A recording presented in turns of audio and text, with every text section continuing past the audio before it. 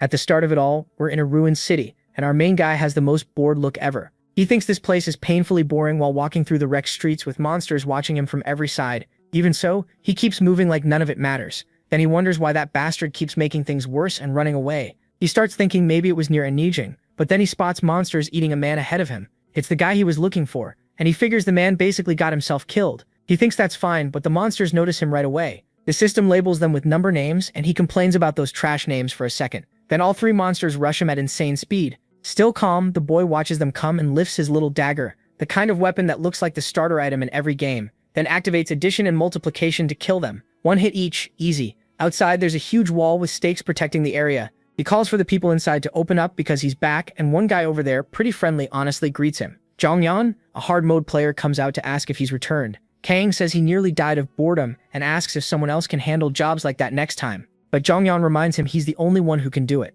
Then asks if the bastard he chased got away. He says the man is dead and already being eaten by monsters. Zhongyan is shocked. A hard mode player died that easily? The protagonist explains that 3 ranker level monsters were feeding on him, and that surprises Zhongyan even more, since hard mode players are strong. A ranker monster is on the level of a hard mode player, so 3 of them together would be a nightmare. He asks where those monsters are, and the boy just says he killed them. Zhongyan takes that pretty calmly. Kang says he's going to get something to eat, but the other boy tells him not to lie. As a so-called easy mode player, he shouldn't be able to do any of this, and our main character is MC Taesan, who really is playing on easy mode. He asks if he's lost his mind. Plenty of people went through the labyrinth with him, so Junghyun can ask them. But the boy says every other easy mode player is dead now, and any new ones die within 2 days. The protagonist barely cares and just questions if that's really true. The boy says it is. He can't understand how an easy mode player survives there when even normal mode players are still struggling, and that's why Kang seems so weird. He wonders how MC is this strong. He's a hard mode player himself, yet he still can't compare.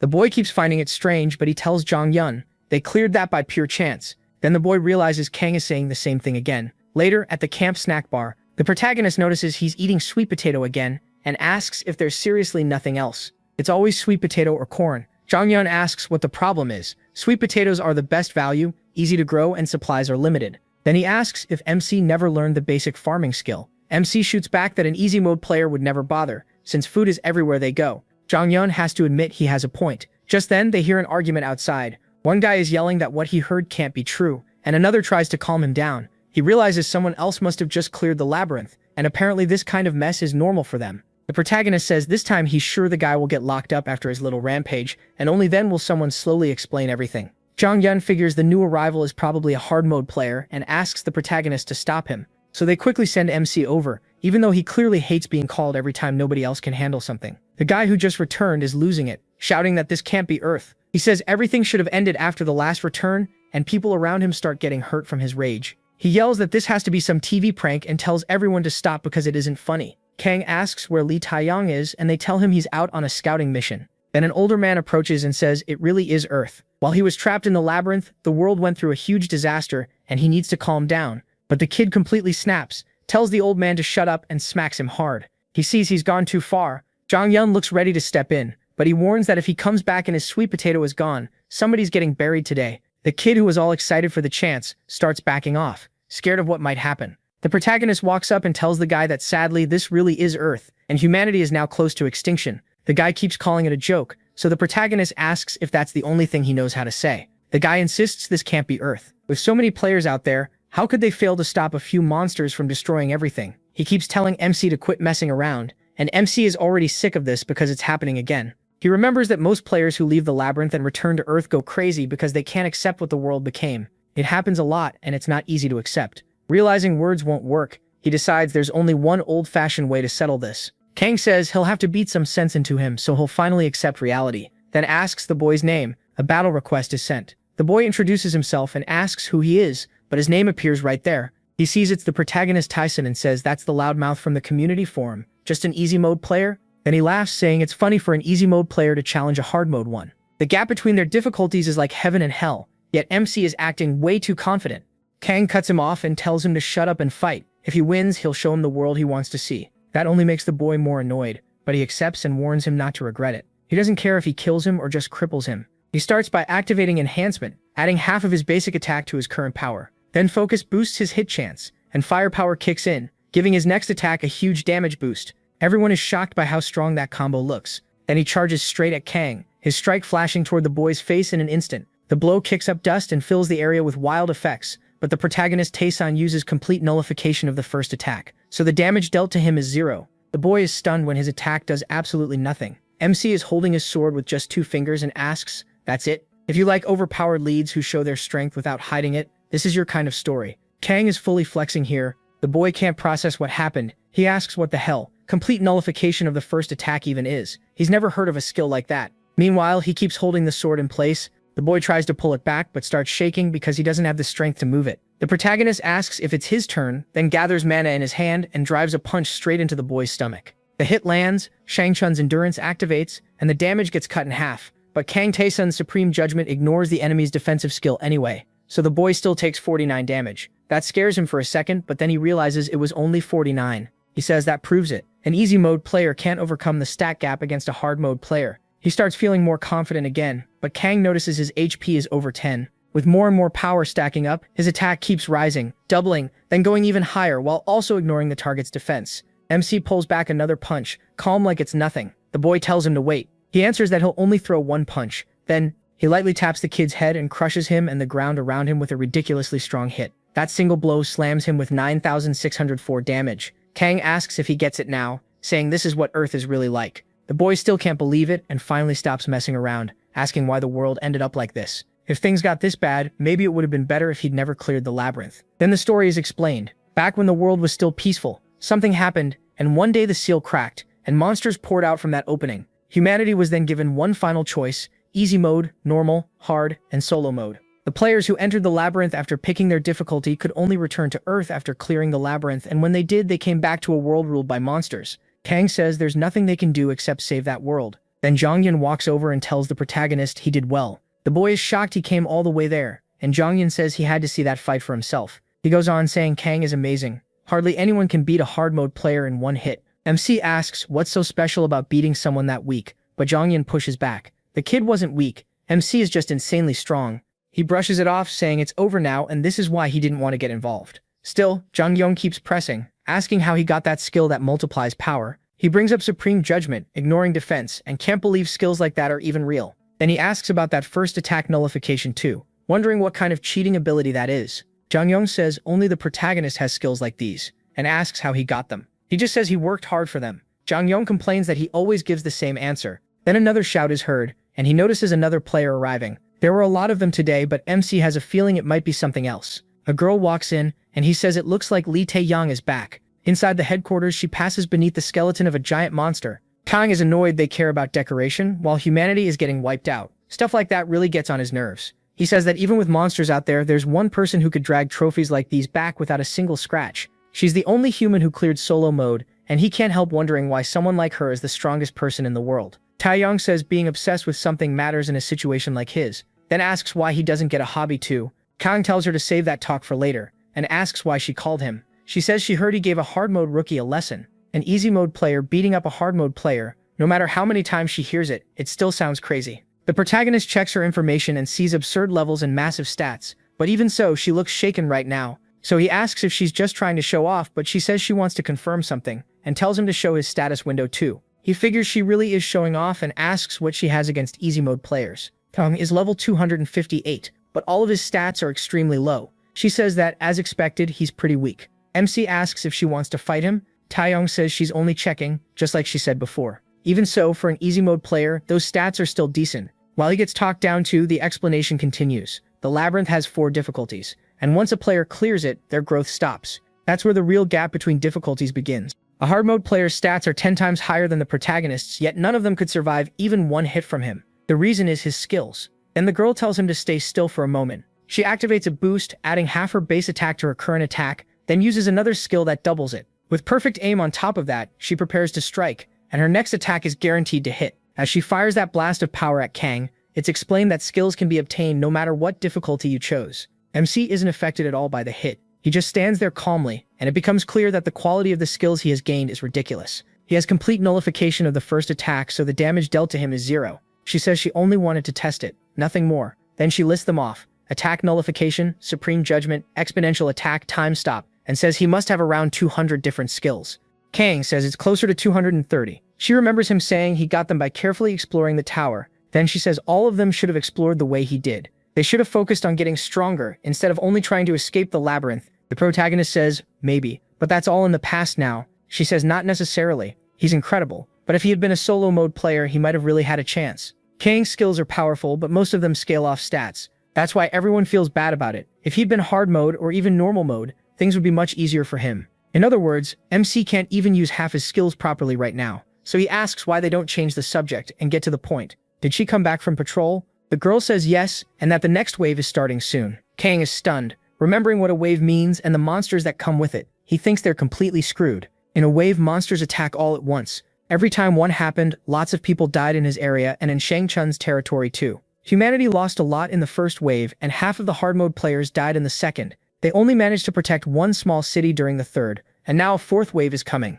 Kang asks how many enemies there are, and she says 2 S ranks, dozens of A ranks, hundreds of B ranks, and on top of that, an apostle. He thinks that even dealing with 2 S ranks alone would already be hard, and they barely have players who can handle A rank monsters. An apostle is even stronger than an S rank, so defeat should be unavoidable. Even so, she says they still have to fight. Then she tells him to handle the 2 S ranks. The protagonist asks if she wants him dead. She says she has to fight the apostle, and besides her, he's the only one who can deal with A rank monsters. He already knows that. He starts calling her annoying while walking off. She asks if he's going out to tell the others, and he says they should at least get the chance to prepare themselves, or does she want them to die without even knowing what's coming? She says that's actually a more reasonable option, but Kang says he doesn't agree and leaves her behind. She thinks MC is strong, and because it's him, she knows he could lead them to victory. Still, she seems a little strange as she holds a suspicious-looking stone. That makes it seem like she's planning something. Outside, Jonghyun looks completely down, saying he knew this day would come, but their situation is awful, with everyone around them crying. Kang asks how he's holding up. Jonghyun says he's already accepted it, considering everything they've already done the impossible just by surviving this long, and he calls that a blessing. He says blessing is crap, they're going to die. Then the protagonist remembers that guy he beat up earlier. Now that he thinks about it, the kid must be in total disbelief. They figure he must have gone through hell to escape the labyrinth, only to come out and hear that he's about to die and never see his world again. Really unlucky. Then Kang asks how he is. Jonghyun thinks he's probably the angriest one there. Humanity might not be on the edge of extinction if they'd done even half of what MC did. Then the wave begins, and red streaks start falling from the sky as the city grows darker and starts to change. He finally speaks, saying he's so angry it's eating him alive. But what else is he supposed to say? Then the monsters start showing up, and hundreds of them gather around the human city. Jonghyun stares in shock and asks which monsters the protagonist said he'd fight. The protagonist says the 2 S ranks. Jonghyun says he'll see him in the afterlife, since he'll probably get there first, and asks him to wait. MC tells him to get out of there already. Using his great leap, he jumps from the wall and charges straight at the monsters. He activates full surveillance in the sky, creating something like a mini-map of the mob positions so he can find the biggest threats, and he spots the 2 S ranks together. He drops straight toward them, landing right where they are, and sees the horrible creatures with his own eyes. And when he takes a closer look, he asks if those monsters are happy to see him, and the system starts checking his mind. Confusion, fear, and instant death. Every check passes. Then Kang draws his sword. The system says he endured it through pure will, and his mind won't break. Now he's face to face with 2 S rank monsters, and it says the protagonist's body has gained a stubborn physique. Standing right in front of them, he gets ready to kill those ugly things. Now he's face to face with Vilgax and that Mario-looking mushroom monster. Kang hopes neither one is defense type, then turns on full surveillance. That one is Monster 7, and its HP is way over 100 million. The thing leaps at MC, trying to crush him, and lands right where he was. Everything around it gets flattened. But Kang slips away and looks at it from the side, seeing it has 148 million GP. That means this will take forever, so he starts with body acceleration. Then he checks the other monster and sees it's Monster 5, a long-range attacker. It has 1.2 million GP, which feels almost fair to him. Vilgax charges him, but he brushes it off and goes straight for Lulamolos instead. He cuts off several of its tentacles, but the HP only drops a little. Each hit does just a few dozen damage, and Kang realizes attacks on the tentacles get reduced, so he figures out he has to hit the monster's head. But it attacks again, gathering energy in its tentacles and firing a beam right at Kang. His first attack nullification kicks in, and he takes 0 damage. He notices the attack goes exactly where the tentacles point, with no delay at all, almost impossible to dodge. After getting knocked back, the protagonist gets ready to rush in again, but first he realizes the best he can do is predict the path of those laser beams as they pass by him. If he focuses hard enough, he can dodge, but the longer he takes to figure this out, the worse things get. So he activates acceleration again, dives straight at Vilgax, and tells himself he can't let this fight drag on. He attacks head-on, but still deals pathetic damage to that octopus. Then it blasts him again with electricity, but Kang uses another skill, second attack nullification. Again, 0 damage. Blood starts pouring from the octopus as his blade tears it up from the inside. MC pulls away, appears above it, and aims for the monster's head. But the other one jumps in front of him,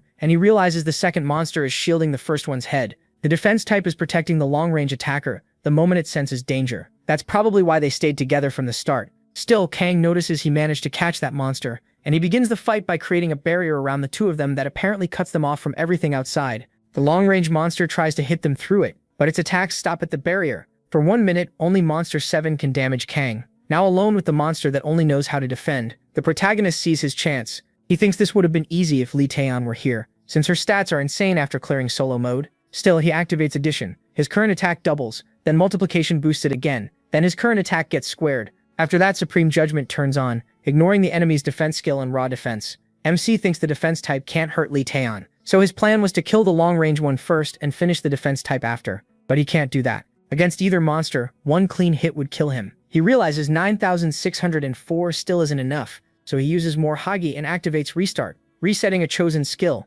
Men won't be able to activate that skill now, and his multiplication goes off again, squaring his current attack and pushing that 9,600 way higher. Now it's time to end this. He charges the defense monster. Kang knows the only thing keeping him alive is these skills, and even 9,604 squared still doesn't reach 100 million. That means he has to go all out. He activates Copy, so his next attack will hit the target 2 times. That lets him deal 92 million damage to Monster 7. The hit blows it apart, shattering that jelly-like body into countless pieces around Kang. But with that, the barrier disappears. The long-range monster immediately hits him with a beam for 22,500 damage, roasting him on the spot. Even so, he activates resistance. The fatal hit gets cancelled, and all damage taken in the last 5 seconds drops to 0. Still, he can feel how brutal that attack was. Then he gets targeted again and realizes all his attack-canceling skills are gone. Only resistance is left. He rushes the monster again, but does just 48 damage. From here on out, it's simple. Dodge, attack, repeat. The problem is, his mana is almost gone.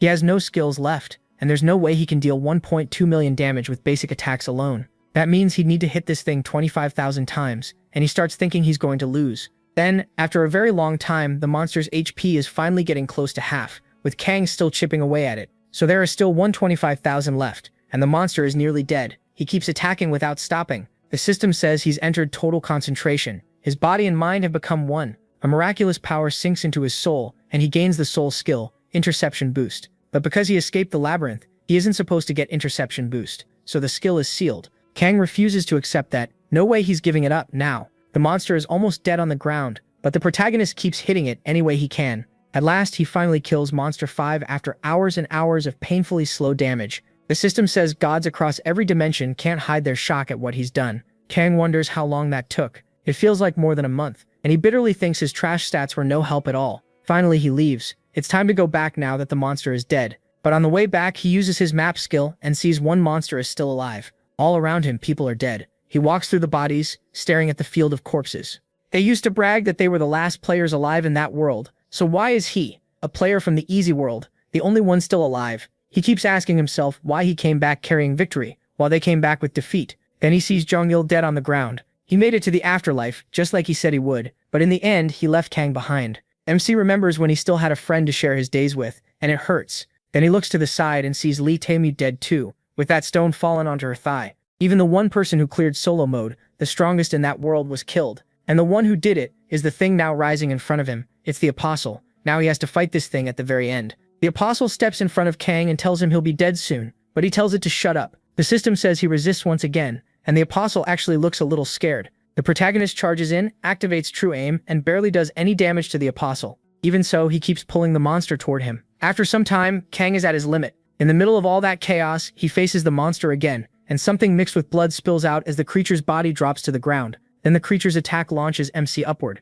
He starts wondering if this is the end, as he slams into the ground. His HP hits 0, and bravery activates, forcing him to stay alive for 1 minute. Kang gets mad at the system and begs it to just let him die in peace. He can't feel anything below his waist, and he thinks his spine and heart were probably hit. Bravery is only delaying his death, not saving him. All he can do is watch that Apostle monster move toward Taemin. He says he'll die in 1 minute, and figures everyone already knows it. His frustration keeps building. Then something starts watching him from a crack in the sky, and he thinks maybe things would have been different if he'd chosen another mode. Claws begin to come out of that rift, and he keeps thinking even normal mode would have been better than this. Then he remembers his past and thinks none of that matters now. He gets more and more furious, cursing all those useless people. They just never became strong enough. He curses them for being so weak when all they wanted was to escape that hell, even after picking normal or hard mode. If they had done even half of what he did, they might still have had a chance. Still burning with anger, he finally collapses. Then he thinks back on his own choices. This path was his, so he won't blame anyone else. And now humanity has reached its end. But then the crystal near the girl starts to shine. He realizes she was trying to protect something too, so he drags himself over to it. The apostle reacts at once, but the protagonist tells it to stay right there. He uses last chance, letting him cast one skill with no limits, and that's how he stops time by activating time stop. Everything within 100 meters freezes for 2 minutes, and the protagonist checks the item. It's the Ouroboros Bazaar, a divine stone that rules the cycle of life and can send a person back in time once. That shocks him. Why would Kang have something like that? But then from the sky, the monster that had been watching him finally comes out. He says he'll deal with that thing later, before it can eat him. Then he uses the Bazaar, and the protagonist is sent back in time. He sees his old self with someone asking why he was even born. He remembers how, as a child, his parents took out their stress on him. After being beaten again and again, he started believing those words and thought he had no worth. That self-doubt is what pushed him to choose easy mode, but that's not who he is now. He knows he has talent, and this time he's going to do everything differently. He wakes up in his old room stunned, remembering this is where he used to live. That's when it hits him. He really did go back in time.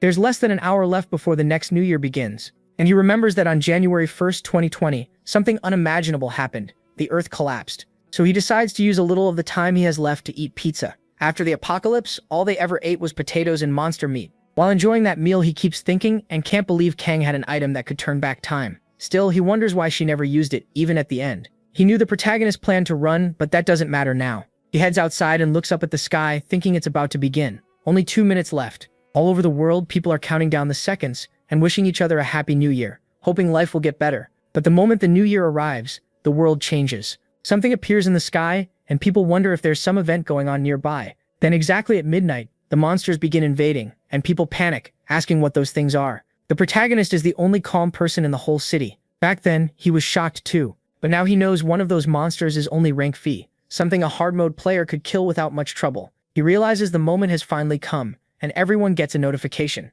It says their world will be destroyed by the invaders, and the weapons humans made are useless against them. As he reads it, helicopters are already broadcasting the disaster on TV, and then the message tells them not to worry. A merciful being has decided to give them all one chance. Even as countless people are being killed in the invasion, the message tells everyone to choose what suits them best and enter the labyrinth. In the middle of all that chaos, they're told to clear it and gain power, and the protagonist thinks the whole thing is completely messed up. To him, this is all just entertainment for them. Then he remembers his past, and this time he chooses the right path. It's time to begin. He explains the modes a little more. Easy mode gives plenty of food and rest areas in every labyrinth, so even weak, ordinary people can survive if they keep trying. Normal mode is harsher. Food is scarce, and there are fewer rest spots than in easy mode. Surviving is hard, but if you stay calm and do your best, you can make it through. Hard mode pushes you to your limit. Food and rest areas are extremely rare, and the monsters will throw away their own lives just to kill you. Unless you can secure some safety, you'll die horribly. Then there's solo mode. You're completely alone.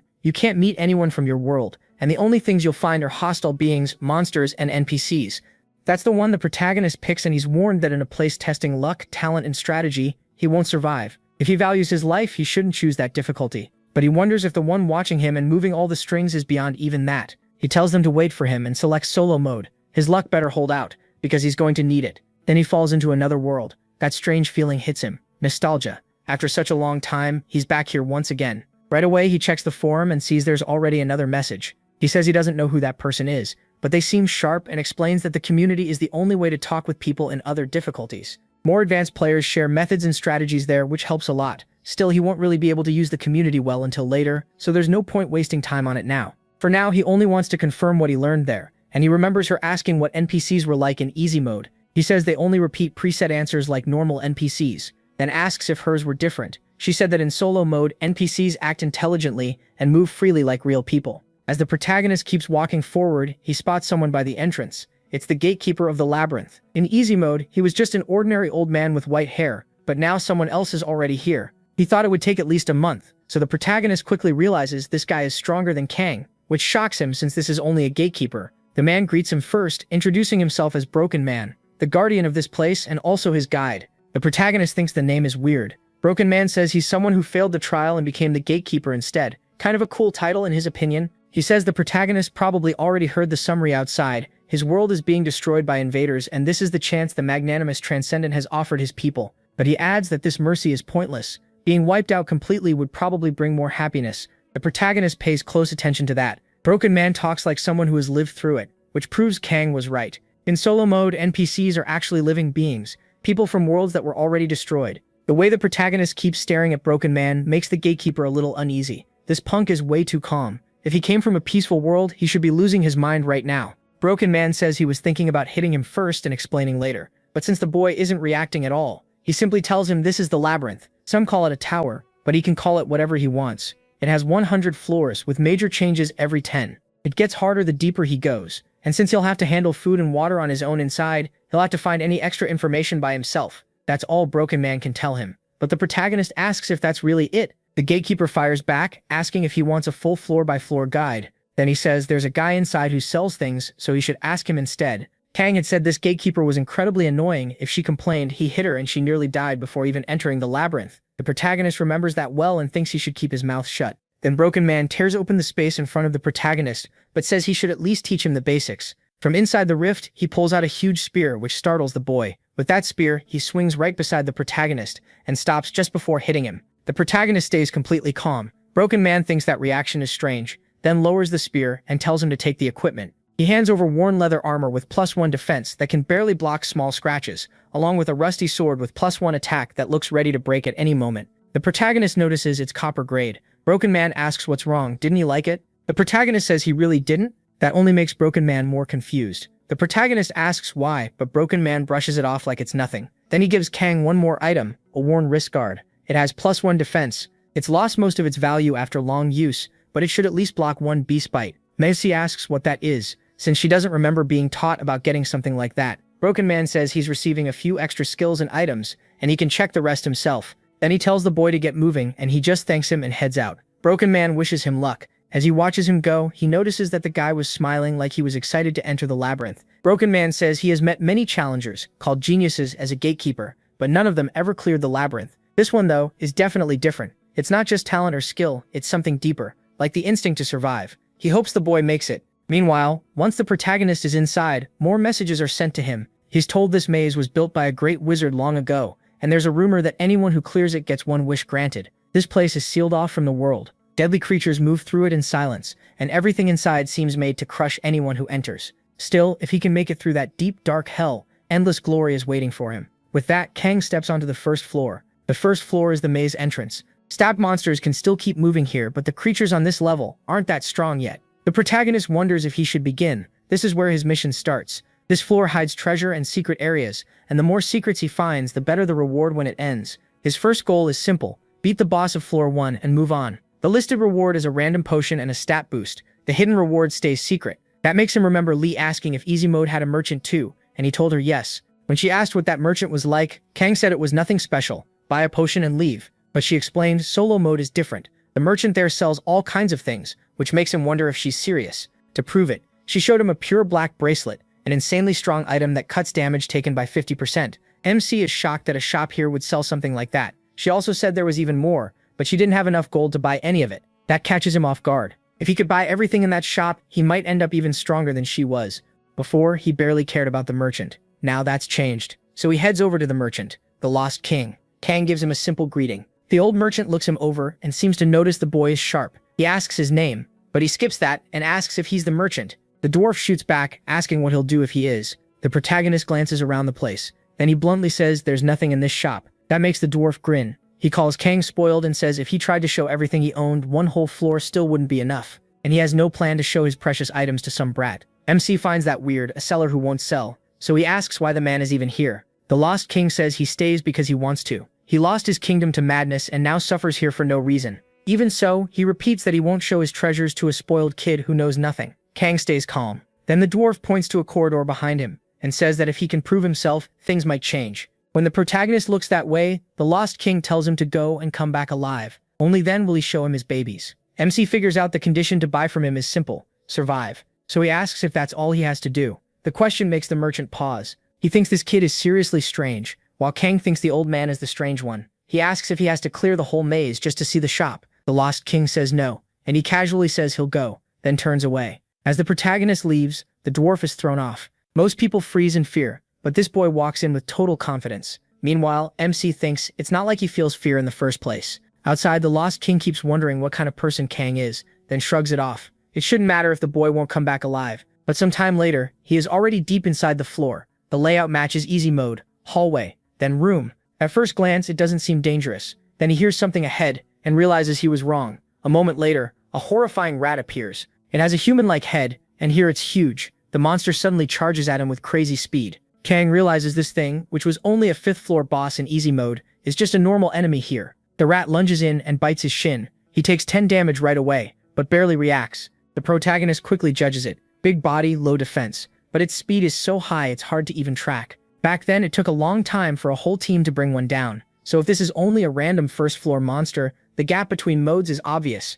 MC admits it's as fast as he expected, swings and misses. The rat hops back and waits for his next move. In easy mode, players had to work together and chase it around until it got tired. Now he's alone and his stats are lower than before. Logically, this should be an impossible fight. He starts thinking about how sad it is that Lita and An said he ran at the start, because solo players who cleared the 1st floor never fought a giant rat this early. If they did, they would have been killed and eaten. That makes him remember what the Lost King was really after. Kang understands exactly what he wants. The reward rules in labyrinths are simple. Do what others couldn't or pull off something everyone would respect, and the reward rises to match it. So even while the rat keeps hitting him, Kang keeps landing blows too. His goal is clear: become stronger than anyone else here. He swings again and barely misses. The rat squeals and jumps away. He realizes that if he can't match its speed, he can at least predict its path. The way he keeps fighting starts to scare the rat. The protagonist reminds himself that it's still a living thing. Whatever it is, its movements aren't instant. Its legs tense, its chest swells, and he knows it's about to run. The giant rat grows more intimidated and its thinking starts to fall apart.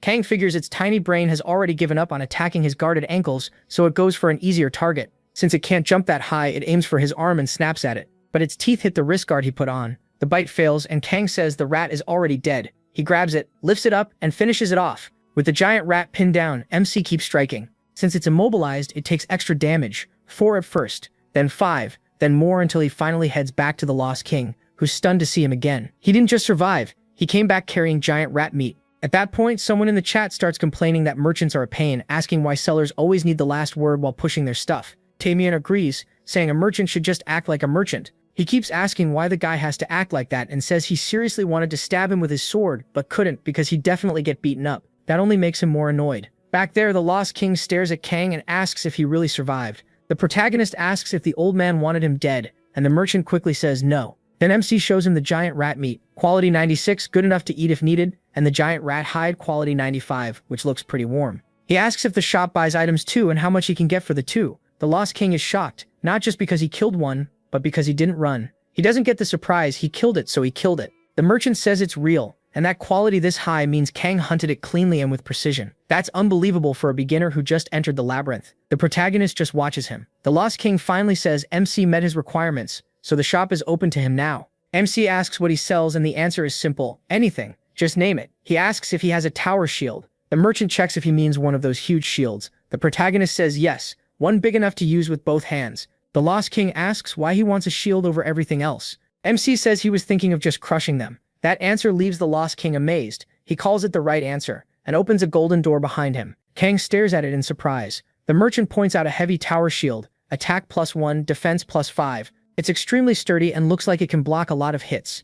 He thinks that's more than enough. In easy mode, he wouldn't get something like this until around the 7th floor. The price is 500 gold, but the protagonist only has 243. He needs about twice that, so it looks like he'll have to come back later. He figures about 7 more rats should do it. When the merchant asks where he's going, Kang says he needs more gold to buy the shield. But the Lost King tells him not to worry about that. He'll give it to him for free. MC receives the toy robust shield, completely confused. The king says he has about 250 gold, and with that much, there are still a few things he can buy. He tells him to wait, then brings out a pile of potions. The protagonist has no idea what's going on. Getting all this stuff from the king out of nowhere is nothing like what Li Taoshan told him. The king asks why MC is backing away and tells him to just take it. He wonders why the kid is making such a big deal out of this when he's only trying to help, and says he can think of it as a small investment. He still doesn't get what he means. The old man won't explain. He just tells the protagonist to take the items, since these are what he can afford right now. MC notices most of them are potions, including magic ones that restore up to 50% of his HP.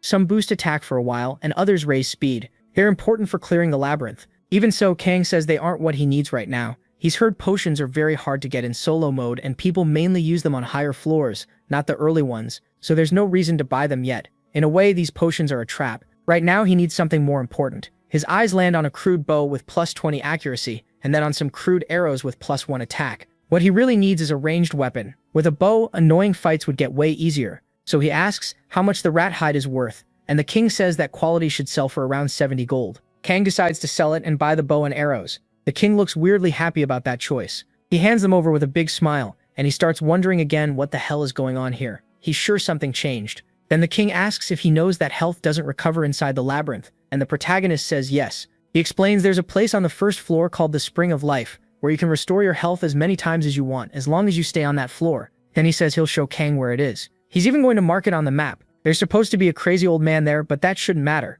MC remembers Lation talking about that. She said the king told her to pay attention to the Spring of Life's location, but while doing it he kept insulting her, telling her to get lost and just die of hunger. So he wonders what changed his attitude. Honestly, the protagonist is following the same path Lation once took, almost like he's becoming that guy's disciple. So why is he being treated so much better? He starts wondering if the difference is in how they acted. Lation couldn't kill the giant rat, she only ran away.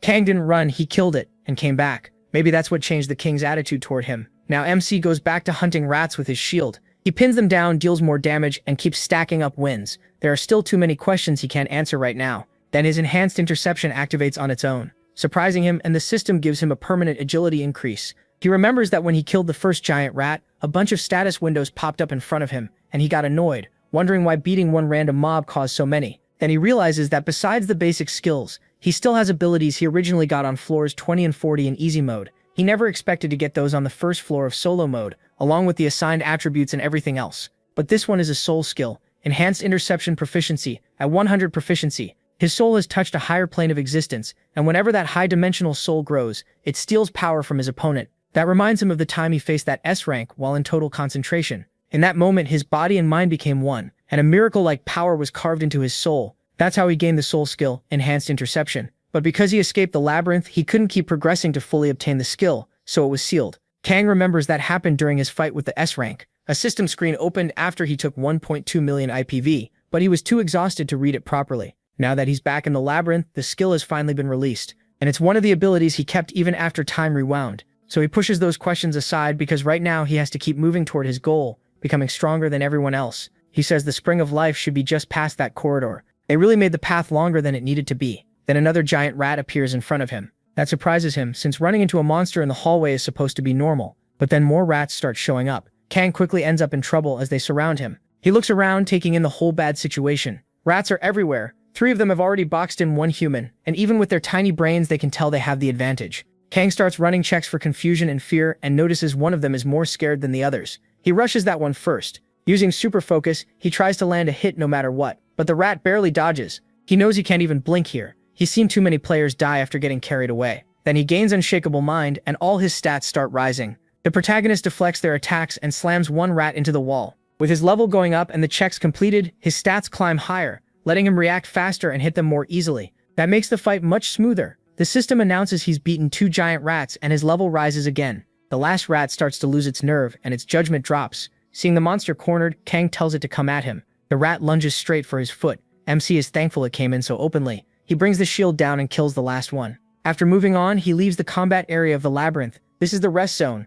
Enemies can't enter here, which lets him finally relax. And for the first time, he finds the Spring of Life. He gets a discovery bonus. Intelligence permanently rises by 1, and mana goes up by 2. Kang notices that most parts of the labyrinth have monsters, except for the shop and the spring. They're basically safe zones. Then he drinks from it and all his stats recover, while his condition improves. It feels incredibly refreshing, like all his exhaustion vanished and he just had a full night of sleep. But his mental fatigue will keep building up, so he still needs to rest for real. By the next day, he notices a whole day has passed. He figures there must be some talk in the community by now. When he checks it, he finds a lot of people asking about the labyrinth and whether they should enter. Since nobody who already went in has answered, most of them think they shouldn't. One guy says he's going to lose his mind. A girl asks if anyone wants to clear the first floor with her. More people keep asking for information, like what the first monster is, and the messages get more desperate the more they read. Kang figures he was right. Most of the messages are from solo players. In other modes, people can meet and talk in person, but solo players only have the community. Then he sees that Lidian is posting too, asking how she's supposed to get through this. That shocks him. Lidian always seems strong and confident, so seeing her this confused at the start feels strange. Then he remembers the status window he saw when she realized how strong he was. Maybe she was just a scared little kitten who hid that fear until the very end. He figures the labyrinth has only been open for one day. Solo players usually die after lasting a month outside, so there should still be plenty alive right now. So he starts sending messages. He says the rewards in solo mode definitely match how hard it is. Even though Litation lost a lot of rewards by beating the boss too fast, she still became the strongest player. So Kang sends a message to the girl and really to everyone in solo mode. He explains that the first floor in solo mode is basically just a tutorial cleanup stage. Still, he wonders what will happen. It's hard to trust some random text and walk into the labyrinth. And even if they believe him, he has no idea how they'll react. Out of the tens of thousands who entered solo mode, Lightium was the only survivor. After that, he decides to leave it there. Then he grabs the giant rat meat. He stares at it, wondering if he should really eat it, but decides it should work for his goal. So he tosses it into his mouth and starts eating it raw.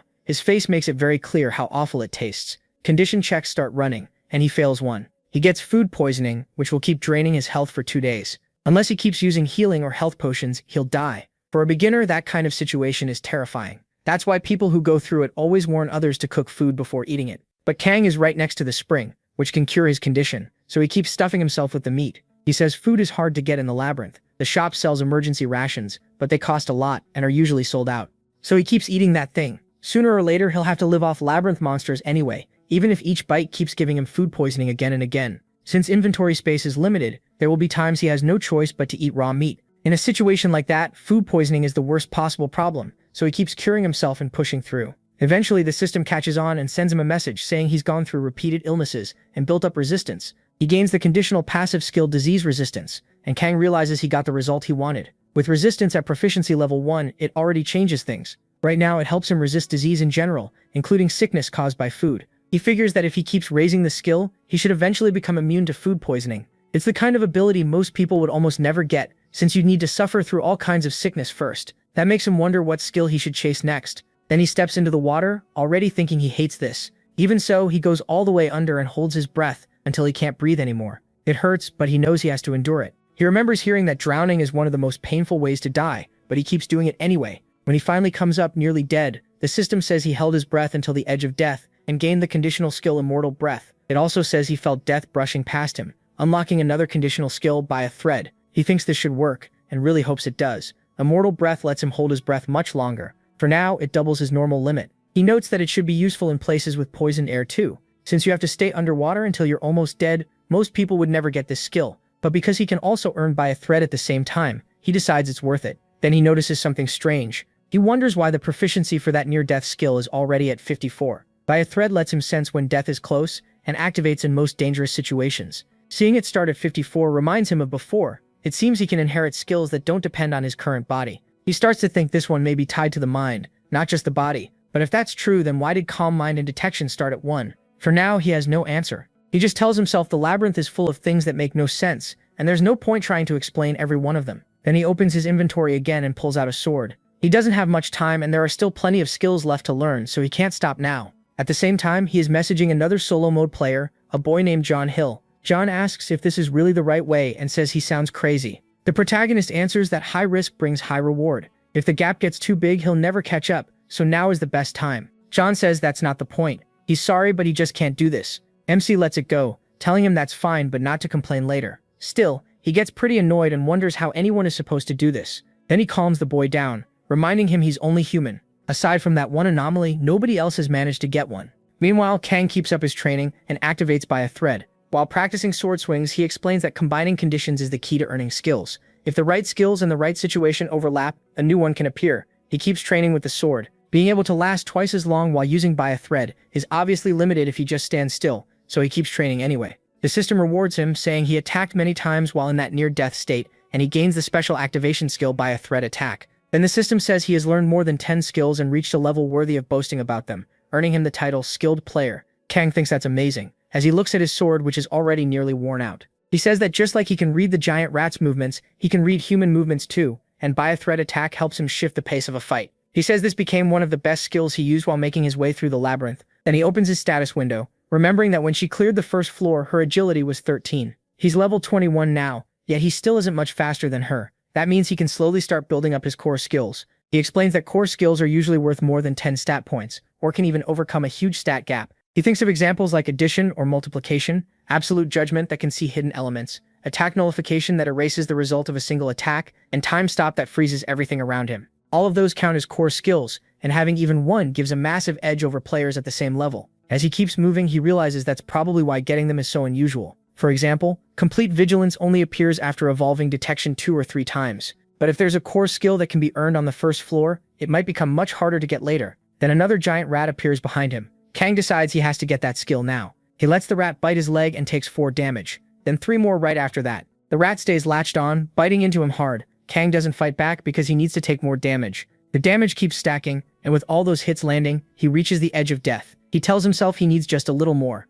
At the last possible moment, he attacks and knocks the rat away. That pushes the proficiency of by a thread up by 3 again. Calm mind starts rising too. The rat lunges back at him, this time aiming for his other foot. But now that he's already at death's door, Kang won't let it hit. He brings up his shield instead. The rat crashes into it and gets stunned. The system says he completely blocked the enemy's attack. He gains the special activation skill, Block. He notes that it's a solid skill. It cancels attacks below a certain damage threshold, but it's not the one he was after. So when the rat attacks again, he stops it once more with the shield. The skill he really wants is Endure, because it cancels damage that would kill him once, and also cuts off all damage he takes for a short time. As far as he knows, nobody but him ever got that skill. He remembers the past. After killing a huge number of lizards, when his friends asked about it, one wanted to know how he learned Endure, and the girl admitted she was curious too.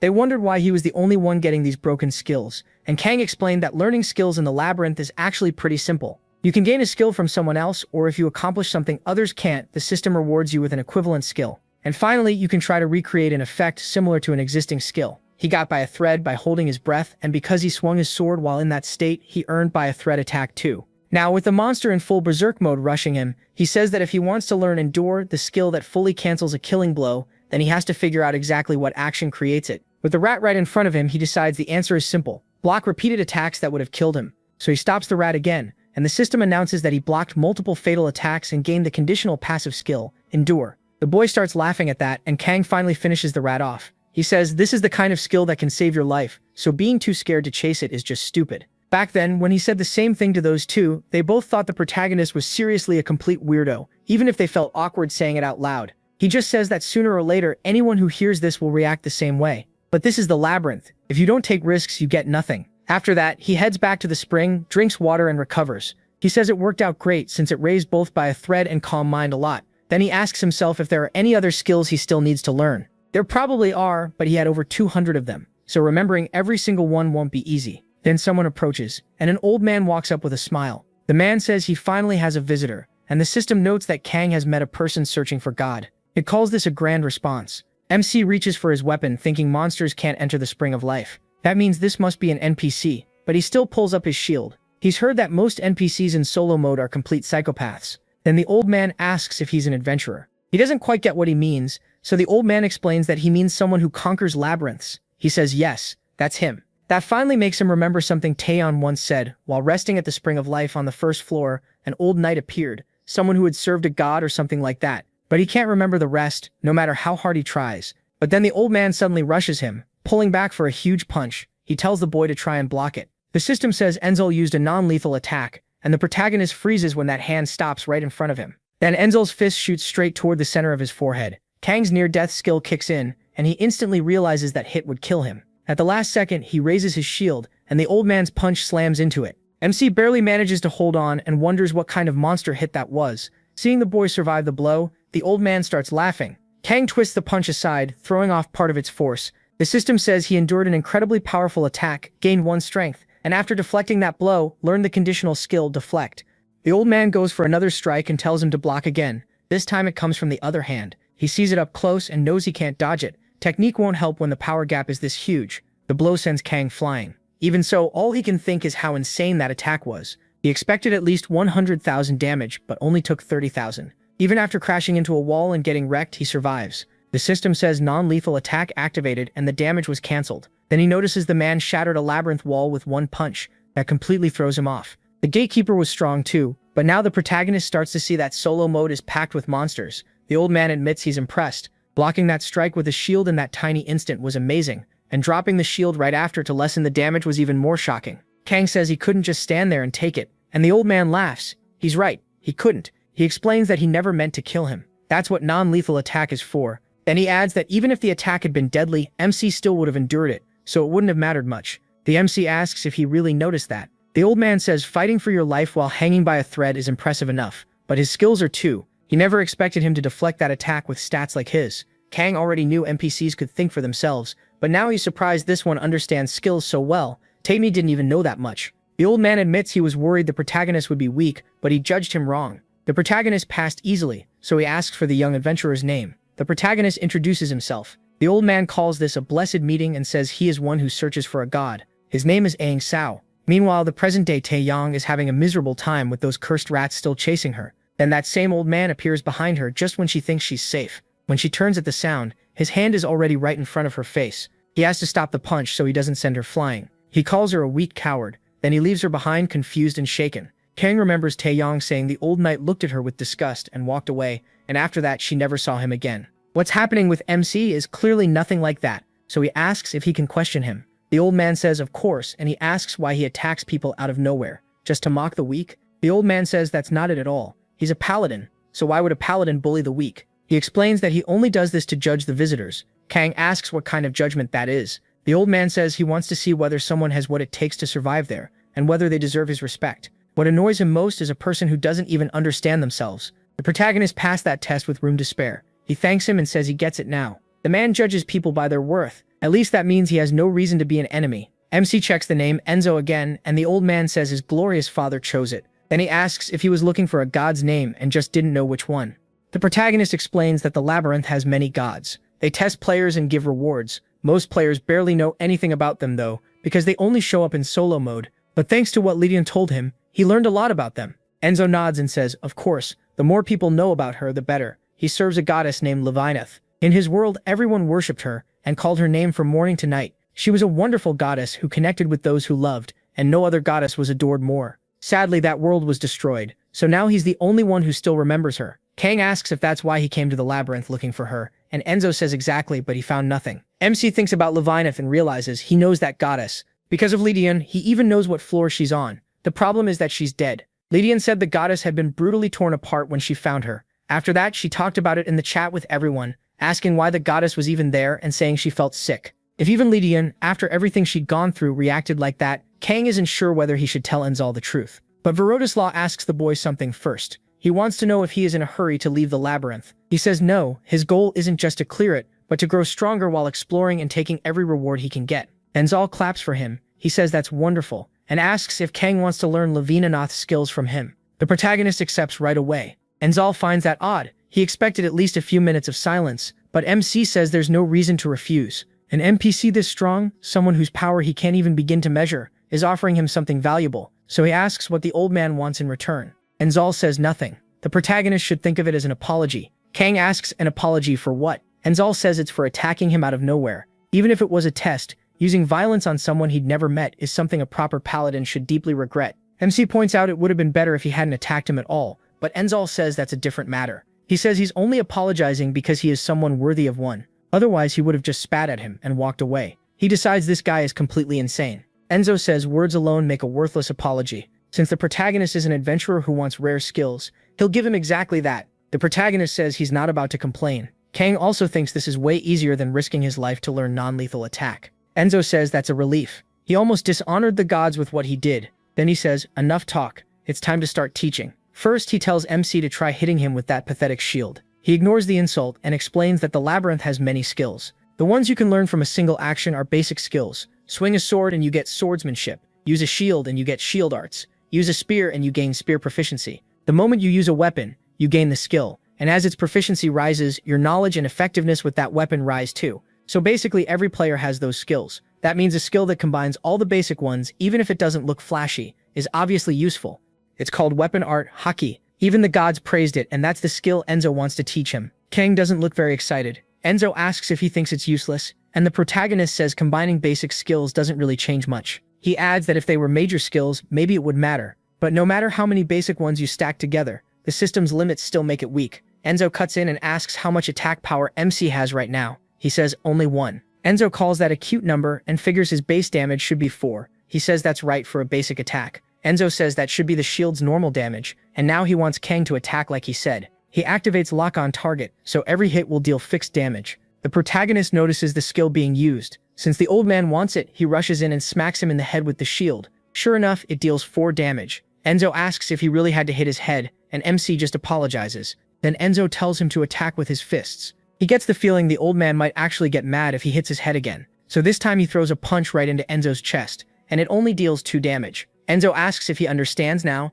and Kang guesses he's showing how damage changes depending on the weapon used. The protagonist guesses Enzo is showing that damage changes based on the weapon you use. Enzo says that's right, and points out how fast the protagonist learns. That's why adventurers stick to one weapon, like wearing +50 gauntlets and a +20 sword. If he attacks with the sword, only the sword's 20 attack is counted. And if he uses the gauntlets, only their 50 attack applies. The damage never adds up to 70. Kang says that seems obvious. If 2 weapons could stack, every player would carry around piles of gear. Enzo agrees that's why people focus on one weapon and raise skill with that one. But then he asks if that isn't a bad system, since using only one type of weapon in a real fight is pretty inefficient. In a life or death battle, you use your whole body, not just what's in your hand. You can strike with your arms or slam in with your shoulder too. MC asks if because of the damage system, only the weakest hit counts. Enzo says yes, and that's exactly what the followers of the goddess Levinuth hated. To them, your body is a weapon, and your weapon is part of your body, so there shouldn't be any difference. After years of research, he created the skill Weapon Arts Ihaki. In the labyrinth, it combines all basic weapon skills, and its base damage adds together all the gear you're wearing. He is shocked to hear that all the damage stacks. Enzo says he's got it. If Kang has a +20 sword and +50 gauntlets, then no matter what he attacks with, his damage becomes 70. The protagonist quickly asks if that works with everything. Enzo says it does not just weapons, but every part of his body too. Even a slap or a shoulder charge or a kick would all deal 70 damage. Kang realizes that means his whole body becomes a weapon. With Weapon Arts Ihaki, he can even use gear people normally call useless. He remembers how others mocked attack gear like rings or belts because you can't hit anyone with them. Right now it may not seem huge, but deeper in the labyrinth, once he gets higher class gear, this skill will be completely broken. So he starts thinking this skill is amazing, and finally sees that it's worthy of being called a main skill. Enzo says, maybe it doesn't sound as shocking to someone like MC, who already has resist, but for normal adventurers, this is a skill they could never learn, even after a lifetime of effort. Then he asks if MC wants it, and MC answers right away. He wants to learn it now. When Kang looks at him, Enzo says he likes that he didn't hesitate. He tells him to relax his whole body. This skill is different from every other one Enzo has made or learned, but passing it on is strangely easy. Still, its proficiency is already at 100, so taking it in won't be painless. Then the basic shield art skill merges into Weapon Arts Ihaki, and swordsmanship is merged in too. Kang feels all that knowledge pouring into his head. Different skills and information flood his mind, and he can't believe he's getting something this broken so easily. Just like that, he receives weapon arts from its own creator. He also gets the supreme level of Weapon Arts Ihaki, reaching 1 proficiency in that supreme rank. It's a technique that unites weapon and body, but since his proficiency is still low, some power will be lost when he uses it. Enzo tells him to train with it constantly until he gets used to it. No skipping days. Then he says he has one more thing to give him from his belongings, a faded ring with attack +1. Someone wore it for a long time, so it clearly meant a lot. Enzo admits it's weak and won't do much, but it should still help. Kang says that's already great. In the past, he would have thrown it away as junk, but now that ring is worth as much to him as a rusty sword.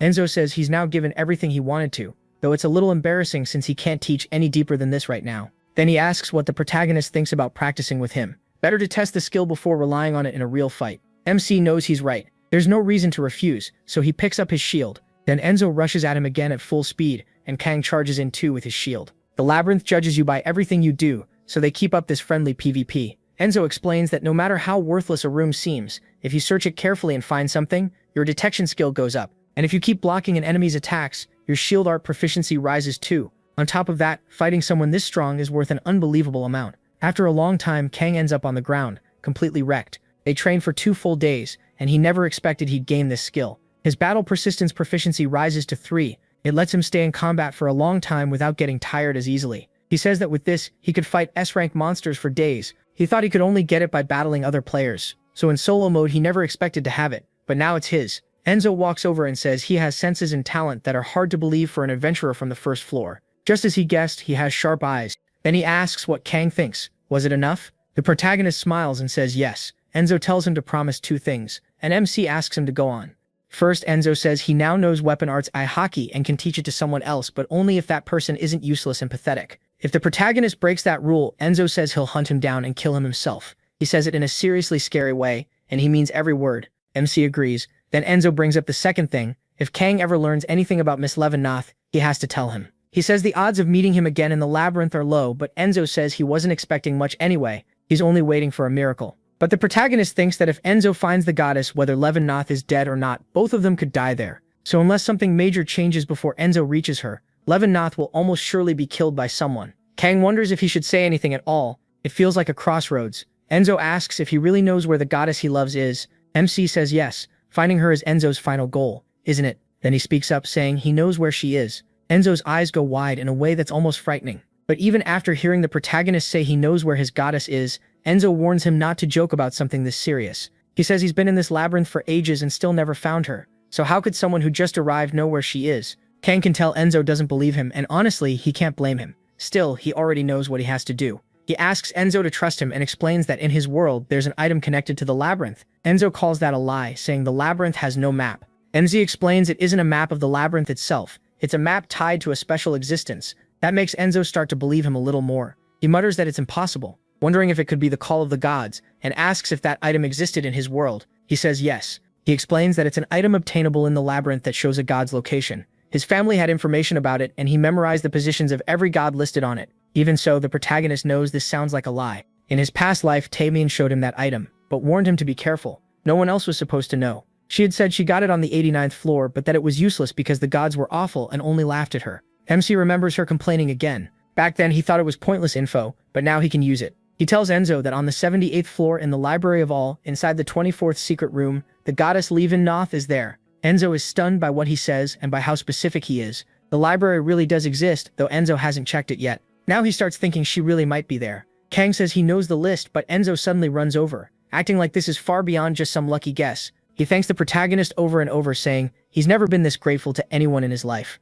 He says he owes MC now, all while shaking with nerves and excitement. He tells him the grip is hurting, and Enzo quickly apologizes. He just couldn't hold himself back. Kang asks if he's planning to leave right now. Enzo says it won't be easy. The 78th floor is deep, and even for him it's a strange place, so he needs to prepare first. He swears he doesn't even know how to thank the protagonist. It's hard to find the words. All he knows is that he has to repay him, so he gives MC a bronze ring with plus 20 health, saying it'll help him a lot. Enzo says the ring looks like something a priest once wore, from a religion that has already died out. He is shocked. An item like this usually wouldn't show up until around the 30th floor. Enzo admits he normally wouldn't hand this over to someone still on the first floor, but the protagonist doesn't seem like the type to sit around and waste time. He just hopes that guess is right. Kang says he has no time to stand still, so Enzo tells him that's good. He says he'll start getting ready, and MC asks if he's really going. Enzo says he finally has a clue about where she is, so he can't afford to wait. He thanks him and hopes they meet again. Then he runs off, overjoyed, telling his goddess he's coming, that the last one left is on the way. Laughing the whole time he leaves. Kang wonders if Enzo will really find the goddess, and if he does, whether she'll still be alive or already dead, leaving the old man crushed. Either way, the protagonist figures he won't be seeing him again anytime soon, so he goes back to exploring the labyrinth. After spending a while on the first floor, his dexterity has reached 25, which makes catching a giant rat easy. He uses soul quality, but the gap between him and the target is too big, and that surprises him. He can't take anything from it. That's when Kang realizes the skill stops working. Once the difference gets too large, it's disappointing, but he expected that might happen. He decides he's already gotten about all he can from the first floor, so it's time to head to the second. First though, there's somewhere he needs to go. The labyrinth has hidden rooms, and he heads to a sealed one. Every floor has one, and the first person to find it gets a huge reward. Magic staves, levitation rings, permanent stat potions, and other items that give adventurers a massive edge. Only one person can enter each secret room, so in easy mode, the race to find them was brutal. Because of that, Kang missed many of them before. That's also why so many people survive the labyrinth through luck instead of skill. But this is solo mode, and here, he plans to claim every secret room. As he steps inside, he wonders if the layout is still the same, since the labyrinth changes with difficulty. Still, the basic structure stays similar, so all secret rooms share a few things in common, and he confirms he's in the right place. At first glance, it's just an empty chamber with an entrance and nothing else. Most players ignore a room like this, but secret rooms always hide one shared trick, so Kang starts feeling along every part of the wall. The blocks all seem normal, and finding the real path is simple in theory. Just press each brick until the right one gives way. He knows it'll take time, so he settles into a routine. Press, pull, reset. If it's not that one, he moves to the next, then the next after that. It almost feels funny to him. Compared to the rooms where all he could do was survive, this is calm. As he keeps going, his detect proficiency starts to rise, until he finally finds the hidden room. He's the first to discover it, earns the title Adventurer, and gets a permanent +3 intelligence. Now the treasure chest sits in front of him. It looks like he could just grab it and leave, but he knows it can't be that easy. He scans the area carefully, spots a giant rat nearby, checks the floor, grabs the rat by the tail, and throws it ahead. The rat lands in the middle of the room, triggers a stone panel, and an arrow trap fires straight into it. So they're arrow traps. Kang expected that much. Nothing too hard for his current level. He walks forward calmly and deliberately steps on another trap, then catches the arrow with his bare hand. He tells himself he's already far stronger than most players on the first floor, so if he stays focused, he can keep doing this. He guesses there are only 7 arrows, triggers them all, and stops each one without much trouble. Kang decides to keep some of them, then moves deeper in, stopping more arrows and setting off every trap he can find. But as he goes on, things get harder. He can't catch them so easily anymore and has to start dodging. Since wasting arrows would be a shame, he picks them up as he goes, until he finds a poison arrow with +2 attack and a paralyzing arrow that can paralyze a target with +2 attack. It can still fail depending on the enemy's stats or level, but these two are clearly special. That makes them valuable to him. He even wonders if he should go back to the first trap and farm more arrows from it. The risk is small, and to him it's worth it. Once he reaches 100 arrows, he decides that's enough. Now it's time for the main prize. He heads straight for the chest, jumping in close. If he rushed it, he could probably just block with his shield and run. But this is the labyrinth. He has to stay careful as arrows start flying. He breaks some, dodges others, and figures out that this is the 5th and final pattern. The next trigger should be the 9th brick. Then a full wave of arrows fires at once, 9 of them aimed right at him. Kang activates on the edge, which lets him hold his breath for 10 seconds. His clear vision proficiency rises to 2, and he tracks the paths, 3 from the front, 2 from the left, 3 from behind, and 1 from the rear. Dodging every single one won't be easy. Pushed by the danger, he sharpens his senses and gains the conditional skill, Sensory Enhancement. Then he knocks 1 away. 8 left. 3 more are dealt with, leaving 5. Another comes straight for his chest, but he uses the new skill to deflect it too. Even so, it still grazes through and deals 8 damage. 4 arrows remain. Kang knows he can take that much damage, and since he used a skill to ignore that hit, he has more room to move now. The rest are following the same paths, so he catches one and blocks the other 3. Then he triggers the last trap. Based on the pattern so far, he expects 10 arrows. But more come than he planned for. 15 this time. He steps back, trying to block them any way he can, but it's too much. He can't stop them all at once. With more arrows, there are also more overlapping paths, and if he fails to dodge, he gets hit. 2 arrows stick into his arm, dealing 16 damage along with another 15, and the damage keeps piling up until he's weakened badly. He starts bleeding, which means constant HP loss. The pain is intense. As he yanks an arrow from his arm, the system says he's endured extreme pain and gains the continuously activated conditional skill, Reduced Pain. It hurts less now thanks to the skill, though his low proficiency means it still hurts a lot. If he hadn't been through pain like this so many times before, he might have blacked out. He's down to just 54 out of 140 GP. Since he already gained a skill from bleeding and being weakened, Kang decides there's no reason to keep taking damage for free. So he moves in and starts clicking the traps off one by one. All of them retract. The traps should be disabled now, which means it's finally time for the reward. He opens the chest and finds an incredible staff. Kang is surprised to get one this early. In hard mode, a staff like this only appears around the 10th floor, so seeing it on the first floor in solo mode makes him wonder if it's fake. But it's real. A fire staff used by beginner mages, and it lets the user cast the basic spell Fireball. That shocks him even more, because this fire staff is much stronger than the usual early game staves. Solo mode really gives out amazing rewards from the start. He thinks about Li Taiyang, who never managed to find this secret room. So Kang doesn't know how things turned out for her, but based on what he's seeing now, her future was probably much better than before. After that, he goes back to hunting rats. They're no threat anymore. Even with one arm still not working well, the stat gap is so huge that those rats can't do anything to him. The rat in front of MC starts panicking, and the system notes that even while weakened, he has no trouble moving. He gains the skill Unbreakable Will, and he thinks that's amazing. He kills another rat and then takes down a giant rat too. When he returns to the safe area, he drinks some water, recovers, and returns to normal condition. Then he checks the skills he just earned. Reduced Pain makes him immune to pain itself, though not to the effect on his senses. Sensory Enhancement sharpens his awareness, and sometimes it can even let him feel killing intent. Kang thinks both skills are great, even if they aren't too useful right now. Once their proficiency rises, they'll get much stronger. He also gets Unbreakable Will.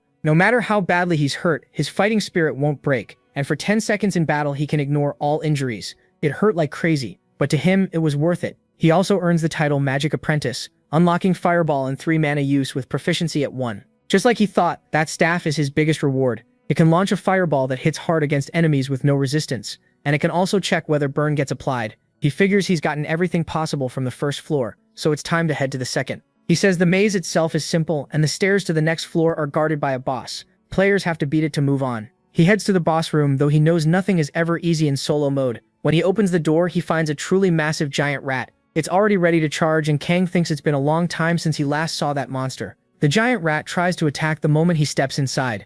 He's shocked this thing is the first floor boss. This was supposed to be the 10th floor boss. He can't help wondering how many players died to those claws. The monster rushes in, but after everything he's been through, Kang refuses to be shaken now. He basically tells the filthy rat to come at him. The protagonist explains that this giant rat is too much for a normal first floor player, which is why Lee Tae-chin used a loophole. She was terrified, but she still won by taking advantage of one rule. The boss couldn't leave the room, so she stayed by the doorway behind the barrier while it thrashed on the other side. Then she filled the room with oil and set it on fire. It was a practical method, with no wasted time. Since she was the only solo mode player who survived, he thinks copying that plan would make sense. But that's not the kind of fight the labyrinth wants, so he summons his staff and decides to take it head-on with fire. The giant rat charges straight at him. Kang uses fireball for the first time. He says only a brutal fight will make him stronger, and the fireball hits the rat for 14 damage. Then the system runs its check, and burn is successfully applied. He's glad to see it since burn deals 1 damage for 10 seconds, but that's still not enough, so he switches to his bow. The next shot deals 7 damage, and also poisons the rat. Now it's both burning and poisoned. Kang says it doesn't matter, he'll keep trying until it works and fires again. This time it's an electric arrow. The rat is paralyzed, meaning it can't move for 10 seconds or until it's hit. He says status effects are worth the cost. Now he says the real fun starts. With fire, poison, and paralysis stacked on it, the rat can't move and Kang keeps piling on damage with his arrows. The poison check keeps confirming damage, so he decides to fire another status arrow and keep the damage stacking. The rat gets torn up from every side, covered in arrows like a pincushion. At the end of it, MC grabs his shield and says this is more than a beatdown, it's basically a death sentence for the rat. Unable to fight back, it takes even more damage when he slams it with his shield for 13 in one hit. But then the rat completely loses it and enters berserk mode. Even so, Kang says there's a limit to what it's doing. He notices the rat's health is almost gone and wonders if this is the moment. Then the rat grabs one of the nearby corpses and starts rising up in front of him. He remembers that once its health drops to 20, it goes berserk. Everyone who had been with him back then noticed the paralysis no longer worked and started begging to be saved. But the rat kept eating people. His past self was horrified. They wouldn't be able to escape. The rat had gotten faster, and they were going to be ripped apart. That was when the monster showed why it was the boss. But now, even with berserk mode active, Kang stays calm. As far as he's concerned, phase 2 is where the real fight begins. The rat lunges again, even faster this time, throwing everything it has at him, but he blocks it with his shield and only takes 8 damage. Still, he admits that's a lot for his current strength. The rat attacks again, and Kang points out that his strength stat is only 2 right now, so he'll rely on his best stat, dexterity, to finish it. He strikes the rat once more, hitting one of its legs hard. The damage is so strong the rat looks stunned, like it almost dropped out of berserk. With its claw stuck in the ground, it tries to pull free, but while it's struggling, the protagonist rushes in again and lands another hit for 7 damage. The rat grows more and more frantic, attacking wildly. Even with the shield, Kang still takes 5 damage, but he hits back for 7. His battle persistence proficiency also starts rising by 1. The rat tries to bite him again, and MC realizes he's running out of energy. He can't keep this up much longer. So this time he goes in with his sword and activates edge attack for a thread. He can hold his breath for 10 seconds, and he keeps attacking from every angle. The rat takes more and more damage, 8 this time, then 7 more. But it manages to turn the exchange around and lands a counter hit on Kang for 24 damage. He realizes he can't afford to take many more blows. He figures that with resist or deflect he might survive up to 8 hits. Even while taking damage, he keeps fighting back as hard as he can and activates deflect. Now the next attack he receives won't be effective, and Kang says he'll end this before the 8th hit. Then he charges the rat again, dodges aside this time, and successfully counters. That means his next thrust will deal much more damage. He drives the attack straight into the monster's chest and pushes right up toward its head, dealing 20 damage. The rat lets out a scream, but it has no health left and collapses behind him. Kang defeats the giant rat. He thinks it was easier than he expected, which is a ridiculous thing to say when he was almost dead. Then he wonders where his reward is, and the system dumps it all onto him, because he beat a powerful enemy alone. His dexterity permanently rises by 2, his mana goes up by 3, he activates the soul skill soul quality increase. His strength permanently rises by 2, his dexterity goes up by another 3, and he levels up, fully recovering. He says he expected it, but he's definitely happy. Since he successfully beat a first floor boss, he gets the standard reward, 1 random stat increase potion. And because he found the first floor's secret room, he also gets the standard reward of 2 targeted stat increase potions. He thinks rewards like this are still hard to get, even after the 50th floor. Then he uses the random stat potion and the targeted stat potion too. The random potion permanently raises his strength by 1. After that, he clearly chooses to boost strength with the targeted potion as well, raising it by 3 in an instant. That's huge for him. Now his strength is 17, intelligence is 16, and his dexterity has reached 30. Those are his stats on the first floor, after doing everything he could to raise them in easy mode. Then he notices he got another skill, it's counterattack. It costs 5 mana, has proficiency 1, and deals heavy damage when the enemy attacks. He realizes he got it earlier than expected. It's just as useful as deflect, so he says he's checked everything. Now he's wondering what happens next. He starts sending messages to the others, explaining the basic method to clear the first floor. He says he already posted the article in the community. He doesn't expect much, but maybe it'll help. While finishing the post, he notices someone replied. He sees messages from people asking for the path to the Spring of Life, because they need to find it fast. Another person says he can't help, since the location is different for everyone, so they need to talk to the merchant. Taoyang tells them they'll be safe if they reach the Spring of Life, so they need to get there as soon as possible. Staying where they are will only get harder. One of them jokes that an entire species is fighting against its own extinction. Another says they're still lucky because they still have a chance to live. That's better than dying without doing anything. He reads all this with interest. Then someone thanks him, saying they made it to the Spring of Life, thanks to everyone's help. Jong-hyuk adds that if the boy stays careful from here on out, he won't die on the first floor. The protagonist says the community changed a lot after his return. Back then, people barely used it, and when they did, many were already dying. Nobody shared how to clear a floor. The chat was full of despair, people starving, falling apart, saying they didn't want to die there but also didn't know why they should keep living. As time passed, the desperation got so bad that people stopped talking at all. Back then, Lee Tae-myung kept asking if anyone was still in the chat, because she thought she was the only one left. Now she's asking where Kang went, since she hasn't seen him since he posted that guide.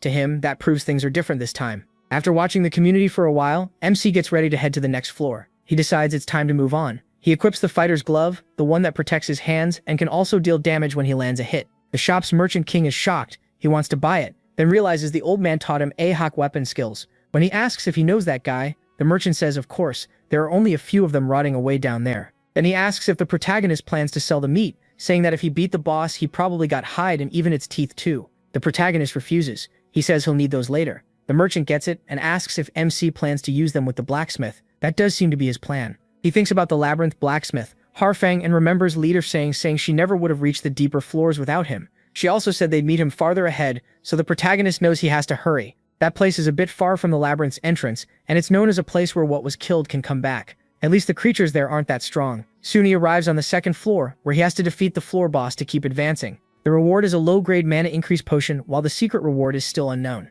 Kang is surprised, since that potion is rare and not even sold in the shop, which makes him even more eager to clear this floor. But then he notices a pile of unread messages. Caught off guard, he asks what happened, and Jinhua checks if he's there. Messages start pouring in from all directions. Kang wonders who to answer first, and then Jinhua quietly reaches out to him, saying the timing is perfect. The boy sounds shocked that MC was right and says they really can't talk openly there. MC asks what's going on. The boy says it's nothing serious. He just wanted to see what his so-called savior was like. He asks why he isn't worrying about himself first. To be honest, the protagonist never expected people being pushed to their limit in that strange world to contact him just because of one post. Even so, he asks if the boy actually read the guide and followed it right away. The boy says yes. Everyone was at their limit, and he just wanted to hold on to even the smallest bit of hope. He says remembering it still gives him chills, and he sincerely thanks MC for posting that guide. MC brushes it off like it was nothing. The boy explains that you can't get food without entering the labyrinth, but nobody there had mentioned that. He was getting hungrier and hungrier to the point he started wondering why people in extreme situations don't just eat their own limbs. He also had no one to talk to, so he was close to losing it. He even went back to the gatekeeper and begged for food, asking him not to ignore him. He says he was about to run into the labyrinth just to find anything he could eat when Kang's message appeared. In that moment, he was shocked to learn there was actually a way to clear the first floor. Even if he didn't realize it then, the guide helped a lot. After reading it, he and Tae-myung managed to clear the floor, and then others followed. He realizes that makes sense. Lee Tae-myung used to complain a lot in the community, so once she cleared it, the others started believing they could too. The protagonist asks how many people can kill a giant rat, and the boy says right now only him and Tae-myung. Kang says Tae-myung doesn't surprise him, but hearing something good about that guy is a first. He figures he never met him before because the man probably died in the labyrinth while struggling to survive. Since he managed to hunt a giant rat, MC guesses his talent must be around Tae-myung's level. It surprises him. Who would have thought his guide would actually keep someone alive? The truth is simple. If you're writing a survival guide for another world and don't think it might save someone, you're an idiot. He then tells him to find the old NPC searching for his goddess. That NPC will attack without mercy, and if the boy responds the right way, he'll get something very valuable. The protagonist warns him that any NPC can treat you differently depending on what you do, so he needs to be careful. He tells the boy to pass that on to Lee Tae-young when she wakes up, and the boy suddenly asks if MC is okay. When asked what he means, the boy says he is handing everything over to him for free. He's thankful but points out they're going through the same trials, which technically makes them rivals. Sure, he's weaker right now, but if this keeps up, he could catch up fast. That doesn't mean he plans to turn on Kang. He just can't accept all this help without giving something back. The protagonist wonders what the boy is really trying to say, and the boy asks him to take him seriously. That makes MC question the whole idea of them being rivals. After all, they're all human and came from the same place. That's exactly why Kang tells him all this, so he can keep moving through the labyrinth and try not to die. He warns that plenty of people died even after reading his steps for clearing the first floor. Knowing something means nothing if you don't know how to use it, so he asks if the boy really thinks he can survive just from a few tips. The boy admits he still hasn't even cleared the first floor, so maybe he got ahead of himself. The protagonist says good, at least he knows that. Now he needs to give it everything he has. While MC moves forward, the boy is still stuck behind. That makes him think back on the past and wonder if he did well back then. He asks how the community is doing now, and the boy says it's normal, but people from the other modes are talking about them. Worse, they're trying to start fights. He's been ignoring them so far, but he doesn't know how long that will last. Kang realizes the people who don't know their place are starting to show up. All he says is that he understands, then wishes the boy good luck. The boy wishes the protagonist good luck too. MC steps into the solo mode's second floor and says the first floor was basically just a tutorial. The real labyrinth starts on the second floor. He enters a room full of goblins. Kicking the door open without hesitation, he draws out a goblin archer, a swordsman, and a shield bearer. They rush right in front of him, yelling. Kang calls them on and immediately grabs his bow. He thinks about goblins for a moment. Alone, they're easy to kill, but their instincts are annoyingly sharp, so once they group up, they become a real problem. Kang fires first. One arrow hits a goblin in the chest for 10 damage, but another blocks the shot with its arm, and a third stops one with its shield. The goblins charge, and he meets them with his own shield. He figures they've already shown all their tricks, and they're still sloppy. Then he dares them to try breaking through his shield head-on. He slams one of them down hard, crushing it into the ground. The goblin takes 3 damage at first, then gets pinned there, and another 4 damage finishes it off. Kang pulls one of his daggers, but before he can finish the goblin, it starts screaming. The protagonist can't see any reason for it to make that noise until more goblins begin gathering while he's killing the first one. They all rush him at once, and Kang realizes this could get messy. Then he spots one carrying a much better weapon, a longsword. Seeing that, he almost thanks the goblin for the gift. He switches to his fire staff and launches a fireball, wiping out every goblin around him. After the fight, he gets a slightly rusty sword with +2 attack. It's not great, but if used well, it'll do its job. Kang thinks that setup is way better than using the tower shield combo. He also gets a wooden shield with +2 defense. It's smaller, can block most attacks, but looks like it'll break if it takes a heavy hit. Then he heads to another room. He opens the next door, and inside he senses a strange reddish mist. That's when he finds the altar of Lacaratas, like a fountain surrounded by blood. As the first to discover it, he gets a bonus. His intelligence permanently rises by 1, and his mana goes up by 2. Kang says the labyrinth's gods all have different personalities. Some are friendly, some are dangerous to players, some look down on them, and some show a little kindness. But most of those gods see players as toys, and MC remembers that Lacaratas is the god of conflict and death as he stares at that giant skull. He can feel it right away. This place holds a power heavier than anything else around. It's an altar for Lacaratas' followers, a path linked to the god himself, and through it, that power can reach into the world. That also explains why Lakana ran the second he saw it. Looking at it, Kang wonders if this is what a god really looks like. Then a side quest appears. Lacaratas wants to test the one who found his altar. If the protagonist accepts and passes, he'll get a reward based on how well he does. MC refuses to back down and accepts. The side quest begins. Lacaratas seems pleased, and something starts taking shape in front of him. What comes out is a knight's armor. It stands there, wrapped in thick red miasma. A full knight forms right in front of Kang. It's an imposing figure, armed with a massive sword and ready to fight. This is Lacaratas' servant, but a false one. The test is simple. Beat that servant. He studies the armor and realizes it'll be hard to find any opening with its whole body covered. Even so, one look tells him this thing is seriously strong. Then the servant moves, it rushes straight at Kang and brings its sword down from above. The protagonist barely blocks with his shield,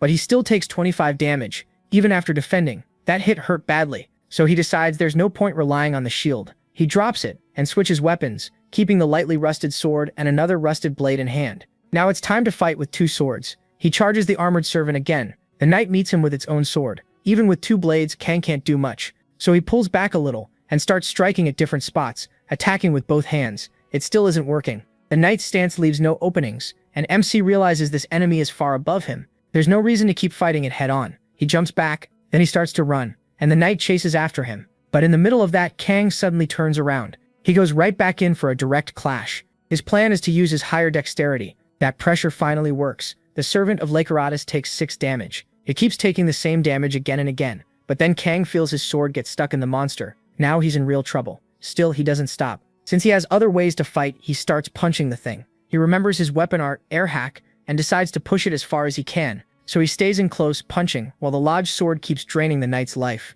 He's used this trick before, but right now it's saving him. Even Lycuratus is a little surprised by the way the boy fights. The servant steps back, and he starts thinking this might be easier than he expected. He tells himself they're only on the second floor. Since Lycuratus is the god of conflict and death, this servant should already be fighting seriously. So if this is all it has, that's kind of disappointing. But then the system says Lycuratus is using his authority, and in return his range of influence will shrink. Tung feels something change around him. The system explains that Lycuratus' servant has recovered its intelligence, and its techniques too. The protagonist instantly knows things just got much worse. The servant feels even more dangerous now. Its gaze turns sharp and alive. This time everything about that stare locks onto Kang. He's no longer fighting the fake servant, now he's facing the real servant of Lycuratus. With that, the pressure of the fight skyrockets. The servant grabs the sword that was stuck in its stomach, pulls it out and throws it straight at MC. Kang notices the false mark is gone, and the whole atmosphere around the night has completely changed. He ducks to grab the sword. Now that it has intelligence, the tricks that worked before won't work anymore.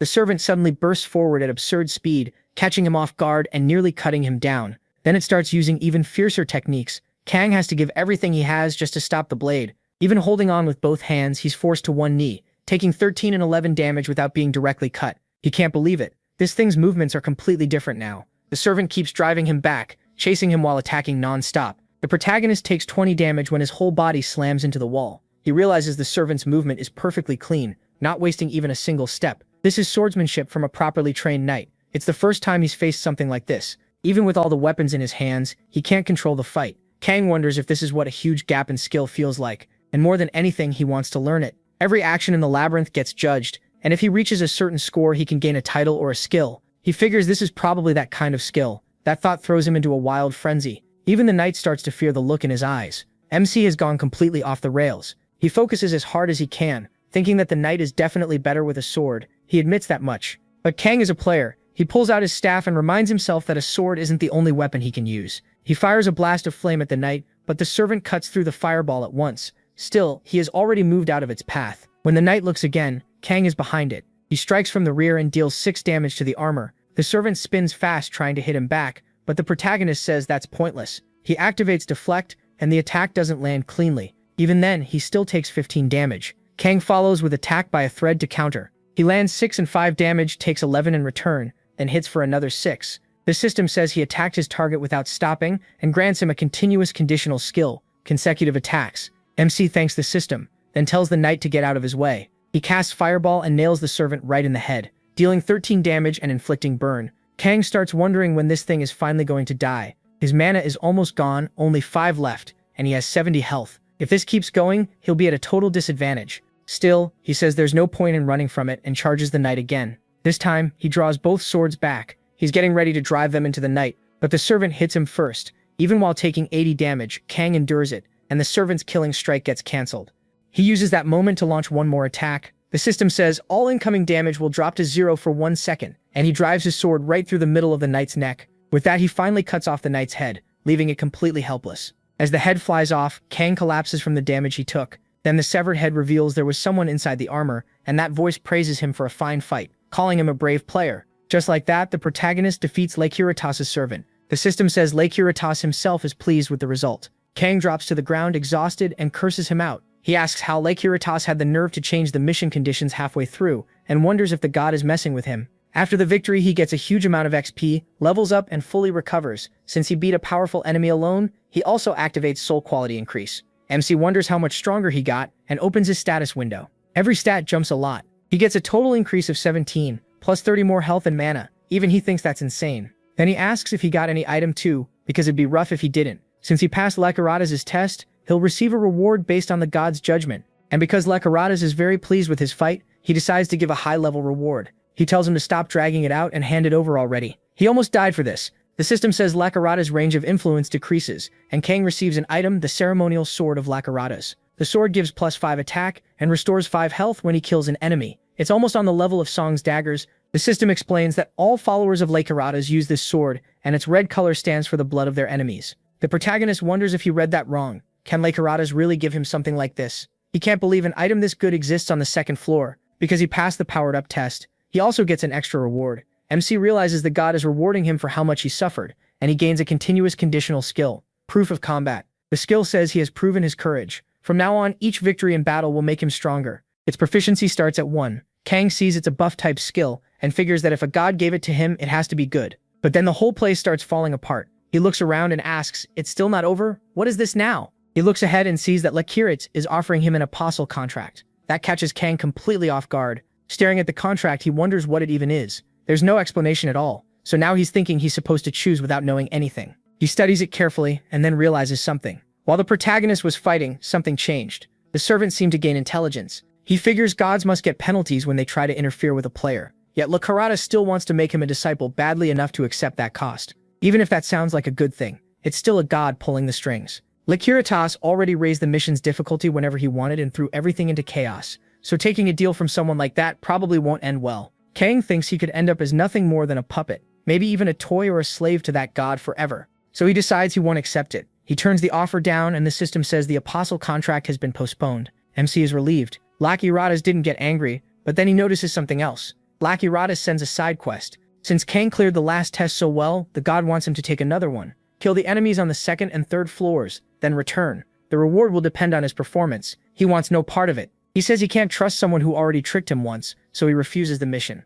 But Lakiratas sends it again. The message repeats that the reward will be based on how well he does. That just annoys the protagonist more. He figures this is probably the kind of mission he can't really refuse, so he accepts it. Lakiratas smiles and the system says the god is pleased with his choice. After that, Kang heads back to the Merchant King. The old man is surprised to see him back so soon and MC says he needs to buy a few things. The merchant asks if he means potions. Then he wonders why he wants them this early, before deciding the kid probably has a reason. The protagonist says he didn't plan to buy any on the early floors, but after a test like that, he'd rather be ready in case something similar happens again. While the boy is thinking, the old man lifts the sword at Kang's waist. He recognizes it right away. It's Lakiratas' sword. The merchant asks if that idiot gave it to him, then says it looks like the god is showing off by using MC. He asks if he knows Lakiratas. The old man snorts and says, of course. Plenty of people have died because of that angry god and he still does whatever he wants while carving out his own territory. That tells the protagonist Lakiratas has been at this for a long time. So he asks another question. What exactly is an apostle contract?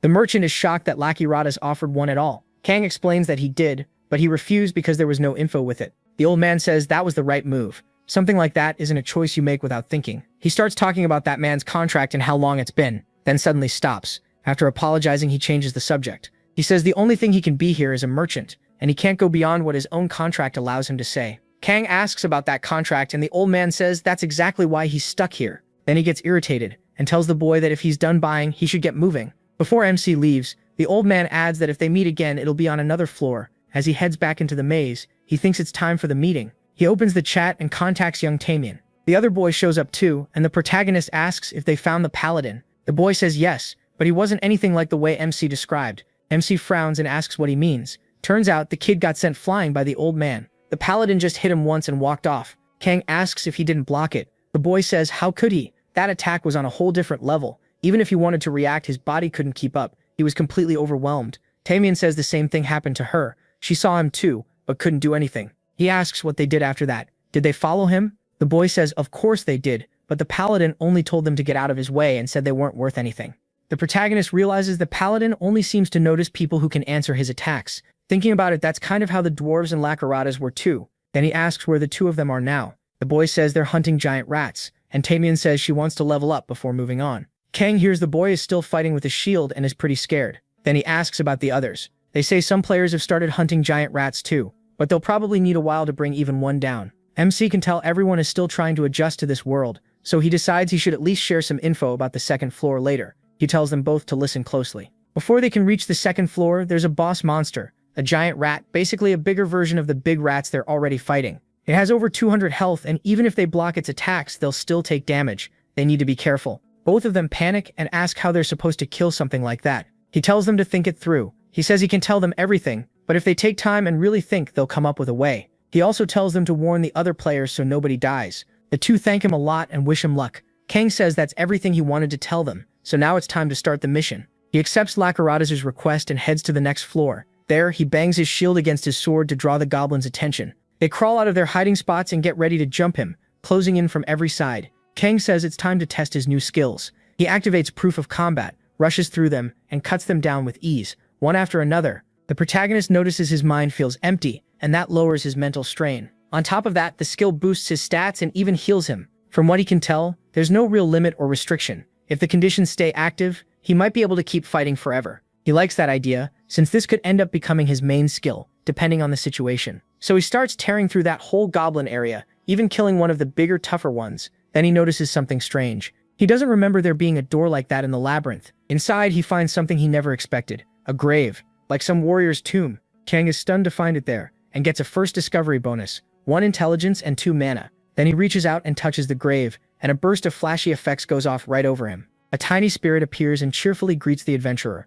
But the moment Kang tries talking to it, the thing runs off with a quick goodbye. He has no idea what that was about and touches the grave again. The spirit pops out, says it was nice meeting him, and dives right back in. That starts to annoy Kang, so he taps the grave again. The spirit comes out asking what he's doing and tells him to go away, but MC grabs it by the neck without any patience at all and tells it to quit messing around and give him the quest. The spirit asks if he is seriously ordering him to hand over a mission and demands to know if he even knows who he is. He guesses he's maybe some dead warrior. The ghost grumbles that everything is too easy now. Back then he had to risk his life to learn anything, but now the system just hands information out. The protagonist asks if there wasn't a system when he was in the labyrinth. The spirit can't even answer properly. He doesn't know if there was or not. MC asks who this guy really is because he acts completely different from every other NPC he's met. Then he cuts him off and asks the spirit to stop talking and just tell him if he has a quest or only an item. The ghost gets offended, saying he is treating him like some object and calling him a huge idiot. Still, he calms down enough to explain that he's the ghost of someone who died and got stuck there to hand out a mission.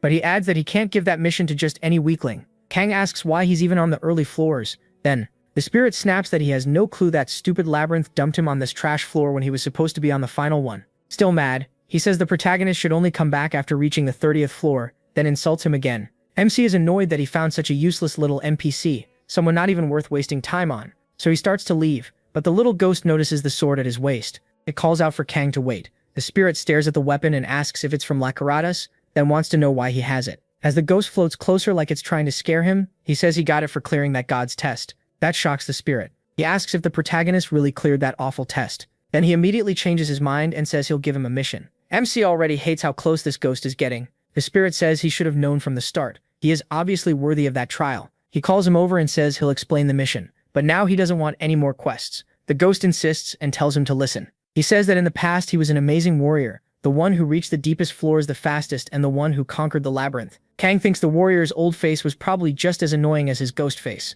Then the spirit says that while pushing into the deepest floors, he ran into a powerful monster. He says he came back to the 10th floor to rest, and even though his health was low, the weak monsters there couldn't break through his defense, so he fell into a deep sleep. But somehow, the boss of the 10th floor had gotten a weapon, and it killed him while he was asleep. So the man who reached the final floor and cleared the labyrinth ended up dying like a total loser. That memory still makes him furious, and he says he has a mission for Kang. He wants the protagonist to kill the boss of the 10th floor. After that, he'll give a reward. It's a side quest. A warrior buried in the labyrinth wants revenge. The condition is killing the 10th floor boss, and the reward depends on the warrior's mood. MC quickly notices the problem. If the reward depends on his mood, he might get nothing if the ghost is angry. Still, a mission is a mission, so he accepts. It also looks like part of a chain quest. The ghost asks if he's really taking it, and Kang says yes, then says he's leaving. But the ghost really does stick to him. He asks if he's coming too, and the ghost says of course, telling him to get moving. He says he can't just stay in his grave forever. How else would he know whether the protagonist succeeded? Besides, he was getting bored there. The protagonist can already tell this is going to be a huge headache, though the ghost says the trip to the 10th floor should be fun. MC realizes he'll have to put up with this annoying spirit all the way to the 10th floor. Then he asks how that boss could have gotten an attack weapon. Even with someone's guard down, that kind of weapon shouldn't show up until much later, so a 10th floor monster shouldn't have one. He asks if he has any idea how it got there, but the ghost says he doesn't know, and tells him to shut up for a second. Then the spirit reminds him that he accepted the quest, so now he has to deal with him. He starts wondering if accepting was a mistake. Still, since he's stuck with him now, he decides to get some info. He remembers the ghost called himself a warrior, so the protagonist asks what he used to be in the labyrinth. The ghost asks why he should answer that. MC shrugs and says fine, if he doesn't want to talk then don't. That makes the ghost change his tune. He says it's fine, and if he wants to know that badly, he'll tell him. He says he doesn't need to hear it, but the ghost keeps going anyway, saying he came from the imperial family of the kingdom of Kargut. He was the firstborn, the only one who could inherit the empire. And according to him, he was also an amazing swordsman, super smart, and unmatched in the whole empire. He even says every young girl wanted him. Then he starts getting lost in memories of his glory days. From the way he talks, Kang can already tell this guy was probably a complete idiot. Then the ghost says his world fell apart, and he came here to save everyone. Instead, he died in his sleep on a lower floor. He tells the protagonist not to get inside his head, and gets all worked up over his tragic story. In the end, he failed. He saved no one, and that stupid mistake cost him everything. At this point, the only thing that will satisfy him is killing the one who killed him. MC realizes this is exactly the kind of place he'd rather avoid, while the ghost starts guessing MC isn't even listening. Then he goes on complaining about adventurers these days. A little later, when he enters the area, several goblins are waiting for him. He attacks right away and paralyzes 3 of them. The last one is left totally confused, and Kang rushes in and kills it with the hilt of his sword. He takes 10 damage and gets stunned, and the other goblins start moving again. Even so, the protagonist wipes them out without much trouble. The ghost watches and asks what he's doing. MC keeps using paralyzing flashes and just beating them down. The ghost asks if he's really using the same method again without changing tactics, always targeting the same goblins, and even wonders if he has some personal grudge against them. MC decides he'll do it one more time. The ghost then asks if he's trying to earn a skill, and he notices he actually knows about that. The spirit says it's sad not to know enough, but tells him to stop because he won't get any skill that way.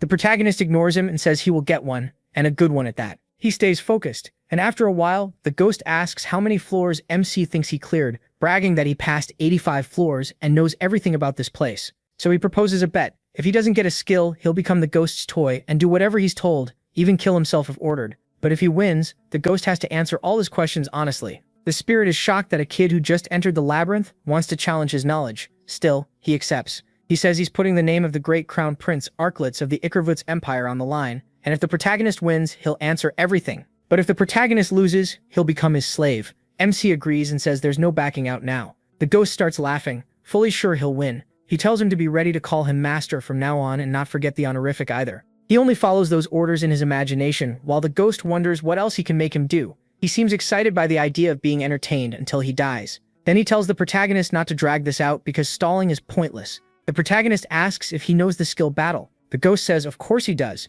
It's a basic skill. When 2 people agree to a duel, no other player can interfere with their fight. That's what it does, and MC says he might be able to get something similar here. The ghost calls that a lie, but he keeps doing exactly what he was doing, and then the message appears. By fighting a large group of enemies while continuously dueling only one target at a time, he acquired the skill Conditional Activation Forced Battle. As soon as he gets it, the ghost is completely stunned. Kang remembers the skill he used before against the S rank. It costs 10 mana and locks him into battle with one fixed target. For 10 seconds, no enemy except that target can damage him. Continuous damage, stack damage, poison, confusion, intimidation, all of it gets blocked by this one skill. The ghost says that makes no sense. Depending on how it's used, even if the protagonist were trapped in lava or thrown into space, this skill could help him survive. He can't believe you can get something that insane just by doing that. MC says that must be why the ghost never had it. The spirit admits that, honestly, this is one of the easier skills to unlock, then asks what MC had to do to get his other skills. Kang reminds him about their bet. Even though he hates it, the ghost accepts. He says, fine, let's say he won. Since he is different from the others, there aren't really any restrictions on him, and yes, he is that type of player, but the ghost warns him not to forget that skills aren't everything, so he shouldn't think he'll get something amazing just by doing random stuff. The protagonist asks what he's even talking about, and reminds him the only rule was that he couldn't lie when answering questions. That only makes the ghost more annoyed. He says forced battle is good, but there are plenty of other skills in the labyrinth too. Then he asks if MC knows jump. MC says yes, so the ghost asks if he's never heard of Great Jump. The reaction gives it away at once. Kang can tell the ghost has never heard of it. Trying to recover, the ghost says fine. He knows skills well, but that's not all that matters in the labyrinth. The tricks people use to survive and understand the place are just as important. Then he notices what he's doing and asks about it. He guesses the protagonist is looking for a secret room and says he'll probably suffer trying to find one. But then MC gets a strong premonition, and the right brick starts to glow. When he pulls it out, the ghost is shocked. Kang explains that he used Detect. Once its proficiency goes over 20, it can sometimes give him important information. He says the skill is even better than he thought. The ghost is stunned because he also has Detect, and his proficiency with it is high too. Looking up, he spots Gomed traps, rows of spears hidden in the ceiling. The ghost says the traps were placed randomly, so getting through won't be easy. He thinks the protagonist should give up and leave, but MC notices that the first trap is a flash trap, then a falling trap, and right after that there's a crushing wall trap in front of the chest. Kang says it's the same as easy mode. Then he gets ready to rely on his agility, charges straight through and avoids every trap. Using nothing but speed, he even clears the section that would drop him onto a bed of spears, basically doing parkour through it. At the final part, the ghost is stunned again as Kang avoids getting crushed. Then he throws a punch into the wall ahead and breaks it. The ghost's eyes go wide, unable to believe how skilled the boy is. Kang explains that wall didn't seem like part of the labyrinth. It was something goblins built, so its durability was low and easy to break. He realizes it's exactly the same as easy mode. At that point, the ghost decides to stay quiet so he doesn't help by mistake. He then asks what the reward is. He gets a spring-infused ring with +5 mana. It supposedly fell into some deep spring of life, and it gives off a faint scent. The protagonist thinks the timing is perfect. He really needed the mana. The ghost stares at him and blurts out, asking what the hell he even is. Kang wonders if the ghost would understand him if he mentioned a second chance. Then he drops the idea. If the ghost wouldn't get it, there's no point, and that means the only way to earn the Bashor Ouroboros is by getting past floor 85. That thought sticks with him. Then MC realizes about 10 days have probably passed since he entered the labyrinth, so he goes to talk to the people in the chat. Everyone is wondering how they're supposed to hunt a giant rat. Some say the answer is non-stop practice, and another says that after fighting hundreds of them you start reading their moves and it gets easier. They ask John Ryuk how he killed one so fast, but he brushes it off and says it's nothing compared to Ryuk who already passed him. Lee Taeyong starts thinking maybe that guy really is on another level. He decides the time has come. The ghost asks what he's doing and he realizes he doesn't even know about the community forum, so he tells him it exists. He sends a message, and everyone gets excited when they see Taeyong has shown up. John Ryuk points out that the protagonist usually opens a private room, so why go public today? The protagonist says he'll explain things little by little, but first he asks how everyone's doing. John Ryuk says it was barely manageable. Of the people who reached the Spring of Life, only about half managed to kill a giant rat. Kang asks about the other two. One admits he ran after facing the giant rat, and after taking a hit from it, he lost his nerve. Lee Taeyong says the same happened to her. She knows she can't beat it with her current strength, so she's looking for another way to win. It'll take everything she has, but at least it seems possible. MC notes that they're finally starting to plan things out. That makes him happy. He says the reason he came today is to tell solo mode players about skills. John Ryuk asks why he's only bringing this up now. He explains this is the right time. Skills aren't the final goal. They just help clear the labyrinth faster. If he had told them earlier, they would have focused on the wrong thing first. Lee Taeyong agrees. When she first entered the labyrinth, even if someone had explained skills, she wouldn't have known how to use that information. So Kang says he'll explain everything now. He asks them to listen carefully and pass it on to anyone who didn't show up. Everyone is excited to learn something this important and thanks him right away. They tell him they won't forget what he's doing for them. The protagonist tells them to save the thanks until after they hear him out. He starts with the easiest skill to get and says he'll teach them reduced pain. Everyone lights up. Then he tells them to grab a weapon and stab through their own arms. At that point, everyone starts thinking he might be insane.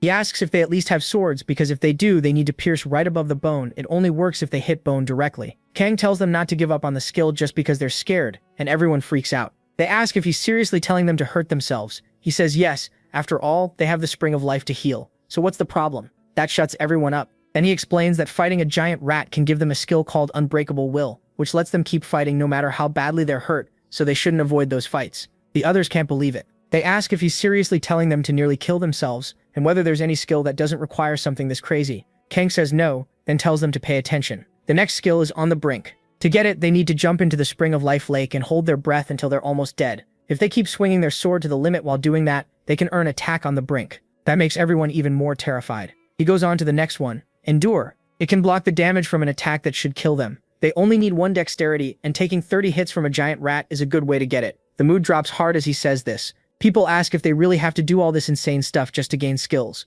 They say they can't do that and question how he can calmly suggest something so extreme. One even says that no matter how badly he wants a skill, he could never go through with it, and another agrees. MC makes it clear he's not forcing anyone. He has no reason to. They can choose for themselves. He also understands why they feel that way. They're people raised in the modern world. To them, war belongs in history books, and hunger is something that happens in faraway countries. They've never had to risk their lives to save a whole nation, so entering the labyrinth wouldn't suddenly change how they think about survival. Lee Tams asks if there's any other way. Cam says sadly, no. The two who trust him the most say that means they have no choice but to try. Lee Tams admits she never thought she'd do something like this in her life. Everyone else is stunned and asks if they've lost their minds. Then someone warns them he could be lying. But Lee Tams asks why the protagonist would do that. She points out that someone like him has no reason to lie, especially after all the strategies he's shared so far have worked. That leaves everyone embarrassed by what they just said. So they back down and say they'll start with the least dangerous one, On the Brink, asking if it really isn't that risky. Kang says it should be fine as long as they have an easy way to get out of the water, the moment the system gives a warning. Still, he warns them it won't be easy to fight their survival instincts. They keep wondering if they're really about to do this. MC tells them to do their best. Later, he'll come back and teach them how to get more skills. Everyone says goodbye. The ghost appears again and says he'd been wondering what he was up to, but it looks like he just wasted his time. No matter how much he talks or warns people, the labyrinth is still a place where people die sooner or later. Kams answers that even so, some of them might survive. The ghost gets annoyed and tells him that if he's done, they should move already, because they're close to the end. They arrive at the boss room and the protagonist says it's time to beat the boss down. He wonders if this is already the end of the second floor. The ghost says yes. then asks if MC doesn't want to know what the second floor boss is like or use the bet they made earlier. He says there's no need. He has other things he wants to ask instead. Now he's ready to start the battle. A goblin mage appears along with a goblin guardian. The mage immediately raises that creepy staff full of eyes and mouths to cast magic. At the same time, the goblin guardian charges straight at the protagonist, attacking while the protagonist blocks with his shield. The ghost tells him to calm down and says he shouldn't do this, but MC slams the guardian back with his shield. The ghost starts wondering if he is actually aiming for him. Then the mage begins charging another spell. The ghost says it looks like the protagonist knows the skill, but not the plan they're using. He tells him to take out that bastard first. Can't he tell that one is the real problem here? The protagonist tells him to relax because he knows what he's doing. In his view, this is the best way. The mage fires and the spell completely surrounds MC, but he doesn't seem to get hit. Then when he opens his eyes after pretending, he finds himself in another place, surrounded by death and bodies everywhere. Those corpses say all of this happened because they chose easy mode, and everyone died because of him. They ask how he dares to be the only survivor. Everything is his fault, and apparently these are people from his old world. They keep blaming Kang, asking why he was even born, and saying everything is because of him. They try to break his mind, telling him he's nothing but trash. Even Li Tuan appears there. She asks why he never came, then asks why he left her to die alone, crying as she reaches out to him. While that wave of dead people rushes him, he gets dragged down, and while they grab at him, Kang tells them sorry, but this won't work on him. Then he orders the mage to cut that crap out. Outside the illusion, the ghost watches him caught inside the spell, and says he thought it might finally work this time. Why does no one ever listen to him? The mage keeps pressing the attack on him, while the ghost wonders if his revenge failed again. But when the mage attacks once more, Kang suddenly opens his eyes and repeats that he said to stop that crap. He slices through the attacks and activates Unbreakable Will. The ghost is stunned and asks if he really pulled it off. The mage is terrified too as the protagonist rushes straight at him, and the mage tries using madness on him again, but it said he resisted it because of Unbreakable Will, and he repeats that this kind of trick won't work on him. That only makes the mage panic even more. In fear, the mage uses a curse next, but that fails too. His soul skills had never missed before, yet Kang takes no penalty at all. The mage falls flat on his back. MC grabs him by the collar and lifts him up. By now he's dealt with mental magic many times before. Because of that, he gained conditional skills like strong spirit and magic resistance. He raises his dagger at the mage and says he already got what he wanted, so now he kills him without hesitation. The ghost realizes Kang endured mind control with nothing but his normal spiritual resistance. Even he couldn't do that. Once he finishes him off, he keeps evolving, and the ghost thinks he planned to just give him enemy info and let him act on his own. But this guy is even crazier than he expected. He can't help wondering who the protagonist really is. Seriously, this protagonist is insane. He's not becoming broken out of nowhere, but he's smart and ruthless. After that, MC gets a low-grade mana potion that permanently raises his mana by 10. He also gets a shabby thief's tool that helps with traps. He jokes that he never thought something this nice would be hidden in a secret room like that. Thanks to it, he should get a trap-related skill soon. The ghost says the protagonist really searched every part of the second floor, and the protagonist asks why that bothers him so much. The ghost snaps that he's undead. Why would he be happy watching someone do this? Well, still, since complaining won't change anything, he drops it. Then the third floor mission begins. Beat the boss of the third floor to move on. MC is glad he finally made it here. The reward is a low-grade stamina potion, while the secret reward stays hidden. Then the king notices he's back, but the ghost immediately starts pestering the king, surprised he's still alive. The king gets annoyed and says he accepted that pester's mission. He tells Kang he's just a loser and warns him not to be influenced by the ghost. The ghost fires back that he's way too old to be lying like that and says it's ugly. The old man asks if the ghost really thinks the protagonist matters that much to him, and the two start bickering. The protagonist tries to cut in, while the ghost asks if he should hit the old man just to watch him lose it. The king shoots back, asking how trash like him could even touch the protagonist.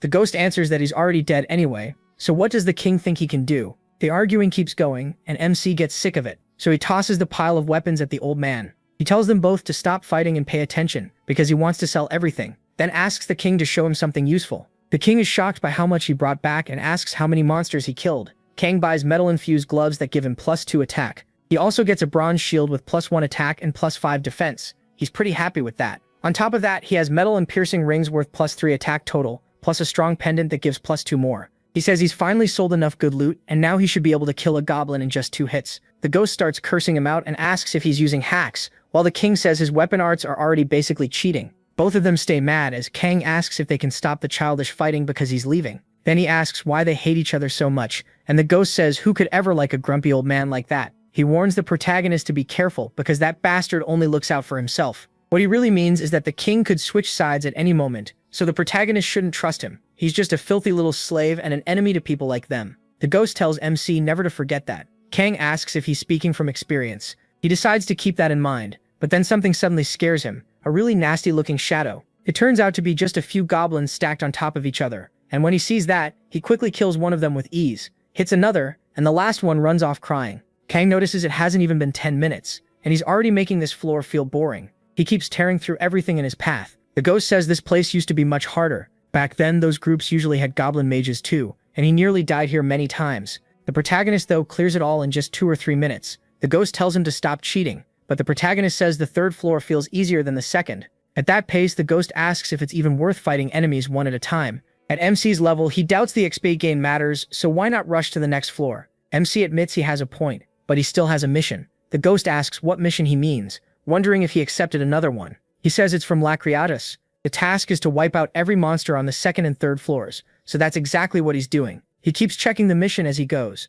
The ghost realizes Lacriatus gave him an extra quest. He says the protagonist already cleared his test, and this is the first time he's heard of something like this. The protagonist says that's right, and while they're at it, he wants to ask about Lacriatus. He asks how much the ghost knows about the apostle contract. The ghost turns away and says he can't believe Kang knows about that too. It sounds like that bastard offered him one, and now he wonders where to even start. MC asks if he's trying to decide what to say.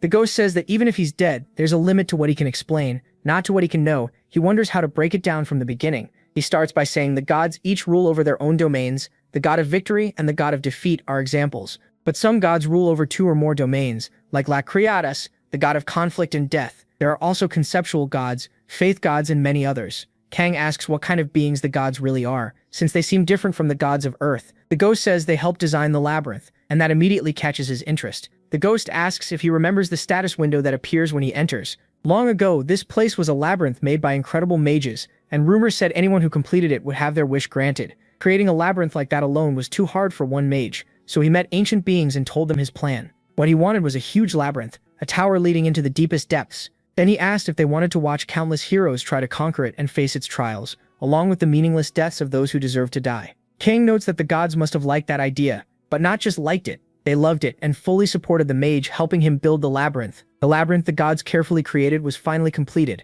and the deepest place in it is the foundation. Anyone who enters the labyrinth must face countless tests to prove their worth. The gods offer contracts to the people they like most, and those are called apostle contracts. Kang asks if that's supposed to be a good thing or a bad thing. The ghost says becoming a god's apostle brings tons of benefits. If a god favors you, you gain many abilities, a lot of support, and better rewards than normal people ever get. The protagonist asks what the downside is, and the ghost says your spirit starts to belong to that god. On top of that, the other gods won't like you. There are many gods in the labyrinth, all with different wants and beliefs, especially Lacriatus, who has a lot of enemies. Plenty of gods hate him because he enjoys humiliating the others. The ghost says he's sure things will only get worse the deeper MC goes. As an apostle, he explains that it's true. He would receive divine revelations in return for the power that God gave him. Even if he doesn't want to, even if it makes no sense, he won't be able to refuse. He realizes there's a lot wrong with that deal. He says he may need to drop his plan to accept an apostle contract. He also remembers the ghost saying that anyone who conquers the labyrinth can have a wish granted, and he starts thinking that conquering it might mean clearing every mission. Still, he's never heard anyone here talk about that, so he wonders if that item was her wish. Then he thinks the person he knows would have asked for something else instead of going back in time. Too many things have felt strange from the start. After putting the ghost story together with what he already knows, Kang figures adventurers may have chosen to conquer the labyrinth on their own to make their wishes come true. But then he starts thinking about the people from Earth. There's still a lot he doesn't know. So he simply calls for the ghost and gets ready to move on. The ghost says fine, then asks if they're going to wipe out all the monsters before climbing to the next floor. Kang thinks that for now, all he can do is focus on what's in front of him. With that, the protagonist moves on. MC keeps exploring until he uses the key to disable a trap for real, and even he's surprised it worked. He unlocks a special active skill, Trap Remover. It costs 1 mana, starts at proficiency 1, and lets him disarm traps decently. Not great, but not bad either. The ghost is stunned. He thought it would take over 100 tries, but he pulled it off in around 10. So the protagonist uses Trap Remover again. He starts checking the traps along the wall. One of them suddenly goes off, and he almost loses part of his blade. That attempt fails, but MC keeps going. The ghost starts freaking out, saying he could learn everything about the room just by using Detect, so why waste time on this? He keeps asking what MC is even doing. He insists nothing will change if he uses the other skill and that he could move on like before. He admits he has a point, but there are still things he doesn't understand. And to figure them out, he needs extra options ready for whatever comes later. He has no idea when he'll need them, so he plans to learn everything he can here. That's how you get stronger. As he keeps at it, his Trap Remover proficiency goes up by 1 more. The ghost starts feeling like Kang is doing something amazing. The protagonist knows he's right. It reminds him of what he lost and of how he died before. After a while, MC is worn out, but he says his trap remover proficiency has reached 7. With that, he finishes the 3rd floor's secret room. His reward is a tight ring that gives +3 strength. Now all that's left is the boss, so he heads off to kill it. He arrives at the boss door and the ghost points out this is the goblin floor, asking if he really knows what's coming. He says yes. When he steps inside, the walls are covered with goblin drawings. Then he comes face to face with a figure waiting in the room. It's a huge goblin, clearly different from the others so far, with 2 massive fangs. This is the goblin leader. The ghost gets the feeling the creature knows the protagonist wiped out every goblin on the floor, and it's not happy about that. The protagonist doesn't care at all. He charges straight at the monster. But the thing isn't just strong. It can use magic too, and it activates a wave of attacks one after another, forcing MC to dodge away to avoid getting hit. He keeps running around it, slipping past every strike. Then he starts closing in. The goblin leader tries to cast again, but Kang basically tells it he's not the only one who can use his staff, and pulls out his own. He triggers confusion, leaving the goblin dazed. Its head tilts, it stumbles, and the protagonist lands a dagger hit for 21 damage. Still, the dizziness effect doesn't stick, and the goblin just gets even angrier. It locks onto Kang again. This time it looks ready to use the staff like a club to smash him, but MC stops and reads the attack. He figures that because the goblin is so big, it's also pretty slow, so he barely but cleanly slips past the blow. As the strike passes, Kang vanishes from in front of the staff and jumps into the air above the goblin, bringing his attack down from above and carving into it hard. Watching this, the ghost starts looking almost bored. He says it's way too predictable. The goblin leader is no match for him. It used to seem strong, but now the whole fight feels weak. And Kang keeps overwhelming the monster. Before long, the goblin leader drops to its knees in front of him, and the protagonist plants a foot on its head. The monster is finished. Just like that, he defeats the 3rd floor boss. A flood of notifications appears, and one reward is a low-grade strength boost potion. Kang quickly uncaps it, ready to drink. He also gets an old wooden staff. It's the first time he's seen one like this, and it gives +3 magic. It even holds a faint magical power inside. The ghost gets excited that MC pulled such a good item and calls him lucky. He asks why, and the ghost explains that staff lets him use magic. It can boost the magical power he already has. Kang is surprised and asks if that means he can actually cast spells with it. The ghost doesn't get why he's so shocked when his magic stat is already high. The protagonist thinks to himself that all this time he only knew a staff could channel your own magic. Not even Lion managed to use magic herself, so he asks how he's supposed to learn. The ghost says there are only 2 ways: learn on his own or learn from someone else. MC immediately thinks the first option is basically impossible for him, so the second is better. He starts wondering if there's an NPC in the labyrinth who can teach magic. Then he remembers the good NPCs only show up in solo mode. If the magic-using NPC was hidden somewhere Alita never found, that would explain why no one learned magic. There was nobody to teach them. Still, he realizes that means he can't learn it right now, and the ghost tells him to hurry up and go to the 4th floor. Kang says not yet, he finished Lakarada's mission first, so he should go back and collect the reward. Then the ghost suddenly asks what's wrong, and he notices more rewards. One for leveling up, one for interception, and one for clearing the 3rd floor. As he looks through them, he realizes there's no secret reward. That makes him wonder if something else is still hidden here. The ghost really doesn't like where Kang's thoughts are heading. He points out the protagonist already cleared the secret room and beat the boss too. Was Alita supposed to have found 2 secret rooms or something? MC asks if he knows anything, but the ghost admits he never even found the 2nd floor's secret room. He figures searching the whole 3rd floor again would take a long time. It's frustrating, but he starts thinking he may have to give up on the secret reward this time. Still, while walking around, he studies the goblin drawings on the wall one by one. Then he notices they're all looking in the same direction. The ghost asks where he's going, saying that isn't the exit. Kang ignores him, reaches the spot the eyes are pointing at, places his hand there, and activates Trap Remover. A second secret room opens. The ghost asks how he figured it out. The protagonist says that wall was made of the same material as the hidden trap wall in the first secret room. So he took a guess and it worked. Now he wonders what's inside. At the far end stands what looks like a very old goblin, Lord Goblin Haghawa. Kang realizes it's the first monster he's seen with an actual name. The ghost is alarmed, saying this feels bad already. Why is a Lord-class monster in there? He starts getting scared and MC asks if he knows something. The ghost explains that lords are kings. This one is the king of the goblins. That frail-looking monster grabs the giant sword beside him, and the ghost says there's only ever one lord, the one that breaks past the limits of its kind. Then that thing pulls the sword from the ground. It starts speaking to Kang, saying it doesn't blame him. In the end, he is just a toy controlled by them. But in this place, the lord is treated as nothing more than a monster. Then he raises his sword and unleashes a terrifying slash straight at the protagonist, cutting through every pillar nearby and nearly taking his head off. MC barely sees it in time, and instantly becomes more alert. Lord Goblin says he'll have to kill him. Kang had the chance to walk away, but curiosity dragged him deeper, and now that blade is aiming for his neck. The force of that slash tears through almost the entire room, and he is genuinely shaken. He drops low and barely avoids it by using deflect. He knows that if he hadn't deflected, he would have died on the spot. The protagonist wonders what kind of attack that even was, and even the ghost is rattled. Then Kang sees another strike starting to form. Lord Goblin swings his sword again, but MC doesn't wait for the attack to finish. He rushes in at once, not letting the Lord fully swing, and brings his dagger up against it.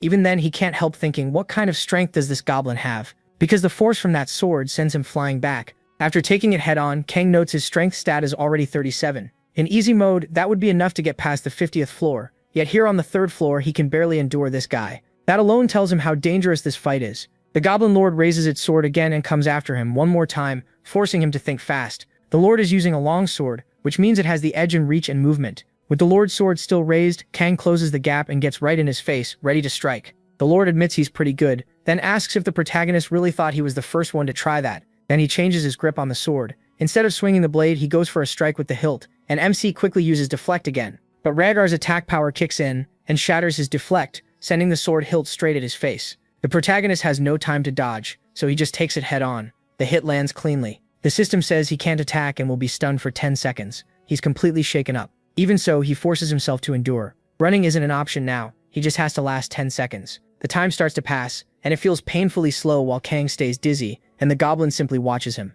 MC realizes he can't react to any attack like this, so there's almost nothing he can do. Still, he activates counterattack. Even without control of his body, it makes him respond to enemy attacks automatically, and he charges the goblin again. The Lord seems to enjoy watching him fight. He looks even more excited now. 5 seconds pass, so only 5 are left. Kang keeps countering every attack the goblin throws at him. Then the Lord sends out that slicing wave again, and he barely avoids it by throwing himself backward.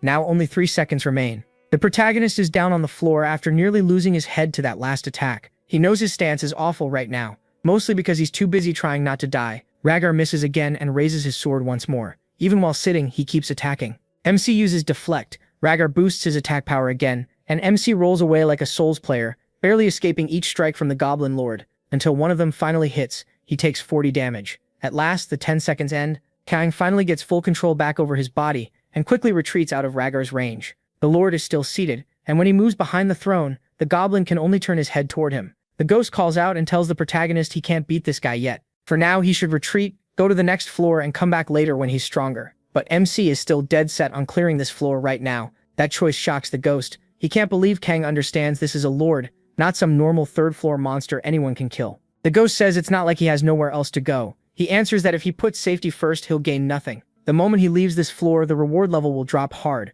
He explains that he can move freely between floors in the labyrinth, but once he goes up, the rewards from this floor get heavily reduced. EXP and gold drop to 1/5, and the special rewards disappear completely. That's why, if he wants this floor's reward, he has to finish the fight now. The ghost tells him to stop being greedy. He says Kang had been progressing just fine, only to suddenly throw it all away with this stunt. The ghost gets more upset, but the protagonist says he doesn't get it. Everything he's done so far was for this. He didn't push himself to the limit just to back off at the end and avoid danger. Then he stands and says he isn't here just to survive, he's here to reach his goals. The ghost is left even more surprised by the boy. Kang says he always goes after the best rewards, and everything he's done was to raise his chances of winning. He uses Analyze, but the system says it's unnecessary. He's facing an enemy that should be impossible to beat. Even so, his mind stays steady, his fighting spirit rises again, his willpower grows with it, and all his stats increase too. He won't hesitate in this battle, and then he gains eyes that can detect an enemy's weak points. MC thinks there's no way they would place an unbeatable enemy on the 3rd floor.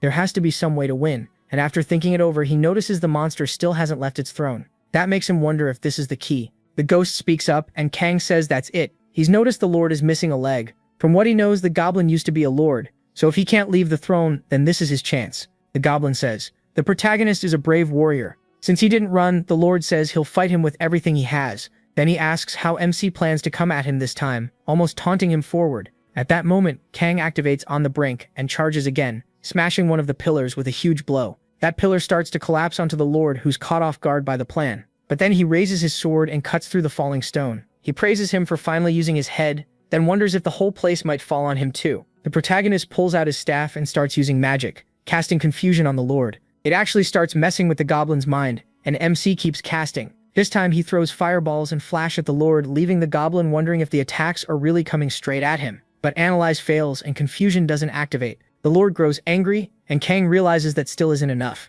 The goblin draws his sword and wipes away most of his attacks in one motion, though a few still get through. He gets hit anyway and says the protagonist managed to avoid the cave-in, asking how. Then, like a hidden strike from inside the throne, MC pierces the Lord through it. Kang explains it's because of forced battle. Other than him, nothing can hurt the Lord. Not even the collapse could damage him. The only exception is a weapon he uses against him. But that throne, the protagonist wonders if it counts as an exception too. So he uses magic with forced battle and throws the throne away. The Lord starts laughing and asks if Kang is really using a skill for this. He says it's impressive. MC just watches while the Lord thanks the gods that his final battle is against this boy. The ghost starts to realize that Kang had been reading the whole battlefield, planning to use his huge stats in every part of the room to win. Watching him face such a powerful enemy, the ghost stops and wonders if he himself could have done the same. Then the Lord attacks again, still trapped to the throne, turning and firing multiple slashes at him. The protagonist uses his dagger to block every one of them, setting off a huge blast that kicks up a massive cloud of dust. Even the ghost is shaken. The Lord gets caught in it too, and is blasted into the wall, his throne completely destroyed.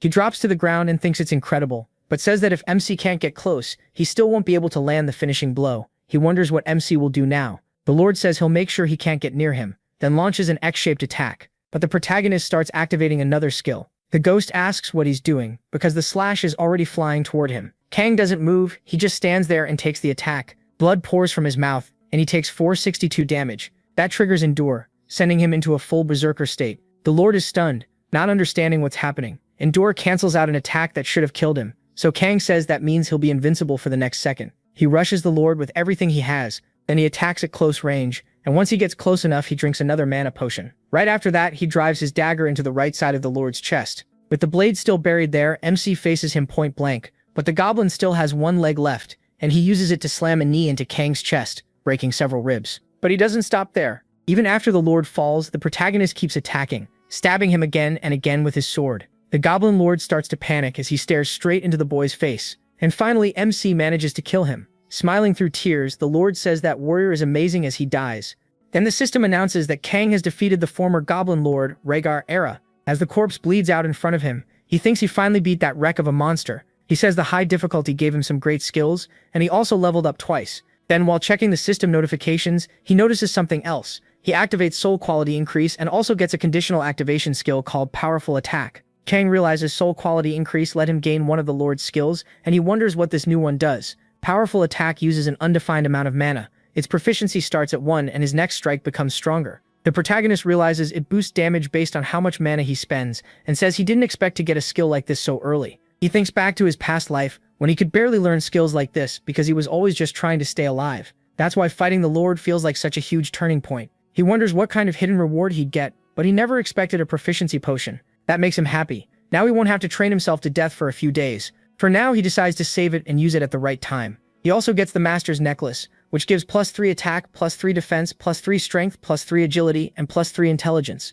Then he asks the ghost why he suddenly went quiet, but the ghost brushes it off. The ghost keeps his thoughts to himself while Kang celebrates hitting level 12. His stats are already great for this stage, and if he keeps this up, he thinks he'll pass his old numbers before the 5th floor. MC can feel that he got stronger in an instant, and now everything he went through feels worth it. The ghost looks more and more shocked while he starts wondering what's gotten into him. Still, the ghost refuses to explain. He just says, it's nothing, then tells the protagonist to move on to the next floor since the hunt is over. The protagonist agrees, but says he still has one thing to finish first, so he heads back down to the floor tied to that evil god. The ghost is clearly scared, and Kang asks why he's acting like that. Then a message appears. He passed Lakarada's test, and Lakarada's is very pleased with his battles, so he'll receive a major reward. As MC stands there, a huge flashy display goes off, and the ghost hides behind his stuff. He figures Lakarada's probably knew the Goblin Lord was hiding on the 3rd floor. That would explain why he gave him that mission in the first place. Then Lakarada's offers him the apostle contract again. The protagonist refuses again. The ghost panics and tells him to wait, warning that Lakarada's will not like hearing that. But the protagonist doesn't care. Because of that, Lakarada's influence shrinks once more, as he gives Kang his reward. The reward is a protective shield. On top of that, MC gets a conditional skill called Enhanced Protective Shield. Even he's surprised by how good it is, and the ghost says this is his first time seeing something like it too. The protective shield starts with a full 10 out of 10, and Enhanced Protective Shield raises its durability based on his health. He realizes it's basically a second HP bar. His real life won't drop until the shield breaks to 0. That leaves him wondering if something this strong is even possible. Lakarada says he's eager for their next meeting. Then the mist disappears, and the ghost thinks it's pathetic that he's still this scared even after dying. The protagonist asks why he's still hiding behind him. The ghost says the protagonist will probably understand once he learns what kind of being Lakarada really is. The protagonist asks what that means, since who knows what could happen. After that, he goes down to the 4th floor. A new mission starts: defeat the boss to move on. The listed reward is Shen's arm guard, while the hidden reward is unknown. The ghost explains that the 4th floor is the floor of the orcs. He says each one is physically strong and not nearly as dumb as the Gormals. Since this floor is filled with warrior tribes, MC starts wondering what kind of place he's about to walk into. But when he opens the door, he finds a shining tower and realizes she was right. It's Balthazar's altar. This is where Balthazar's followers built an altar to connect with him, letting that god spread his influence through it. The ghost explains that Balthazar, the god of victory, isn't good or evil. He's more neutral. Kang barely listens and just touches the altar. A message says Balthazar wants to test whoever entered his altar. If he accepts and wins, he'll get a reward. He accepts right away. Balthazar is pleased with that choice, and another message says the god has been watching the protagonist's journey. That catches MC off guard as something scans him. The ghost explains that as the god of victory, Balthazar is reading his memories to judge whether he's worthy. Then the test begins, and Balthazar announces a grand challenge for Kang. He is surprised, since he already accepted one from Lakiradatsa before. The ghost says it actually makes sense. There's no way Balthazar wouldn't like him. He tells the protagonist it's fine to take the test because if it's him, he trusts he'll clear it fast. He also adds that gods hate breaking contracts. Lakiradatsa is the weird one. Even so, MC still finds the whole thing strange. But he accepts anyway, and Balthazar is clearly thrilled. Then Balthazar's influence starts to fade, and he is told he has the approval of the residents of the 4th and 5th floors. Now it's 20 against 1. Kang is stunned, and then the 4th floor starts changing. A quake knocks him to the ground, and when he looks up, he has no idea what's happening. Parts of the ground begin to float, and he wonders if it's finally over. The ghost says this is the first time he's ever seen anything like it. Then he runs for the door, but once he gets there, he realizes there's only one straight path from here on.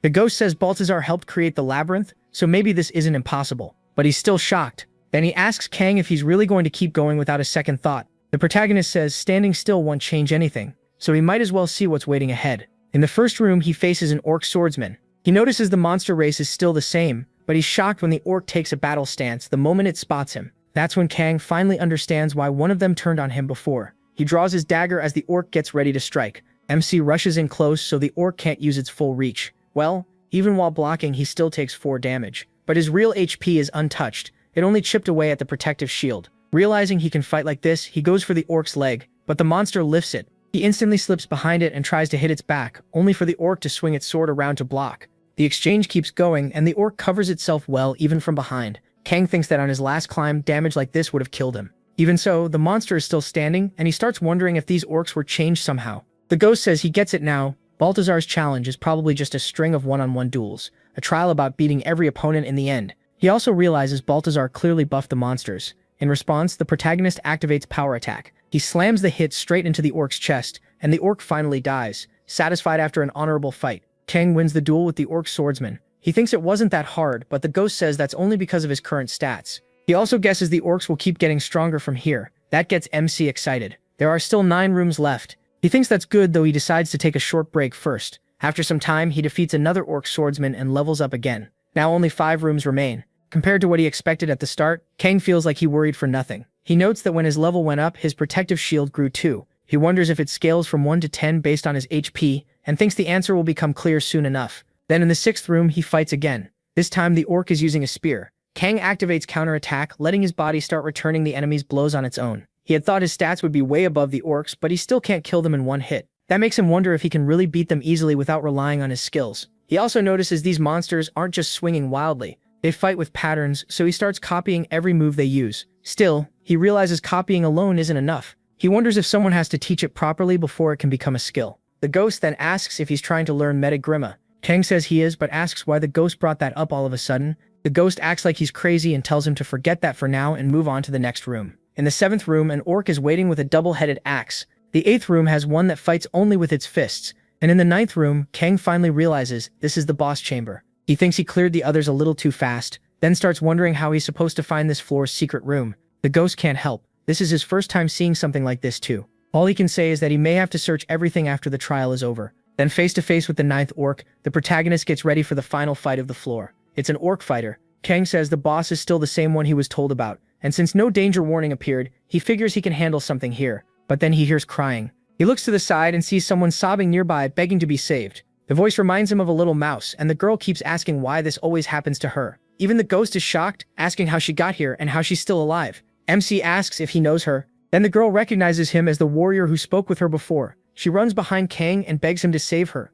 She says the labyrinth suddenly changed, and when she woke up, she found herself dropped near that orc. The ghost bursts out laughing, while he is not happy about this at all. The ghost figures it out. She's crying because she ended up next to someone with terrible luck, and he says this is all the protagonist's fault. That shocks her, and she blurts out that he only just entered the labyrinth, so how did this happen? MC realizes the secret room reward is probably an NPC, the same girl making a scene. He tells her to stay put while he deals with the orc. She stares at the ghost in shock, saying the only adventurer here is really going to fight an orc fighter. The ghost tells her not to worry, and just wait. The orc had been standing there quietly while they talked, but now it turns to him with full confidence. He can tell right away the monster isn't interested in the girl at all. The protagonist is the real target, so he sees no reason to wait and activates acceleration. The orc swings to cut him in half, but MC moves so fast he vanishes and appears behind it. Then he uses power attack and slams the orc from the side. The hit lands cleanly, but the orc enters berserk mode. Its power surges, and it roars as it charges straight at Kang. It tries to crush him, but he jumps back fast enough to avoid the blow. He triggers acceleration again, rushes around the orc, and gets ready to use power attack once more. With one heavy strike, he blasts the orc backward and wins cleanly. The fast finish leaves the other two stunned. After killing the boss, Kang levels up, and the girl can't believe it. A fourth-floor adventurer just beat an orc fighter that easily, and to her that makes no sense. So she asks him what he really is. The protagonist looks confused and says he's obviously a player. Then he asks who she is. The girl gets a little shy, then introduces herself as Lilise, a magic caster. She says she came here to learn the great mysteries. Kang asks about that magic, and she quickly realizes he's from another world where magic doesn't exist. To her, that makes him pretty exotic. She explains that not everyone can learn magic because it's an inborn talent. She didn't have that talent, but she still wanted to learn magic more than anything. That's why she entered the labyrinth. She says this place lets people turn their dreams into reality. To prove it, she shows Kang a magical display like an aurora with stars. MC is amazed by it. Lilise thanks him for saving her but says she has nothing to give him, so she can't repay him and apologizes. He says there is one thing she can do, and she quickly says she's broke and has nothing on her. The protagonist says he wants the power she has, magic. He asks her to teach him. Lilise lowers her head and apologizes again after thinking it over. She says it took her whole life to learn what she knows. She's truly grateful he saved her, but she doesn't know if what he asked is even possible. Kang takes that as a refusal, which is what he expected, so he starts thinking of another plan. But the ghost cuts in and asks why she can't teach him. Lilise finds that strange, and the ghost points out that she already said MC knows nothing about magic. Knowing magic is amazing, but knowledge alone won't help much in this world. He adds that teaching him would at least be the least she could do after being saved. She admits he has a point, so the ghost asks how many floors she's cleared so far. Embarrassed, she says she only made it to the 9th floor. The ghost says that's what he expected. With her abilities, going deeper alone will be very hard. Then he says Kang will keep advancing through the labyrinth, and not only that, he's someone the gods have recognized. The reason the labyrinth changed is because of him. Lilise realizes that means he can keep moving forward and protect the people with him. The ghost agrees and says this would also give her a chance to use magic in ways she never imagined.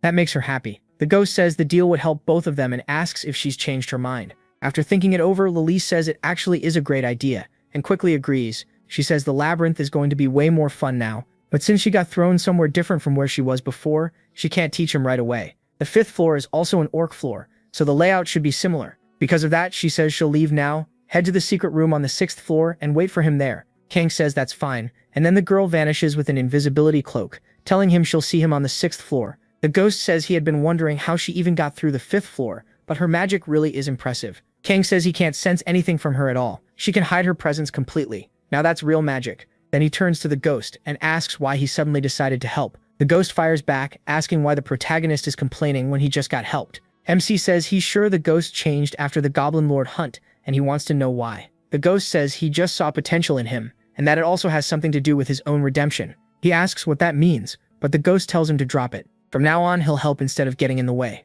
The protagonist can tell he won't get a real answer no matter how much he asks, so he says he doesn't care. The ghost tells him to hurry up and finish the trial. Kang agrees, but says he needs to eat first. While checking his messages, he sees that his 2 disciples cleared the 1st floor. They didn't get many skills, and besides those 2, no one else passed it. As MC eats the awful monster meat, the ghost asks if it actually tastes good. After that, he sorts through the loot he got, including a gray bracer with +5 defense. He also has an engraving scroll that adds a special effect to equipment. Kang is glad Lilise told him about the secret discovery because the reward was as good as he hoped. Then he uses the engraving scroll on Lakerada's sword, giving it +5 attack. On top of that, it restores 5 GP whenever it kills an enemy, and there's also a high chance it will knock targets back, even though the effect was random. The protagonist says he got one of the good ones. Then he keeps going with the ghost and heads to the 5th floor. The The mission is to defeat the boss, and the reward is a brilliant heart sword plus the secret reward. He visits the king again, and the king is surprised he's already back. He says the floor seemed chaotic, and asks if there was another trial.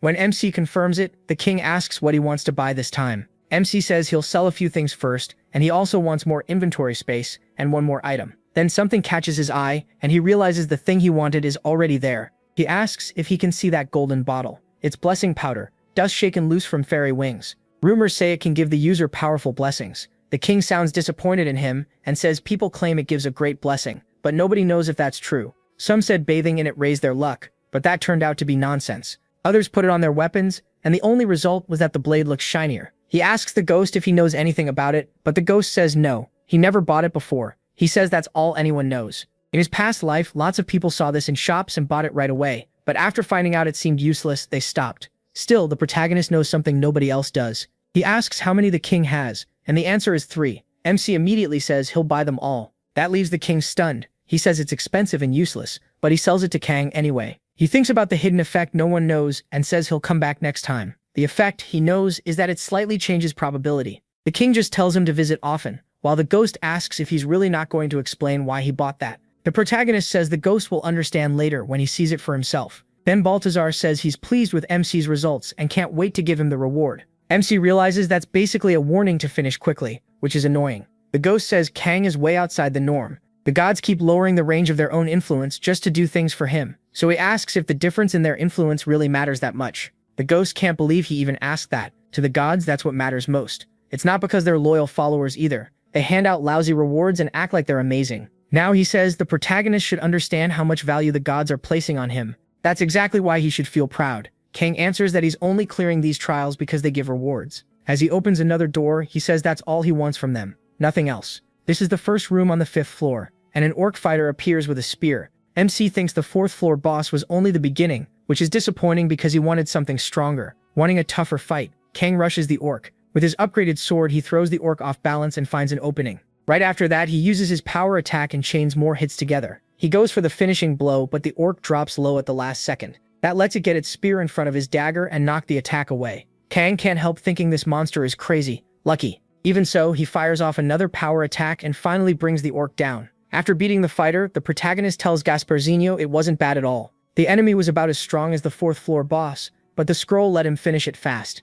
When he opens the next door, he says if the first room was already like that, then the boss in the last room has to be even stronger. And the stronger the enemy, the better the reward. So now he's excited to see what he'll get. Kang keeps moving forward and the fights get harder with every room. Before long, he clears room 5 on the 5th floor. He says he'll get Baltazar's reward in the end, but as he goes deeper, he's also learning more and more about magic. Then something suddenly comes to mind. He asks Gasparzinho if he knows Lethe, then brings up the fact that time is frozen inside the labyrinth. That means she's been in there ever since the first time he entered. Gasparzinho says it was the same for him. Back then, she was about to be killed by a 4th floor orc, and he had to save her. That makes Kang pause. If that was really his first time in there, then how long ago was it? Gasparzinho says he isn't sure, but judging by time outside, he thinks around 100 years have passed. MC is shocked. After all that time, she still hasn't made it past the 10th floor. Then he wonders if she's a magic user. He remembers she entered the labyrinth to learn magic, but with such little talent, she never had any real breakthrough. Gasparzinho adds that he helped her back then because he felt sorry for her, but he never imagined she'd still be alive. That leaves Kang thinking, not everyone in the labyrinth is there to conquer it. Some came for personal reasons, and that makes him realize there may be far more NPCs than he first thought. Meanwhile, in another room inside the goblin area, a stone gets tossed through the open door. As soon as a goblin steps out to check what happened, Lee kills it with ease. She paralyzes the target first, then finishes it off, repeating the same trick until every goblin there is dead. After that, she tells her friend she managed to kill them one by one. He says she's amazing with plans, reminding her how she burned the 1st floor boss alive. Thanks to that, he learned something. When he reached Lacarata's altar and tried to interact with it, nothing happened because a goblin couldn't kill all the 1st floor bosses alone. Still, Kang had warned him not to touch that altar at all. The other gods might be fine, but Lacarata's is different. So he says if Huey warned him, that settles it. Lee thinks he's pretty weird. He always lets his curiosity win, even when he knows it could go badly. She reminds him they only survived because of the tips Tae-san gave them, and he agrees. But then someone suddenly tells them to shut up, clearly annoyed, and people from other difficulty modes join in too. Choi snaps that they're getting on his nerves and need to stop overreacting. Lee and Tae-shang immediately ask what he means by that, and Choi goes off. He says they keep whining about how hard it is to kill 1st floor mobs when they're just weak monsters. Why complain so much? Why keep bragging about solo mode? According to him, they can't even meet anyone in solo mode, so the least they could do is stop crying about it in the community. Then he flat out says he thinks they're lying to everyone. Lyra's friend gets mad at that crowd. He asks if Choi is mocking them, and if he has any idea how hard they've worked just to move forward. Choi fires back that nobody forced them to pick that mode, they chose it themselves, and now they won't stop complaining. He points out that everyone else is staying quiet, but they just keep going. The argument keeps dragging on while Kang only watches. As he does, he starts thinking it's probably been about a month since he entered the labyrinth. That seems right to him because the people in easy and medium mode have already gotten used to this place and they don't even look that afraid of dying anymore. Then Fatar asks what he's doing and why he hasn't gone to the next room. He says what they're feeling now will turn into poison later. Instead of focusing on getting stronger and climbing the labyrinth, they're dumping all their feelings onto the solo mode players who keep showing up in the community. Before he regressed, it wasn't this bad. That makes him wonder if this is all because of that guy. Right then, Choi sends Taebin-san a message, asking what's so special about him that everyone keeps praising him. He says Taebin-san is the worst of them all and starts mocking the skills he supposedly teaches, especially the one where you gain an ability by dropping to 1 HP. In Choi's eyes, Taebin-san is just telling people to get themselves killed. His follower asks if he's lost his mind. Kang says he vaguely remembers his time in easy mode when he met that idiot. He disliked him right away. The guy kept butting in where he didn't belong, and they ended up clashing. The protagonist never liked Tae-san. In his past life, that man blocked him at every turn. Now that the protagonist isn't around, he's probably already built a guild and taken over easy mode, and to control a crowd, he needs an enemy, so he picked the solo mode players. Since people from different modes can't see each other, even if solo players tell the truth, it's almost impossible to prove anything and clear up the lies. So Choi thinks there's zero chance anyone will hit back. But there's one thing he doesn't know. Kang sends him a message saying he'll come see him in 1 month. That scares him badly, but MC just moves on, calling Gasparzinho to the final room. The ghost asks what exactly he did, and he tells him not to worry about it. Now in the 5th floor's boss room, an orc vice chief named Latran appears. Kang notices it isn't a lord. Gasparzinho asks why a lord would show up now anyway. Haga and Hater appearing before was already bizarre enough. Even so, a vice chief is no joke as a final enemy. He's tough, and most adventurers wouldn't stand a chance. Still, Gasparzinho says the protagonist should be fine. Compared to him, that monster is loaded with cheats, and he actually sounds happy saying it. Kang ignores that and gets ready to fight. Then the orc speaks. It thanks him for his fighting spirit, saying it used to think the gods were nothing special, but now it has changed its mind. MC listens closely, as the orc says every one of its comrades died smiling after fighting him, as if it were the greatest thing in the world. To them, battling him matters more than killing him. The orc says that's exactly right. What joy is there in only killing? They're nothing but slaves trapped in this place, and they don't even know when they'll ever be freed. This battle didn't just free the others, it means he now has the chance to be cut down by a true warrior. So he asks who among them deserves an honorable death. Kang refuses to let this end meaninglessly. The orc begs him for an honorable death, asks the great warrior before him to show his real power and grant him a glorious end.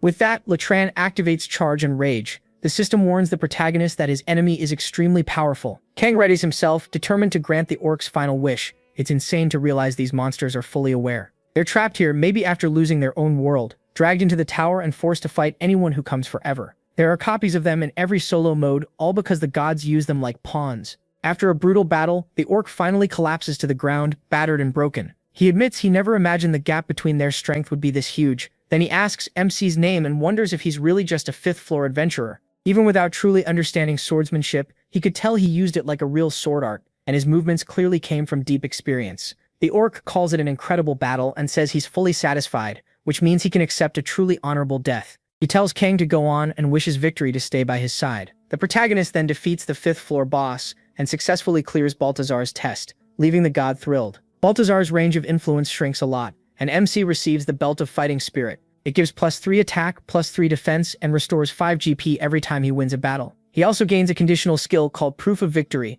which lets him choose one stat to keep increasing over time. Kang is surprised by how good it is, then chooses mana as the stat he wants boosted. Lycarados once again offers him an apostle contract, but he refuses again. Baltazar, meanwhile, is completely fascinated and already looking forward to their next meeting. The protagonist is honestly shocked. The god's rewards are almost too good. Then he notices 2 chests nearby. Gasparzinho explains that one holds a normal reward, while the other seems to be the secret room reward for this floor. Since the labyrinth's structure changed, it must have ended up here. MC notices that sword has the same damage as Lakiati's sword. He also gets the secret room reward, the self-harm dagger, which can store and drain life. Even the ghost is shocked that he got a secret room prize without doing anything special for it. So Kang tests it right away. When he cuts his own arm, the dagger steals 20 GP from him. He quickly realizes it works kind of like a potion, which could save him in an emergency. Then he receives another hidden reward, the Cloak of Darkness. It keeps his stealth active for 1 second with a 1-hour cooldown. That catches the protagonist off guard. He asks the ghost how it works, and the ghost explains that unless someone has a detection skill, finding him is basically impossible. Kang immediately sees how useful that will be in a fight and says they should keep moving.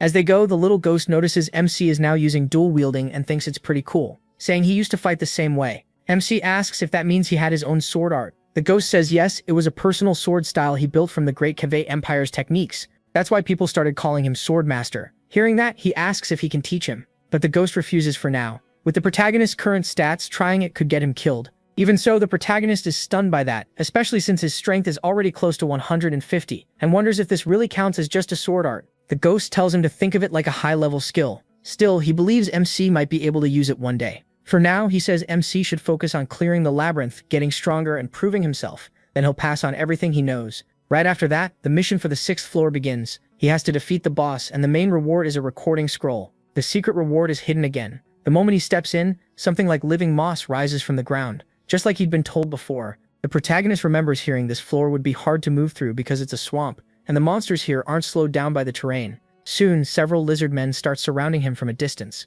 Kang points out that only players are affected by the swamp's movement penalty. Then they attack. 2 of them rush him at once, but MC couldn't care less. He pulls out his staff and blasts them with fire. The flames hit hard, and some of the lizard men die from that alone. He keeps picking them off one by one, and his detection rises by 4. At one point, he grabs one by the throat, slams it down, and finishes it with his sword. After killing another lizard man, his mana goes up too. The ghost is amazed that his stat keeps growing through victories and calls the skill totally broken. More than that, he wonders how the swamp itself can be alive. He doesn't know either, while another monster trembles behind him. When the protagonist turns around, the creature nearly freaks out. MC asks what it's doing and tells it to come closer. Instead, it practically dies of fear, trying to run away. Kang keeps carving a path through everything in sight. The ghost starts thinking this floor is way too easy, and he agrees. After all the brutal tests he's already cleared, this much isn't enough to trouble him. Then the little ghost suddenly tells the protagonist to look ahead. He spots a loose brick. MC says whoever left it made the trail way too obvious, but the ghost argues that monsters here wouldn't know the difference.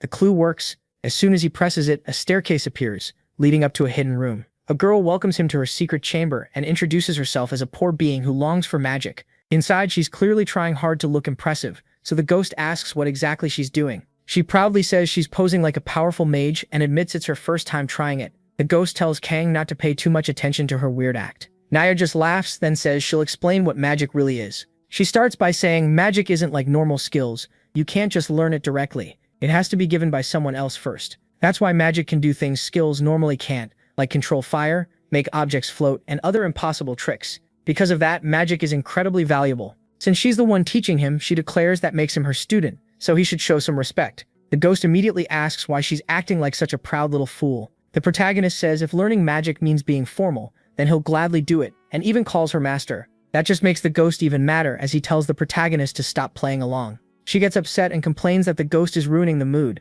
Getting serious, she says magic is, as he probably guessed, a mystery. Then she asks what he sees in her hand.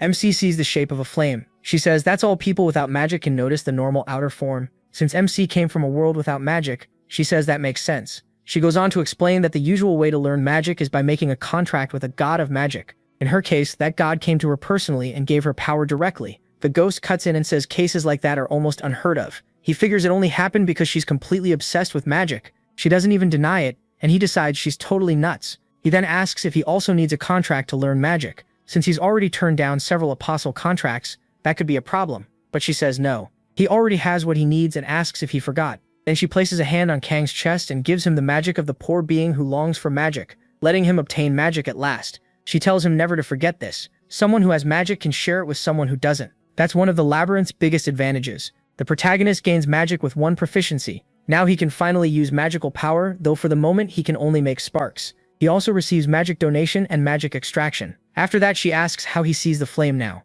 This time it looks completely different, with a blue core inside. Kang feels something he's never experienced in his past life, and asks if this is magic. She answers with pure excitement, that's the wonder of it. Then she says, all the prep is done, so now the real lesson begins. She's going to teach him different ways to learn all kinds of magic. The easiest method, she says, is extracting it from an object that holds magical power, like a magic tool or a staff. MC happens to have 2 of those in his hands. So he starts pulling the magic out of them and learns the beginner spell Fireball, along with the beginner spell Random Mental Attack. After that, both staffs turn completely gray. Now he can channel magic through his hand and cast Fireball. Kang notes that's what the spell looks like, and she praises him for doing really well. She says the second method is learning from someone who already knows the spell, or offering a tribute to a god to receive one. But that last option only works for contractors, so it's not practical for him. Still, they can work around it. She can offer the tribute, learn the spell herself, and then teach it to him. All the protagonist has to do is bring her tribute materials as he keeps clearing floors. He agrees. She's thrilled at the thought of learning brand new spells and asks if he wants to study spells she already knows right now, like invisibility and others. Then she hesitates a little and says maybe, but there's a price. Kang is surprised she wants even more. She explains that spells don't just fall from the sky. She received them, so she can't hand them out whenever she feels like it. To teach them, she has to offer a tribute to the god of magic and get permission first. So if MC wants a spell she doesn't know, they'd need one tribute for her to learn it, and another tribute so she can teach it. He asks what counts as a tribute, and she says weapons or equipment work as long as they're rare and special. He starts pulling out a pile of items from his bag and asks if any of them are enough, but she says none of that would pay for even one spell. The protagonist is shocked that so much stuff still isn't enough. She reminds him this is magic, so a big pile of junk won't cut it. It has to be truly valuable. So Kang takes out the promise necklace and asks how much that one is worth. She recognizes it as a Lord-class item and asks how he got it. With that, she says he could probably secure a beginner spell. MC realizes that still isn't all that great, so he asks again and even considers offering his sword. She thinks he'd probably hate the result though, because that might only get him some random rank spell he wouldn't even want. He says if it came from Lakarada's, he might actually like throwing it away.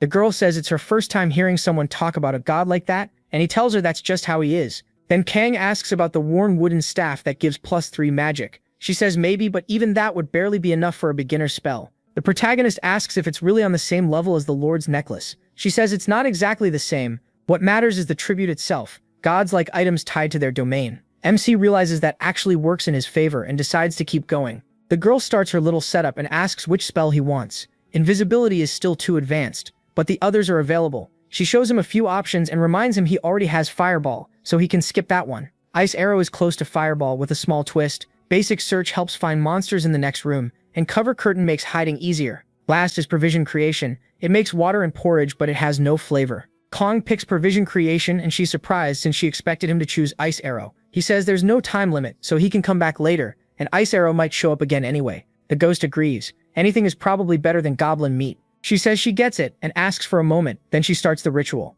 A mist opens above her and Kong gets a message saying he feels a heavy gaze on him. He wonders if that god is laughing at him. Then that staff is used up, and the girl gets permission to teach him Provision Creation. It's a basic spell that costs 5 mana and makes a small amount of drinkable liquid and edible gruel. She says that went way easier than expected. She thought convincing the god would be a pain. Kang finds that odd, so she explains that gods can be stubborn with people they didn't choose. She adds that the ghost had a terrible time learning magic. He says that's different. He bets the number of gods who hate that guy could fit on one hand. She asks if there's any other spell he wants. The protagonist says there is, but he's broke for now, so he'll come back later. She says that's fine and that she'll slowly try to catch up with him. Before he leaves, she reminds him to bring something good next time. Kang says goodbye and keeps moving through the swamp. Now that he has Fireball ready to use, things feel a lot easier. The ghost tells him to just keep going deeper, and if he finds good items, he should give them to Elise so she can learn even more spells.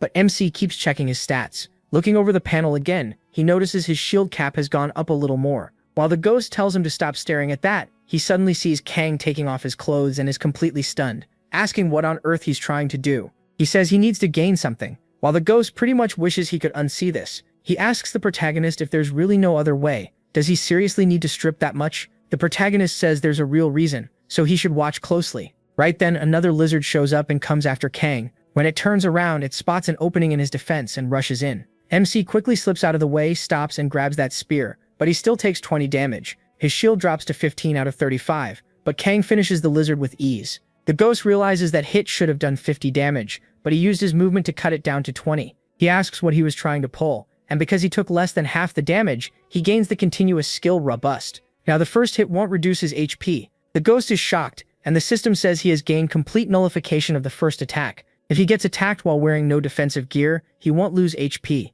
Then another lizard comes in to attack him again. Kang says this is a crazy way to unlock it, but he pulls off complete nullification of the first attack again, and grabs the monster by the neck, killing it and beating the lizard. He thanks Lakarada's for giving him the protective shield skill, and asks the ghost what he thinks. The ghost says that skill is insanely good. Once again, Kang has regained the skill that made him almost unbeatable in his past life. He explains that complete nullification of the first attack does exactly what the name says. No matter what the attack is, the first one is fully erased. It's not a block or a dodge. It's like the hit never happened. And no matter who the enemy is, there's no way to react to that skill. The ghost says that without protective shield, there's no way the protagonist could have gotten it. The protagonist admits it would have been harder, but that part is true. Then he says that in his past life, he suffered like crazy to get this. After hundreds of theories and thousands of tries, he barely pulled it off. Now he uses the self-harm knife, and his shield starts to recover. Kang explains that damage to protective shield doesn't count as losing HP, and that let him learn other skills too, like robust. The ghost says he finally gets why MC wanted this and asks if he's going down now.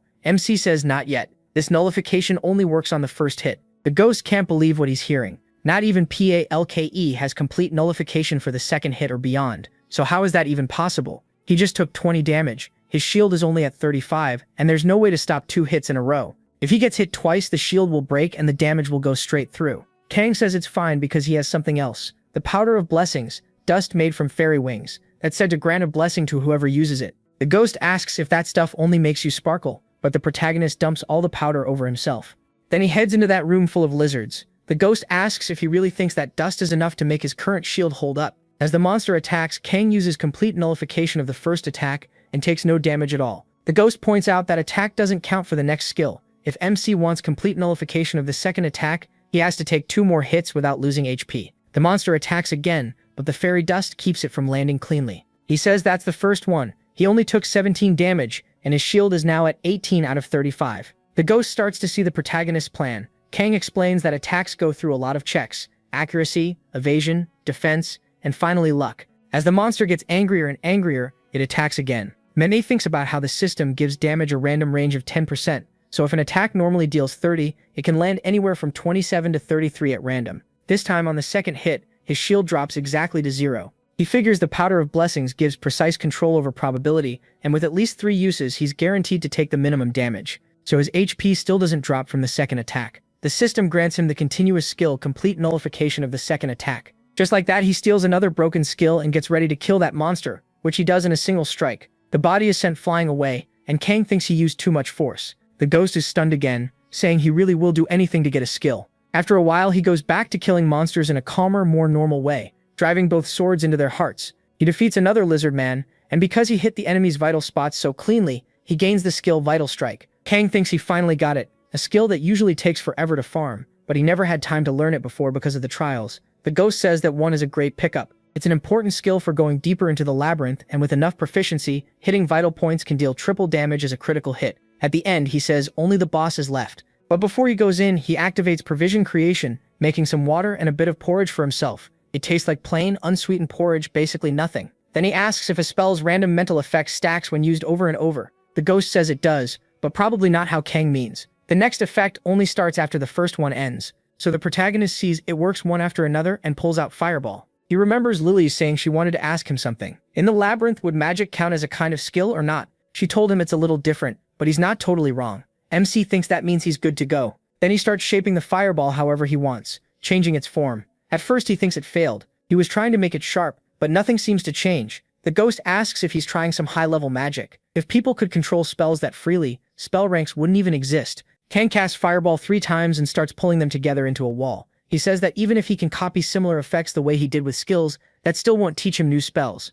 The ghost asks if he's tired, but Kang says not at all, and keeps trying. The fireballs won't merge, and until he gives them an order, they just hang there. Then another idea hits him, and he notices again that they stay in place. So he starts moving them in a circle, until he gathers them together again, thinking this is different, because a fireball acts differently when it's just hanging in the air. Kang wonders if his idea will work, and the ghost asks what he means. Instead of answering, the boy burns through all his mana for another test. First, he launches a fireball and runs beside it. He speeds up so much that he loops around and gets in front of it. Then he casts a second fireball and brings the two together that way. The ghost is shocked that the fireballs can actually merge. Kang remembers what Lilith told him, and from there he keeps stacking more fireballs, casting them one after another until he forms a bigger one, something completely new. A massive explosion goes off, and the ghost is stunned again. At last, Kang gets what he wanted. He learns Flame Explosion. Looks like the God's Bazaar won't stay open much longer if it keeps trading great rewards for lousy magic. After that, he reaches the boss of the 6th floor. It's a red-type monster, a lizard man fighter. Kang uses Flame Explosion right next to the monster, almost point blank.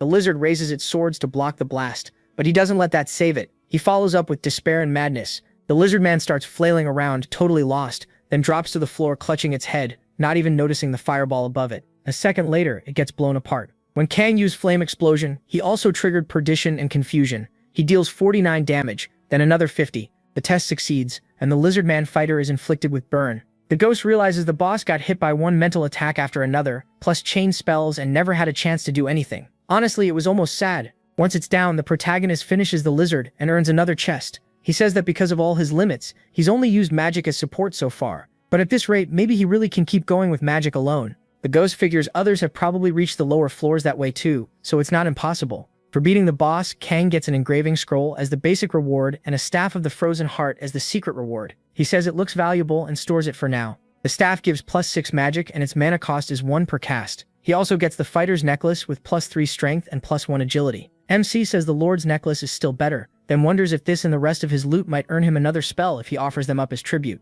So he decides to go check. The ghost says he thought they were finally heading to the next floor, then calls him a greedy little hoarder. He just asks what's wrong with saving useful items. When he returns to Elise, she starts doing her ritual again. Kang receives Ice Arrow, and she finishes the transfer fast. He admits he didn't know safe zones appeared after clearing a floor. He thought it was just another room. Elise says it's a relief to find a place monsters can't enter. The protagonist casts Ice Arrow right beside himself and studies the sharp tip. The ghost can tell he's thinking about showing it to her and jokes that she'll probably like seeing its size. Kang says he was thinking the same thing. Elise hears that and asks what they're talking about. Size of what, exactly? Both of them look at her. Then the ghost tells MC to step outside with them and she agrees. Once they're out there, he sets off that huge explosion in front of the girl. The ghost proudly asks what she thinks. Nobody taught him and he still learned this all by himself. Elise is completely stunned. She asks how he already learned a low-rank spell like Fire Explosion. In the last 100 years, the only low-rank spell she managed to learn was Invisibility. The protagonist asks if it's really that hard. She says of course it is. In magic, the gap between ranks is huge. Beginner spells are just copies that can be stored in staffs, but low-rank spells are already so strong they can't be stored at all. Then, nearly crying from jealousy, she asks Kang how he did it. He offers to show her and says it's not some huge secret. She gets serious right away, calls him an angel, and even asks if he wants to be her master. MC warns her that even if he explains it, it still might not help much. A little later, she's collapsed on the floor in total disbelief, cursing everything around her.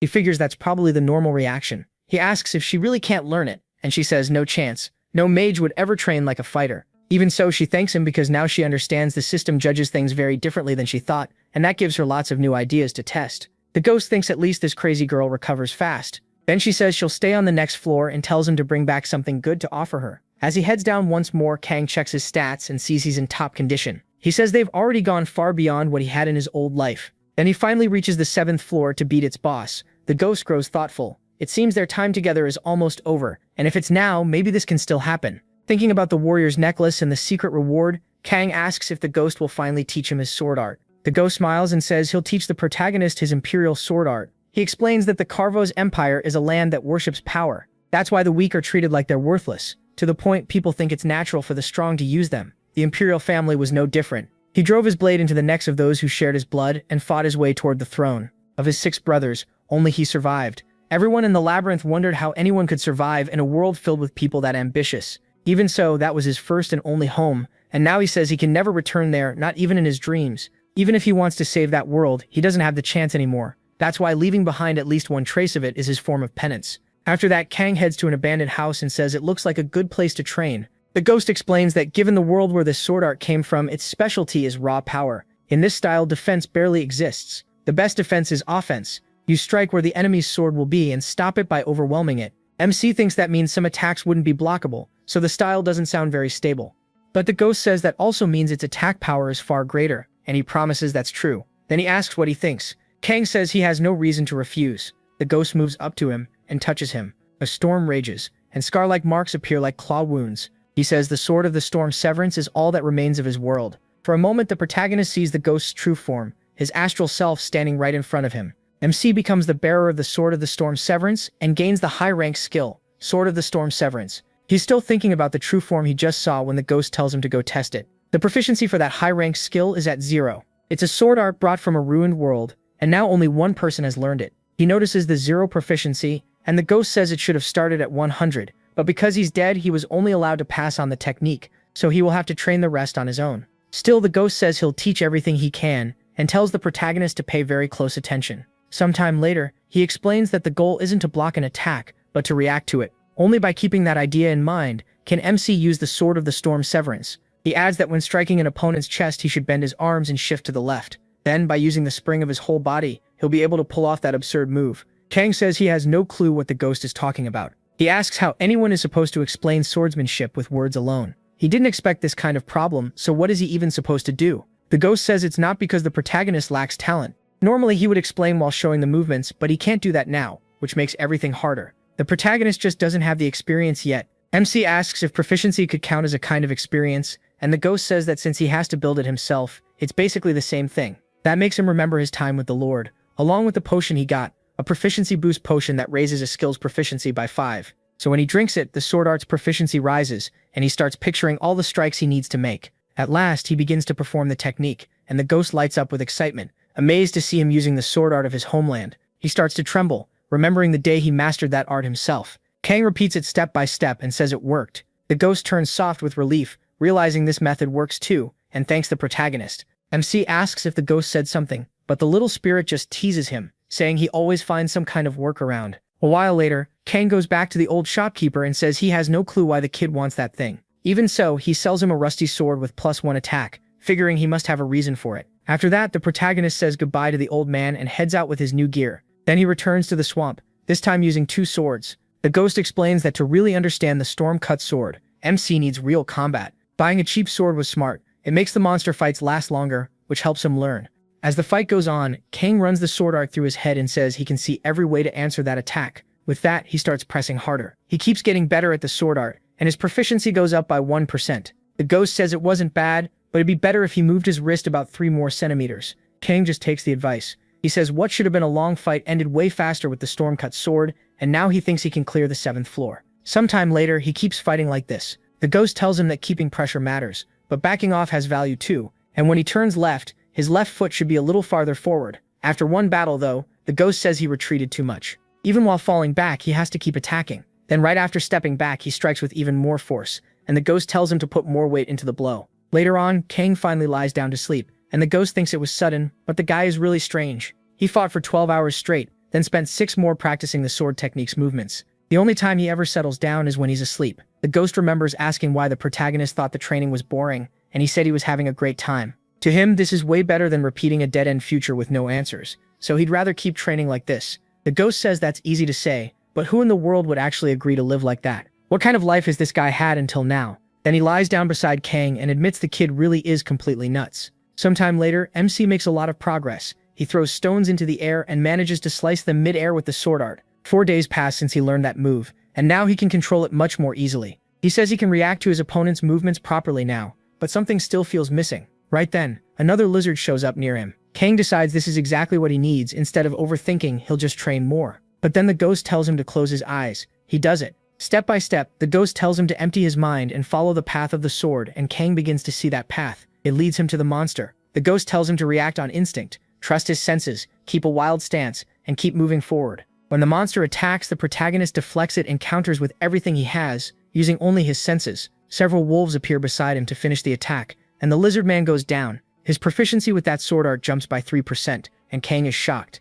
The ghost says this is the first form of the storm-cut sword, Wolf's Fang. He says there are more forms to teach, but weak enemies like these won't help. Teaching the second form before even the 10th floor will be hard, which is a shame. Still, he tells MC he did amazingly well. Learning the first form that fast was impressive, and just like that, the skill rises to 12%. While Kang keeps growing stronger and finding tricks for everything, Lita Yante is having one of the worst moments of her life. She's forcing down bad meat and nearly getting sick, thinking it makes her want to throw up.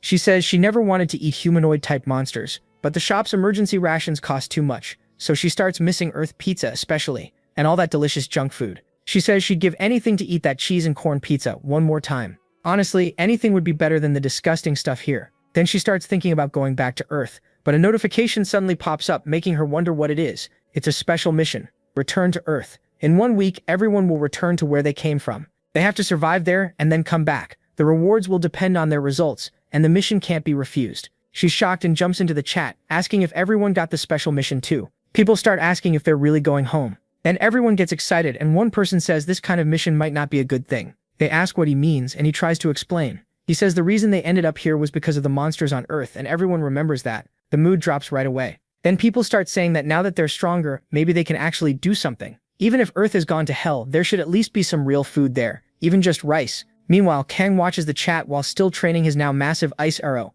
The ghost points out that even while practicing magic, he is still checking the chat, asking what's going on. He says he'll be heading out soon. The ghost asks if he's going back to that shady old man's place to shop again, but the protagonist says that's not it. He fires his arrow into a wall, then says the ghost will understand when the time comes. For now, he has to speed things up. The ghost still has no idea what the kid is planning. Kang enters the hidden room on the 7th floor, and clears that too. This earns him a +10 agility rune. At the 7th floor boss, he quickly beats the elite lizard and says it was no trouble at all. The basic reward is a warrior's earring with +10 mana. He also gets the secret reward, fine leather armor, with +8 defense and +2 agility. On top of that, he learns a new spell called Basic Search. It lets him understand his surroundings, though for now he can only detect where objects are. Then she asks when he'll learn new magic, and Kang says only after he learns every spell she knows, leaving her on the verge of tears. After that, he heads down to a new floor. The ghost notices MC keeps hanging around in the community chat, and asks what the big deal is, like maybe it's some celebrity gossip. He says it's nothing much. It's just that the loudmouth who used to complain about everyone has gone very quiet, so he's probably scared after getting hit with that reply. Then everyone starts trying to talk to Joy. Kang says he's looking forward to the weekend. The ghost tells him to spit it out already, because he's getting annoyed. Soon the protagonist reaches the 8th floor. The mission is to kill the boss with Ronda de Martins as the basic reward, plus a secret reward. Then a huge overgrown chicken rushes at MC, trying to attack him, but he starts moving fast, slips to its side, and comments on that long neck. One hard hit snaps it and kills the creature. It's a Marconda, and Kang says these things are easy to hunt because they only follow instinct. Looks like swordsmanship doesn't help much against them, and the ghost says of course not. That technique was made to fight humans. He says that's actually good, since he planned to steamroll these floors anyway, it'll be perfect for training other things like his fire and ice magic. So he moves through the floor with ease until he comes face to face with Oman's altar. The ghost explains that Oman is a god of trials. He likes adventurers and enjoys watching them realize their own abilities. Right now, he's the perfect god for Kang. Oman wants to test whoever reached his altar, and the reward will depend on what the protagonist shows him. That gets MC even more fired up, and he tells the trial to bring it on. A side mission begins. Oman prepares the test, and he sees water pouring from the container in front of him. The water spreads through the whole area, and the ghost is surprised by the wall of water sealing everything off. Then the water around the altar starts changing, and something like oil rises out of it, forming into a humanoid shape in front of Kang. His test is to prove his skill against that figure. The protagonist jumps back at once and says he'll retreat for now and see what it does, but then he notices the thing is unbelievably slow and wonders why, so he walks up and cuts its head off.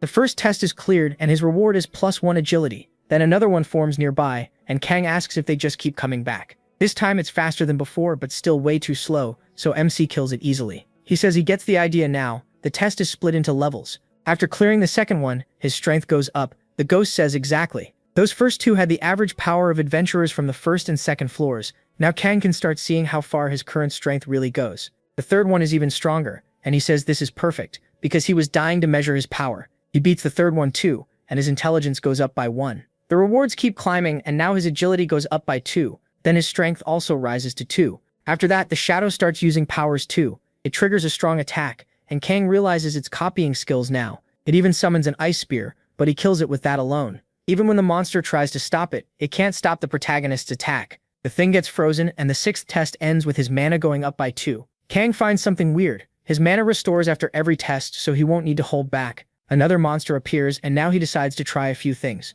This time he kills it with fire, and his strength goes up by 3. He figures the next shadow should be around his level, and that's when he realizes things might get ugly, so he activates Confusion. Then he uses Ice Arrow too and kills the 8th shadow. His mana rises by 4, and he says he wants to see the next one. But nothing shows up, so he walks over to the altar. The ghost suddenly gets it, and starts laughing. He explains that Oman can only test up to the level the adventurer has already reached. To go past that, the god has to give something up, but doing that means wasting his own influence just to keep the trial going.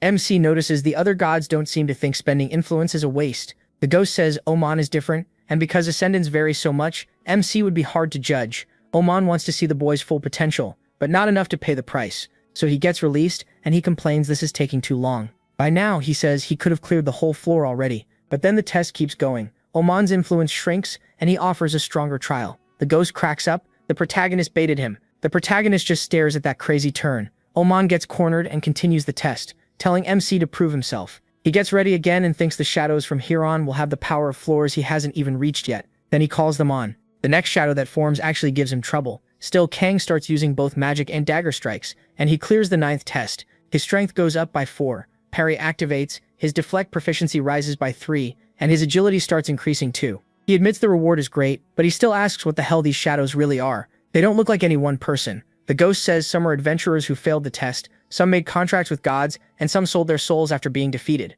So they're just shadows of different adventurers, lost throughout the labyrinth's long history. Then he's attacked again. Kang sets off flame explosion near the shadow, but it still doesn't hit, so he goes for something wild. He fires ice arrow from 2 angles, finishes the 10th test, and his strength increases by 5. The protagonist says those fighters weren't just toys for the gods, each one had their own style and technique, and that's really good to know, especially when the 13th shadow appears. He says they're slowly showing more and more abilities. The shadow from the 14th floor is stronger too, but Kang notices that even with lots of skills, it depends on them too much and doesn't move well. That actually makes it easier than the last one. Even so, the shadows keep piling on more pressure. By the 15th floor shadow, MC realizes the enemies from here on have stats equal to his, or maybe even better. Still, he says it won't matter, and then he uses flame explosion to blast the shadow away. Right after that, he triggers acceleration and follows with a powerful strike, cutting the shadow in half. Kang starts thinking he's got tricks. These things would never see coming. That clears the 15th test. His strength rises by 6, agility by 6, mana by 4, and his parry proficiency keeps going up. He says not only are the rewards insane, but the stat gains and proficiency boosts are so broken it's ridiculous. Even with a low estimate, he's already gained around 60 points, and that's a huge profit for him. The ghost says only he could have made it this far. A normal person would have gone down long ago, and when he leaves here he'll be a monster. Then the shadow from the 18th floor appears, and Kang still manages to handle it. But this shadow is a little stronger. It rushes him even after taking a hit, and manages to land one of its own. The protagonist answers by activating nullification on the first attack. The ghost asks if that thing really tried to blow him up and take him with it. Bad luck for the shadow, it attacked a guy loaded with broken skills. With that, MC finishes the 18th shadow. The ghost says again how unfair that nullification is. The system warning only shows up after he gets attacked, so unless the enemy already knows about it, they can never land a proper hit. Then the 19th shadow arrives with a huge axe and slams Kang into the ground with one blow. The message says his opponent is impossible to defeat, and the protagonist says now they'll start adjusting to it. Then he adds that he's fine. He uses the needless check, showing he wasn't shaken by an unbeatable enemy. Force duel activates, then desire for battle, then contempt for the strong. He keeps stacking buff after buff, and says that after all these trials, he's got plenty ready for strong opponents. Then he charges that monster. Even so, the shadow starts using wild attack. Kang explains that the skill lets the user swing from angles up to 270 degrees, but it has a weakness. Once it's used, it can't be cancelled, and the back stays open. While the monster keeps attacking forward, MC is already behind it, ready to use acceleration. He adds powerful strike 2, driving both blades into the monster's back. At last, he clears the 19th test. He gets through it mostly thanks to his buffs, but he knows that probably won't be enough for what's next. Then the shadow from the 20th floor appears. This one is far stronger and activates absolute victory. The check is pointless now, but Kang pushes through by sheer will and says now this is finally going to be a real fight. The shadow rushes in and he meets it head on. The two trade blows getting thrown around while the protagonist keeps using Daikins and several other debuffs. Still, he takes a punch to the face that sends him flying. He gets back up and activates Madness.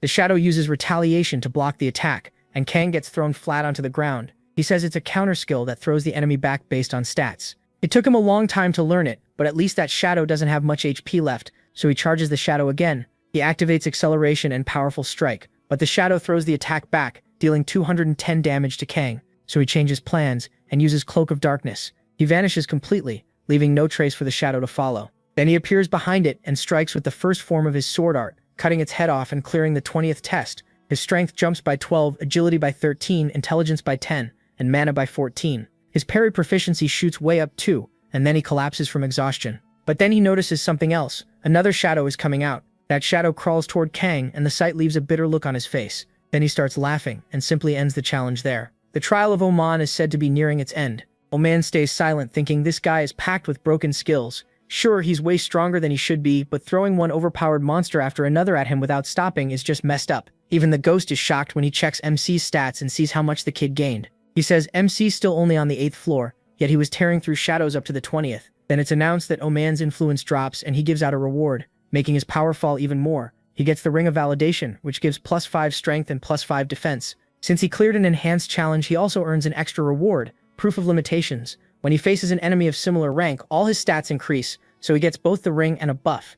Oman even offers him an apostle contract, but the protagonist isn't interested. That makes Oman dump water on him in frustration while the ghost bursts out laughing. Then Omen promises they'll meet again. Kang realizes his current limit is the 20th floor, but even more important than that is the information he got. People around his level need to know this challenge exists. After that, he heads to the secret room and collects the reward there. A sturdy anklet with +6 defense and +3 agility. The boss of the 8th floor is Marcon Darutia, and MC kills that giant chicken way too easily. He's a little disappointed, but the ghost says the creature was supposed to be strong. He just got so overpowered from Omen's trial that it never stood a chance. Then he opens the reward again and gets the Ronda de Marnis, which has a chance to grant an attribute to a weapon. He says he'll leave it in his inventory for now. He also gets the secret reward, the continuous activation skill Vampire's Touch. Whenever he damages an enemy, he absorbs HP based on a fixed percentage. That skill would be really important, especially for him when fighting those S-rank monsters with millions and millions of HP, because his damage was tiny. If he could heal every time he hit something, he could keep fighting for way longer. Since he already got everything he needed, he says it's time to speed up and move on. With 4 days left before returning to Earth, he reaches the 9th floor and finds some hobgoblins wearing armor and rushing Kang with everything they have, but his sword skills cut them down without much trouble. He still thinks this floor is easy, though it's crazy that a hobgoblin is stronger than a lizardman. The protagonist figures they must have been trained, and says their leader probably taught them everything, asking if that name sounds familiar. He realizes it's probably Hagaya. He fought him before, and since he was a former goblin lord, the current leader must be somewhere nearby. Now there are 3 days left before the return to Earth. At the 9th floor boss room, Kang faces the hobgoblin warrior, who carries both a staff and a sword. The monster starts using magic against him, but MC activates the Cloak of Darkness and vanishes from its sight. He appears behind it and calmly cuts its throat. After that, he calls for the ghost and says he wants to push ahead as fast as possible. He also starts turning traps on and off and enters a new area, where he finds the new leader. It's the Goblin Lord Holtahar. Kang asks if he's the one who defeated Hagaya. He feels it right away. Holtus is pleased. Since the protagonist fought that monster before, he says a warrior like Hagaya must have died with a smile on his face. MC immediately stacks all his buffs on himself, while Holt thanks him for what he did. Still, Kang asks if Holt was the one who took Hagaya's throne, and why he did it. Holt says everyone dies someday, so shouldn't a person leave something behind first? And if he has to die, it's better to die as the Goblin Lord than as nobody. He sees that, in the end, it was all just greed. Holt says he knew this day would come. Even if he didn't want it, there's nothing to do now. Then he tells the protagonist to come at him and fight properly. MC charges straight at the hobgoblin, and the days left before the return to Earth keep passing. Their battle stays intense the whole time. Holt realizes he's in trouble. His skills and fighting style just aren't on Kang's level. Then he asks if that's all he's got. Holt answers no, of course not, and knocks him back. He says it doesn't matter if he has no chance. He'll fight to the end so his last moments can at least be glorious. Kang goes all out with his sword art and says he'll give everything too. In the end, the hobgoblin ends up slammed into a wall. Barely alive, he admits he never thought he'd be pushed back this far,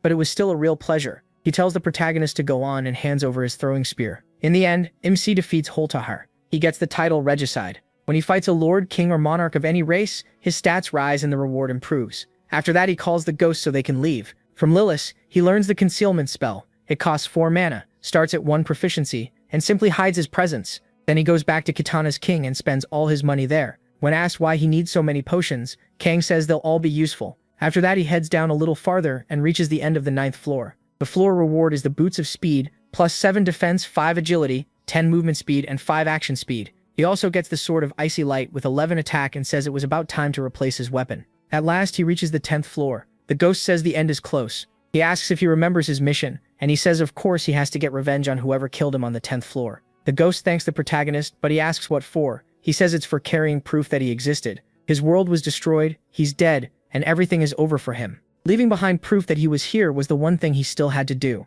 He thinks it's a shame he couldn't teach MC the second technique, but he's sure he will probably learn it on his own. He wanted to say goodbye before it was too late. Still, he says it was fun while it lasted. Who knows what happens next? He wonders how many days are left before returning to Earth, but the ghost says he'll answer after they get back. Then the monster of the 10th floor appears. An ogre charges straight at the protagonist, but MC just grabs one of its fingers with one hand and swings it around, taking it down with ease. Then he heads to the secret room on the 10th floor, using and shutting off magic as he goes to raise his proficiency even more. The ghost is shocked. He has enough strength to smash through by force, but he's still grinding proficiency again. He asks why he is dragging this out, and when he turns it off, he sees the test was cleared. He gets the secret reward, the blue ring from that room with plus 10 mana. After that, he finally reaches the boss. The protagonist says that once he beats the boss and enters the hidden room, he'll find the one who killed the ghost. After he sends that guy to hell, the mission will be over. He uses the Runda of Marnis, which can add an attribute to a weapon. Then he takes the engraving scroll and puts that special power into his gear. He uses both on the Sword of Icy Light. It gains another boost and gets a lightning trait too. Now when Kang counterattacks, there's a small chance to inflict slow on the enemy. He's happy with that, then asks the ghost if his existence is tied to the labyrinth. The ghost says that's basically true, he's dead and bound to his tomb, so he's free now because of MC, but the base of his existence hasn't changed. That's what he was thinking about because of the current mission. Right now, the ghost is tied to him. Until the mission ends, that link will stay. So the protagonist asks what he thinks would happen between being tied to the labyrinth and being tied to him through the mission. The ghost asks what kind of question that is. Then reality starts cracking right beside them. The ghost jumps in shock, and beyond it is Earth. Now there are 0 days left before the return. The ghost has no idea what's going on as a special mission begins. Kang is told to get ready for the impact, and he simply starts falling with the ghost, heading back to Earth. He returns to the exact place he left from. Kang says the smell of grass feels familiar. Nothing like the labyrinth, even the smell of asphalt is something you can only get here. That's how he knew he was back on Earth. The ghost asks what the hell this place is. He's never heard of anywhere like it in the labyrinth, and asks where they are, but Ord says this time he wasn't alone. Then he starts walking toward a wrecked convenience store. By the smell, it's just what he expected. Most of the food is spoiled. That makes sense, since at least 3 months have passed, so of course he'll have to grab canned food. He pulls some out, then uses his sword and flame to cook himself a quick meal. As he eats happily, the ghost asks if he really had to cook with a sword. He explains that even if things from the labyrinth belong there, when players return to Earth, they can bring them back as items. The ghost is surprised this is his world, and says it's interesting that a place like this can exist. He adds that by the system's rules, the player's ownership comes first. He admits he wasn't fully sure it would work, since the ghost is a living being, or at least not an item. Then he tells him to forget that, and asks what he's staring at. There are so many of those things around. The ghost means the cars, so the protagonist explains they're for making life easier, basically carriages without horses. Then the ghost points at the tall buildings and asks if they're religious temples. MC says there are some of those around, but no, these aren't. They're just normal buildings. Then he points somewhere else and asks if the ghost knows what that is. He looks up at the purple portal in the sky. The ghost asks what it is, and Kang says that's the reason he entered the labyrinth in the first place. Those things have been wrecking his world this whole time. The ghost says he feels a very different kind of power from them, but needs to get closer to be sure. He wonders if it might be better to wait a bit before going near it. Then one of those monsters comes close to him, and nearly attacks the protagonist. When the ghost turns, he asks what that thing is. The ghost guesses it might be some kind of divine race, but then rejects that idea. It's too different. Something really strange. He says it's an outsider, but asks what kind of being would even bother making something like that, since it's hard to tell what it even is. What he can say for sure is that its creator must be incredibly powerful, maybe even stronger than Lakshiradas. Kang pauses for a second, then says he gets it and burns the thing. The ghost asks if MC brought him along to act like an encyclopedia. MC says he had to be useful for something. The ghost answers that at the very least he'll get to learn about this new world. The special mission is to reach Enyang City Hall, and the requirement is simple: get there alive. The ghost notes that at least this time the mission actually tells them what to do. As they walk toward it, when they get there, the ghost notices the place is empty. Kang is shocked, he only realized that now. He says most people would never pick some random option that popped up out of nowhere. Most would stay on Earth, hide, and wait for the government to save them. And this is what happened because they waited for the government. The streets are full of dead bodies, rotting away, and the ghost sees all of it. The ghost wonders why he is moving so slowly, when his stats should let him go much faster. He says he's looking for someone. The ghost asks if he means those two he trained before, saying he was curious about them. The protagonist says no, but he'll run into them sooner or later. Now he's finally about to meet the person he was searching for. It's that same boy from the very beginning, Shin Guillaume, calling out to him. Shin asks if Kang got the mission to go to City Hall too. When MC looks at him, the boy gets really emotional. Jin says he's never seen him around before, and since he doesn't look like a hard mode player, he asks if he is from normal mode. He introduces himself as Guillaume Jin Guillaume from hard mode. Then he says there's a survivor group nearby and asks if the protagonist wants to come with him. Kang starts remembering everything they went through together. That hits him hard, and Jin starts acting a little awkward. MC says they can go together. Seeing his old friend again throws him off. He never expected this moment, especially not like this. They studied together once, and all those memories come rushing back. Jin leads him back to the camp, calling out that he's back and asking if everyone's okay. People are relieved to see he made it back safely, and the whole group is happy he returned. Jin introduces him to everyone. He says he seems to be from normal mode and hopes they'll get along. That surprises the group, and he figures there are a little over 100 players there from normal and easy mode. The ghost comments that from the look of them they can barely survive. Just like the protagonist thought, he doesn't remember any of those people. Then Jin speaks to everyone saying he thinks they're all here now. He tells them it's time to head to City Hall, and they start to worry. Jin tells them not to be afraid, he'll protect them all. That calms everyone down right away. Of course, they think that's what you'd expect from a hard mode player.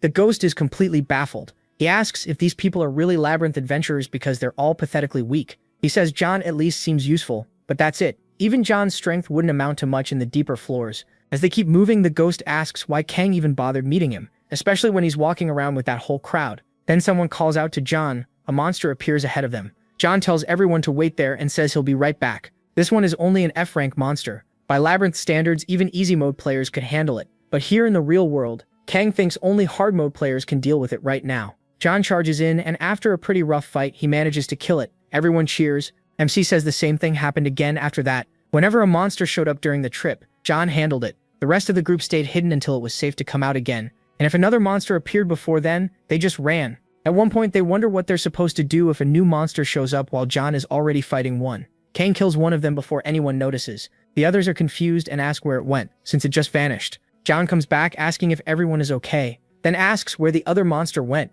They tell him nobody knows, it just disappeared. That shocks him because that should be impossible. If someone killed it, then it had to be a hard mode player. Then he remembers Kang. He's standing there in much better gear than everyone else, and John starts wondering if he missed something obvious. He keeps thinking about it. Usually when John meets people, they're terrified, but he is calm, like he expected all of this. John starts wondering what his name is. He thinks it over for a moment, then drops it and tells everyone to keep moving, since they still have a long way to go before reaching City Hall. So they keep walking, with John still protecting the group and taking down any monsters that appear. Meanwhile, Kang quietly kills the others that show up after that. The march goes on until they get close, and the ghost asks again what these people are even doing. Even this week, they should still be able to beat the monsters if they work together. But no one even tries. They just run. The ghost gets more and more furious, cursing all of them. Not only do they refuse to fight, none of them wants to do anything alone either. And these are the people who entered the labyrinth. To him, that's an insult to every real explorer. Kang says he's never seen the ghost this angry before. Good thing nobody else can see him. After a while, John notices a woman crying. She says nobody starts out strong, and everyone else is risking their lives to get stronger. But she can't do it. John gently tells her it's okay, and asks her to hold on a little longer. Still, the ghost can't help asking how these people even survived this long. The protagonist tells him not to get so worked up. If anyone is the weird one here, it's him. Those people chose easy mode after all. But the ghost doesn't understand what MC means by different difficulty levels. As far as he knows, the labyrinth only has one version and one difficulty. So Kang says they need to talk. He explains easy, normal, hard, and solo mode. In each one, the bosses on every floor are different. The only things they share are their basic form and the fact that all of them end on the 100th floor. The ghost says the labyrinth he knows was never split like that, and even if the gods separated a dimension for a while, things should return to normal. So the ghost asks if someone made all this artificially. He says nobody could have created a whole labyrinth from scratch. It looks more like they copied the real one and slapped that setup onto it. That would explain the current situation, but to do something on this scale would take huge power. So why go that far? Kang says the group behind this must have power at least equal to the gods, maybe even greater.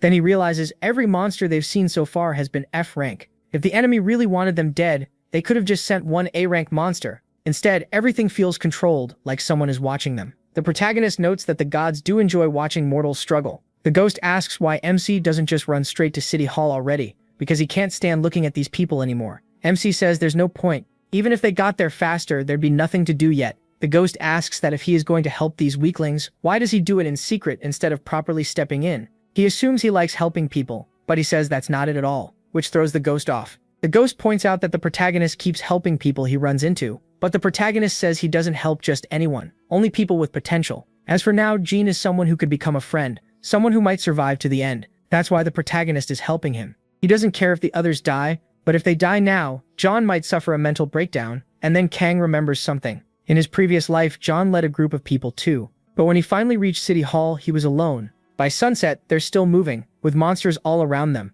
The group eats meat from those creatures and thinks it tastes awful. A bunch of them keep complaining, while Kang calmly eats canned food. They notice and ask if that's ham. Then they ask if he'd trade some, since they have nothing. One of them walks up to MC and demands he hand it over, acting like being in normal mode means he should know who he is. Others start saying that guy is from the Athena Guild, and wonder what's gotten into him. The protagonist just looks at him and asks if he really thinks he'll even make it back alive. The man doesn't get it. MC repeats that he's from the Athena Guild, and then remembers them clearly. They tried to control the whole labyrinth by threatening everyone else. They were always a pain. The guy keeps yapping and asks how MC dares ignore him, but he remembers that during his second return to Earth, every one of them died. As the man tries to hit him, Jen shouts for him to stop. The guy snaps back, asking who Jen thinks he is and saying, "This is a private matter." Jen grabs him by the mouth while he keeps mouthing off, then lifts him with one hand. The guy is stunned. He thought Jen was just some obedient pushover. Jen says he knows exactly what they think of him. They can think whatever they want, but if they cross the line, there will be consequences. Then he smashes the man's shoulder with a single blow and throws him to the ground in agony.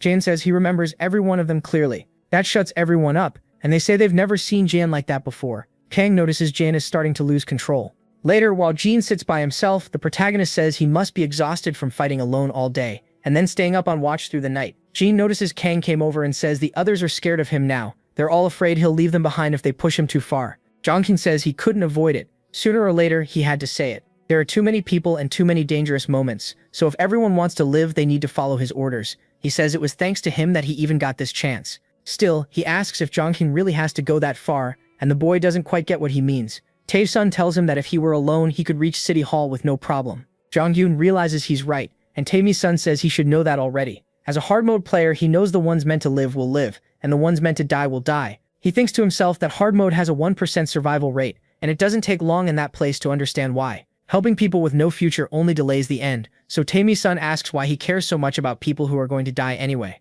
And with that, Jonghyun gets mad at him, wondering how he can say something so cold, but then he starts to notice something. That feeling hits him, like this man has seen countless deaths. The look in his eyes is terrifying. So that's it, he thinks. This guy isn't a normal mode player. He even reaches for his knife ready to act, and demands to know who the protagonist really is. But the protagonist just says this is the first time he's seen that expression on him. Then he turns away and says he has something to do right now. He'll explain once they reach City Hall. So Jonghyun is left behind, wondering who that person really is. The next morning, he wakes everyone up and tells them it's time to move. He says they should reach City Hall in about 2 hours, and everyone gets excited. But the protagonist reminds them they're forgetting something. First, the monsters only attack people heading for City Hall, and right then, another one shows up. Second, anyone traveling alone either already made it there or died on the way. When they look ahead, 3 monsters appear, so Jonghyun tells everyone to run. They all leave him behind without caring what happens to him. The protagonist thinks fighting 2 at once would already be hard, so taking on 3 is impossible. The little boy trying to escape falls behind.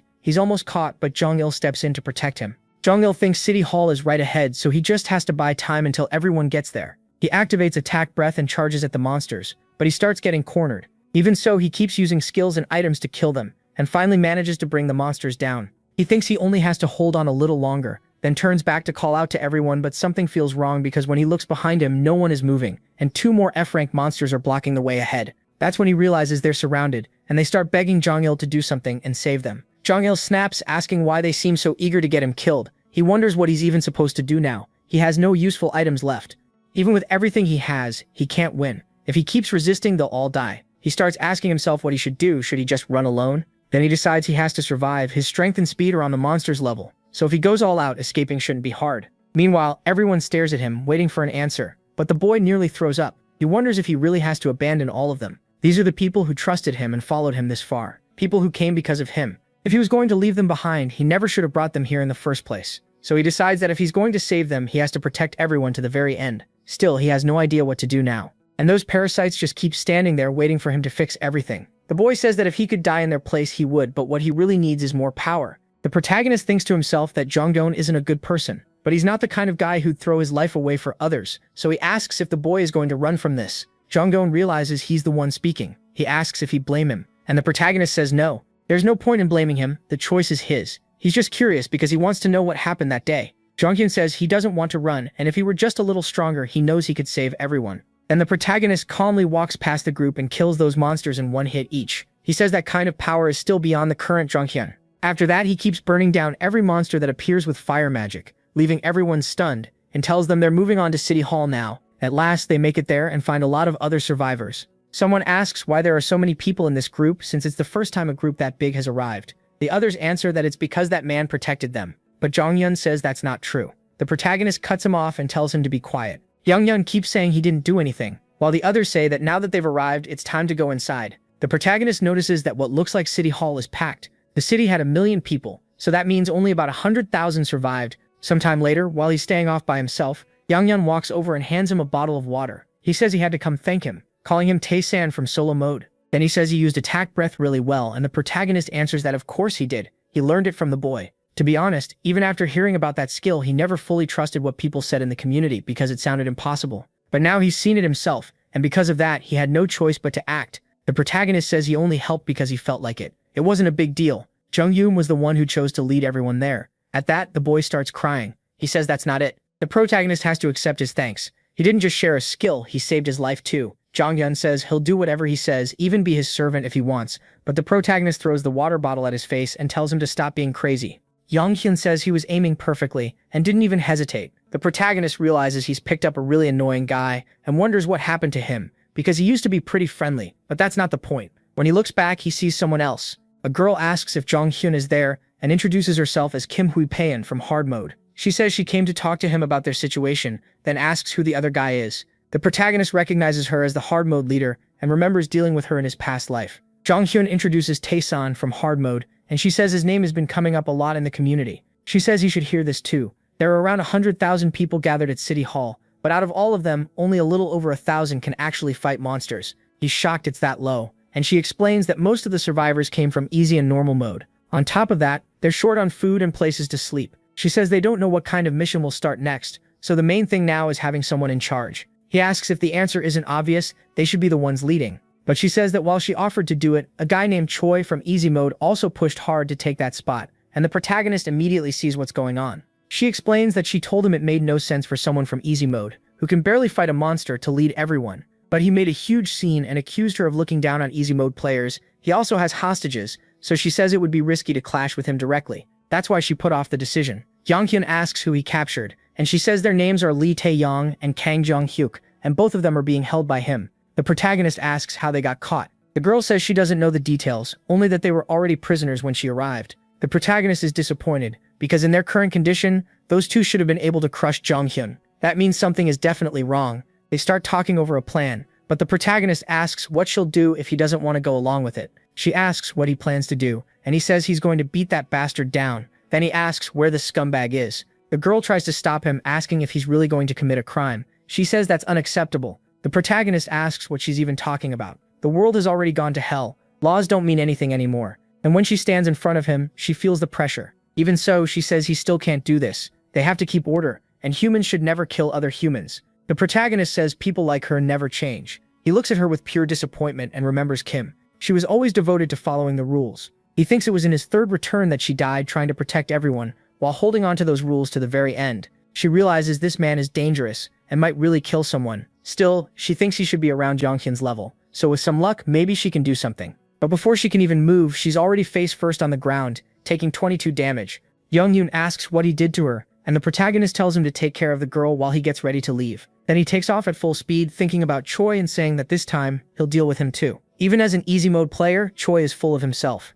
He's crooked to the core, and to him, this is what real power looks like. Something the protagonist figures Choi probably never had. That thought makes him reflect on people again. Before coming to the labyrinth, Choi was a loan shark who bullied and threatened others. Then he got his chance and ended up in this place. The protagonist can't help wondering how people end up like this. Back then, Choi was saved by someone else, only to kill that boy and steal his clothes and weapon. After that, Choi mocked people for being kind and stupid. To him, that guy was just a fool. In the labyrinth, there are no rules or laws. Push someone a little, and they can snap. Strong players gather there. Problems get settled with violence, and sometimes staying quiet is what gets rewarded. That's why Choi thinks he has everything under control. Watching people follow his orders makes him feel great. Then Lee asks if he's enjoying himself. She reminds him he would have died without all this, and tells him not to get cocky. Still, she admits they are strong, but luck has been on his side. He landed in a safe zone close to City Hall with no monsters nearby. Even the solo mode thugs he feared turned out to be as weak as the easy mode ones, so dealing with them was simple. While beating down the guy in front of him, Choi says the solo players spend all their energy just trying to survive.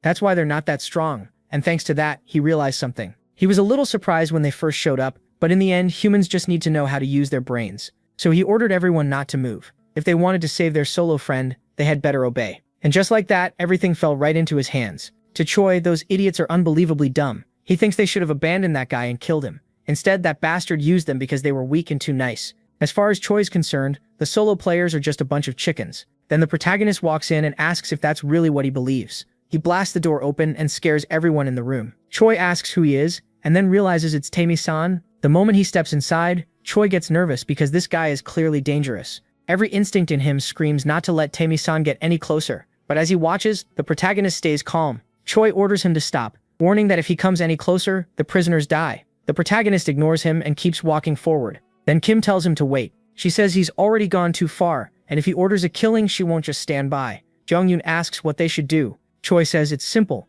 They just need to protect his safety and his authority. If they do that, the prisoners will be fine. Kim fires back, asking why an easy mode player should be the one in charge. She tells him to wake up. Choi says he knows they're strong, but asks if they've ever led people before. He claims he's done it many times and that he guides everyone in his difficulty. Then he sneers that she was probably nothing more than a class rep and asks if she really thinks that compares to his experience. Kim realizes she doesn't have much to say back. Choi is sure these kids can't oppose him. They may kill monsters, but they won't kill humans, and that bastard in front of him won't touch him while everyone's watching. In his mind, things are still going exactly as planned. Then the protagonist asks if he's done with his little speech. Choi looks at his hand and the intercom is already gone. The protagonist crushes it. Choi is completely stunned. He has no idea when it was taken, because he never even saw the movement. The protagonist thinks about Choi, then a man who always pushed people around and ignored rules and laws, never expecting he'd one day get hit by the same poison he used on others. The protagonist moves in, ready to kill him, but Choi reaches for another trick and presses a button in his pocket. A trap goes off, dropping a bunch of beams from above onto Tae-san. Jonghyun flinches and everyone else is shaken too. The protagonist is buried under the falling debris and a cloud of smoke. Choi can hardly believe it worked. He thinks he actually dealt 20 damage to someone with defense that high, and vows to kill him. But Taemin uses interception and takes no damage at all. Choi is stunned. His pathetic plan did absolutely nothing. Taemin steps out completely unharmed and furious. Panicking, Choi calls for his lackeys and orders everyone to kill Taemin. They rush into the room and surround the protagonist. He pulls out his icy dagger. Kim tries to step in, but he tells her he understands how they feel. Still, they don't need to protect those people. And then he really starts killing everyone there without mercy. At that point, Choi starts realizing he may have been very wrong about the protagonist. Tae-mi-san tells him that with enough men, maybe they could beat Lee Tae-yong and Kang Jong-hyuk. But against him, that's not happening. Some things only get solved with violence. Outside, everyone had been bored out of their minds, just wishing something would happen. Even my ghost companion was hanging around calmly. Then he senses something. When they look ahead, they first think it might be a monster near City Hall, but it's just Tae-shan holding Choi by the head. The ghost perks up, happy that he finally decided to do something fun, and rushes over. Choi starts struggling and cursing at the protagonist. He demands to know why monsters like him even exist in this world. The protagonist says Lee asked him the same thing before. Thinking about it now, he almost feels sorry for Choi after all. He died by his hand twice. Choi doesn't understand a word of that. Then, in front of everyone, the protagonist crushes his head. Everyone around them is left in total shock. The protagonist says that's how Choi died that time too, and tells him to see him in hell. That was brutal. The protagonist just jumped way up in my book. I did not expect him to kill Choi like that and toss the body down in front of everyone. If that's not a show of power, I don't know what is. With Choi's corpse dropping in front of everyone, they can only stare in disbelief at his crushed head. Then people start calling the protagonist a murderer. The ghost asks what happened in the past. He explains that back then, he was just a normal easy mode player and that bastard was the easy mode leader. He suffered a lot because of him. At the time, he could barely beat Choi and had to spend months in the labyrinth getting stronger. But this time, it was easy. Then Jongjil walks over to the protagonist and says things have turned against him since everyone else thinks he was wrong. The protagonist says he doesn't care. They won't have much time left to keep making noise anyway. Even so, everyone starts arguing, saying that no matter the situation, humans can't kill other humans. They insist what he did should be punished by law. They add that even if Choi Jonggil started it, the protagonist's response was too much and completely unnecessary. Then they turn to Kim, pressuring her for an answer. She stands up and slams the table. She asks if they really think they can punish someone who fought so many players alone and killed a man even she couldn't handle. That shuts them up fast. But the annoying old man says she claimed to be a college student, so it makes sense she doesn't understand. He argues that this world can't become chaos, that everyone must follow the law, and that they can't turn into wild animals. Then he asks if she understands. Kim thinks it's hopeless. She only asked for the opinion of a former lawmaker from a civic group, but she never expected someone this dumb, someone who still can't grasp what the world has become. He never even tried exploring the labyrinth. He just lived off his followers' food. People like him talk big and do nothing, and she thinks that's pathetic. So if the protagonist has to be punished, who exactly is going to do it? Is there anyone with power anywhere near his? And if they push him too far and he turns on them instead, what happens then? That thought scares her. Kim realizes everyone is just trying to get back the authority they used to have. She starts to wonder if Tae-san sees her the same way she sees those people. Then another system notice appears. The special mission is about to begin. The first wave starts after 12 hours. The whole City Hall area must be defended, and they have to kill every enemy and protect that place. That catches him off guard, and everyone rushes over to talk to Kim. She tells them to be quiet. She'll give orders, but she needs things organized first. When she looks over though, the old men have already run off. The protagonist asks if it's finally started, and thinks Kim can handle this. She led well in the previous life. Then the two people following him show up. One says this is the first time they've met in person, and thanks him first because the other prisoners stayed safe thanks to him. Then he asks if he's hallucinating because he can see the ghost. He wonders if that's part of some mission. The protagonist says yes, then tells him not to pay attention to it. He has no plan to hand that mission to anyone there, so they shouldn't even try. The protagonist keeps staring at the girl, remembering everything from before and how unbelievably talented she was. She asks why he's looking at her like that. He thinks she's still much younger now, and it shows. Then he asks why she's scared of him. She brushes it off and says it's nice to meet him. He asks if they saw the mission window. The first wave starts in 12 hours, and before that, he wants to teach them something. First, he tells them to draw their weapons, which instantly makes them nervous. Then Kang tells John Ryok he's too reckless. Pushing yourself is good, but if you don't know your limits, you'll just get yourself killed. Lijian has the opposite problem. She's too timid. That fear kept her alive so far, but if she stays like this, she'll keep losing rewards that should have been hers. Since he doesn't want either of them to die, MC makes them an offer, a duel. The match will happen under ideal conditions for all sides. He says there isn't one simple answer for how strong someone is, but he can at least measure their skill level as he raises his sword toward them. John Ryok panics right away, saying they're way too weak to fight him. Kang explains that everyone's stats will be adjusted to match the weaker side, and he won't use his activation skill. Then he makes it clear this isn't optional. They need to accept, so John Ryok agrees. Ryok asks if he's lost his mind, but he says this is a rare chance, and he can prove he's not useless, that he has real value. The boy gets excited. Under normal conditions, fighting Kang would be impossible, but if their stats are equal, he thinks he actually has a shot and calls him out to begin. Once the protagonist agrees to fight, John Ryok goes all in and rushes straight at him. Kang calmly stops the sword strike with just one hand. John Ryok tries to recover by changing the angle of his blade and attacking again, but MC deflects it and slips past his guard, landing a clean hit with no effort. Taemyeon is terrified by what he's seeing, but John Ryok only takes 8 damage. Kang tells him to keep going, then keeps striking him over and over across his limbs. John Ryok can't understand it. No matter how hard he tries, he can't block his attacks. The protagonist steps in close and tells John Ryok to admit it already. He's weak. That only makes the boy angry. He charges again with everything he has at Kang, but before he can do anything, he's hit all over his body. The pain gets so bad that he drops his sword, then falls to the ground, gasping. MC drives his sword into the ground beside him, startling the boy. When John Ryok looks up, he explains that senses, judgment, and the skill to aim for weak points make a huge difference. Raw strength may be enough on Earth, but in the labyrinth it won't be enough at all. He remembers that in his past life, John Ryok disappeared before ever making a name for himself. He never even got the chance to stand out. John Ryok gets upset and asks how those things can matter that much. The protagonist tells him they'll keep training until he understands, and orders him back on his feet. This was only the beginning, and half an hour later, John Ryok is still getting beaten down until he collapses again, bruised and worn out. Kang asks if he finally understands his level. John Ryok admits he does and says it's awful. MC wins the duel. The boy keeps getting hit with penalty after penalty. He says confidence is good, but only if you know your limit. Then he turns to Taeyeon, and she quickly says she already knows she's weak, so she'll skip the fight. She insists she always stays within her limits. But Kang says her problem is different and tells her to get ready. Even then, she stays tense and scared to fight him. The protagonist rushes her and tells her to fight back. She only sticks her sword out in front of her, eyes squeezed shut in fear. MC strikes right at her blade, forcing her to defend with everything she has. She twists her sword and knocks his away, but then he follows with another attack to her side. She throws up her hand to stop it, and his strike slams into the back of it. That sends her flying, and she's left in serious pain. Meanwhile, Jo-hyuk notices that even though her movement looked random, she still managed to block those attacks. She keeps coming at him anyway, but this time Kang doesn't use his sword. He grabs her with his hands and throws her hard to the ground. After beating her, he asks what she thinks now. That's when she starts to realize she's not as weak as she believed. Still, that doesn't mean she can act crazy. Hearing that actually makes her feel a little better. Kang says that was their training. Now he'll teach them how to gain more skills and take control of the labyrinth, so they need to listen closely. Both of them focus hard on what he's saying. As night falls, he says that's enough for today. If they want to share what they learned with the other players, they can. But he asks both John Ryok and Taemyeon for one thing. Don't die.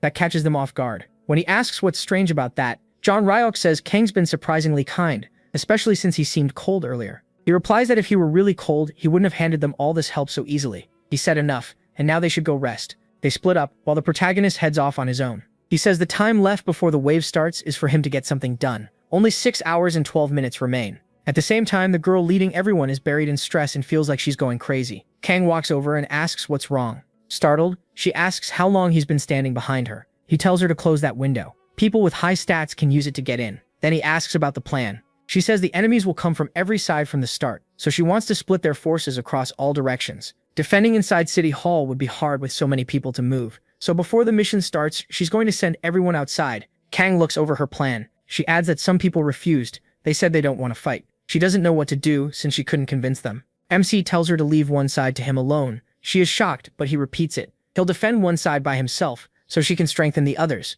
She asks if he'll really be okay, and he says if he offered, it's because he can handle it. So she thanks him again and again. Kang says she can thank him later. First, she needs to survive until tomorrow. Now only 30 minutes remain before the start. Everyone's morale drops and they keep asking why they even have to fight at all. They still don't want to do it. While they complain, she steps forward with a firm look, ready to protect this place. She stands at the front, fully determined to defend it. On the west side is Jong-gyun. On another side are Kang's two disciples. And on the north side, there's him himself, alone in front of that wormhole where the monsters will come out. Then he feels it. The special mission has begun. They have to defeat the enemies and survive. At that moment, the whole area starts shaking. Everyone notices something has changed as a barrier rises between the sides. A wall appears, and with that, a swarm of monsters rushes toward them. The people panic, scream for help, and run as soon as they see the creatures are real. Some shout that they're all going to die, and several slam against the wall trying to escape. Then they realize there are barriers even inside City Hall. The girl in charge sees what's happening and yells for them to stop panicking and return to their positions. But she's in a terrible spot. She really has to carry this fight herself as she charges at the monsters. One man drops to the ground in front of a creature, shaking in fear. When the monster brings a tentacle toward him, he shuts his eyes and takes 7 damage. He's shocked. The hit wasn't that strong, and she uses that opening to kill the monster. She tells everyone those monsters don't hit that hard. If they stay careful, they can beat them easily. And now is the time to fight together. That wakes them up. Since the reward depends on their performance, they finally get serious. At last, they start acting like they mean it and charge in, killing monster after monster. She finally relaxes a little, seeing that her words actually helped. Meanwhile, Tae Mien and Jong-gyu clear out enemies with ease. This time, the girl is moving with more confidence. The people around them start saying those two look more like monsters than the creatures coming from the portal. Jong-gyu says this still isn't real strength. Someone asks how that can be true, and Tae Mien says the real monster isn't here. He's on the other side of the building. Kang is there handling everything alone. He's moving at crazy speed, cutting through monsters like it's nothing. Bodies keep dropping to pieces all around him, and the ghost says there are a lot of them, though at least these are weak ones. It even wonders why the others are so scared of them. The protagonist doesn't answer. Then the ghost notices something. He's already killed everything on this side, but the mission still isn't over. The protagonist says it will end when the other side's finished too. So he walks up to the wall and punches it, but even that isn't enough to break it. He realizes there's no way through the barrier. The ghost says it's probably there to stop people on the other sides from interfering, so all they can do is wait. At the same time, on the other sides, they finally shout that they won. Jong-gyun doesn't celebrate with the others, but the special mission is finally cleared. Their rewards will be given once they return to the labyrinth. But then the special mission starts again. The second wave begins, and they have to defend the area one more time by defeating the enemies and protecting City Hall. Everyone is shocked it still isn't over. They think it's that monster coming in, and since there's only one, they figure this should be easier. Still, Jong-gyun notices something is off and gets wary of it. One guy charges in, saying it's only one monster, and he wants the reward all for himself. But when he gets close, the monster just watches him calmly. The boy drives his sword into it, and the monster takes only 1 point of damage. That completely freaks him out. A second later, he's killed in 1 hit after taking 54 damage, and everyone who sees it panics. He loses his head right in front of them. Now they're all asking what just happened, and what that thing even is. The monster is clearly not messing around, and it starts screaming, terrifying everyone and crushing the army's morale. A bunch of people die from that first burst of attacks alone. Jong-gyun yells at them not to fall back because if they run now, they'll die for nothing. But then he notices something and quickly ducks to avoid getting hit. When he looks behind him, there are bodies torn apart all over the ground with blood pooling everywhere. He starts wondering if they really have to clear a mission like this. Meanwhile, on Kang's side, the monster there is already as good as dead. MC thinks this is cruel. These people really have to risk their lives just to win. Then he keeps staring toward the other side, where people stand near the wall with their heads down, just waiting to die. So he says it's time to do what has to be done, and jumps off the monster. He gets ready with everything aimed around that wall. The ghost asks again if the barrier keeps them from leaving the area. Kang says yes, it does. Then he keeps moving toward that wormhole-like opening, thinking he knew it was there. When he reaches it, the system updates the mission, and tells him to destroy the black swamp vessel. He says it's smaller than the one in the sky, so it probably isn't the main one. But if he destroys it, the monster should start thinning out. He starts stabbing into it, and the black hole begins to split apart. But then a wolf jumps out, and Kang recognizes it as a rank D monster. If the others were already struggling against that nightmare blob, then a wolf like this is even worse. The beast doesn't play around either. It catches his dagger and blasts him away with a howl alone. Even while being thrown back, he still lands on his feet. He thinks the monster is loud, then reminds himself that monster numbers show their strength. The lower the number, the stronger they are. The monsters from the earlier wave were rank F and E, so the bastard in front of him now is rank D. Rank D monsters have 6-digit numbers, and before the regression, attacks from rank D monsters pushed humanity to the edge of extinction. He says that in his past life, he could barely kill one by the third return. But now things are different, so he rushes in and pushes the wolf with everything he has. He says this time will be very different, as he activates his attacks and summons those astral wolves. The wolf takes 64 and 72 damage in one burst. But the monster raises its claws and tries to strike Kang. He slips behind the beast, says that attack is useless, and drives his dagger into its fur again while holding its paw, completely shutting down that first move and blocking Brand's second attack too. Then he activates an ice arrow, driving the magic into the wolf's leg and freezing it into solid ice. Kang admits the thing is strong and tough, but he attacks again as the monster opens its mouth. He steps on both jaws, forces them open, and stabs his daggers right into the middle. He knows a pure battle of stamina won't go well against this monster, so he activates a sphere of flames inside its mouth and blows it apart from the inside. Kang jumps back after killing it. To him, a rank D monster is too weak for who he is now. An hour later, he's drinking more potions and thinking it's finally over, now that he's finished that monster for good. Then he uses his ice magic to make another arrow, and as soon as he grabs it, he throws it at the portal, driving it in deep. The whole thing shatters and is completely destroyed. With the portal broken, the special mission succeeds, and his reward will be delivered when he returns to the labyrinth. He thinks there aren't any other rifts nearby, so his job should be done. Then the system sends another notice, saying the special mission was cleared. The ghost is shocked he got the notification twice. Kang says that must mean the other side finished the mission too. The female leader has completely worn herself out after fighting so many monsters. She thinks it's finally over, even though she was still dealing with that purple blob. But when she looks around, she sees how many people died and wonders how many are gone. Only after watching hundreds die do they realize the only way to survive is to kill every monster. Most of those people died for nothing. She starts feeling more and more overwhelmed, thinking it was her fault that if she had led better, things might have gone differently. Then the barrier starts to break apart, and everyone comes back together as the wall disappears. They think this time, it really must be over. She remembers Kang and thinks she has to help him, because no matter how strong he is, he can't hold off a monster that powerful alone. So she calls everyone to head north and help him, but she's so drained she can barely even walk. She thinks they can't afford to lose someone that strong in a moment like this, and tries to go to the boy, but Kang reaches her first as she's about to fall, catching her. She's shocked to see him there, and he tells her the north is safe so she doesn't need to worry. She's relieved he's unharmed and says they ended up having to risk their lives over there. The protagonist answers that everyone who challenges the labyrinth risks their lives. Then the system congratulates them again, saying rewards will be based on what they did and the results they achieved that day, and they'll return to the labyrinth in 48 hours. Later, they hold a funeral for the dead. Out of 100,000 people, only 30,000 survived. She tells Kang she already knew it. He's far more fit to lead than she is. But he says that's not true. He's not that kind, and people would rather follow her than a stranger like him. She says she can't protect everyone, and that's just the truth. But everyone there knows they risked their lives and gave everything in that fight. She slowly understands what he's trying to say. Then other people come over and call for Yahello, asking what they should do now. So he places a hand on the girl's shoulder and says everyone there needs to get used to death. She doesn't like hearing that, but there's not much she can do. She's leading all those people, so she gives a speech to the survivors. She says many died that day and they now live in a world where civilization and order don't really exist anymore.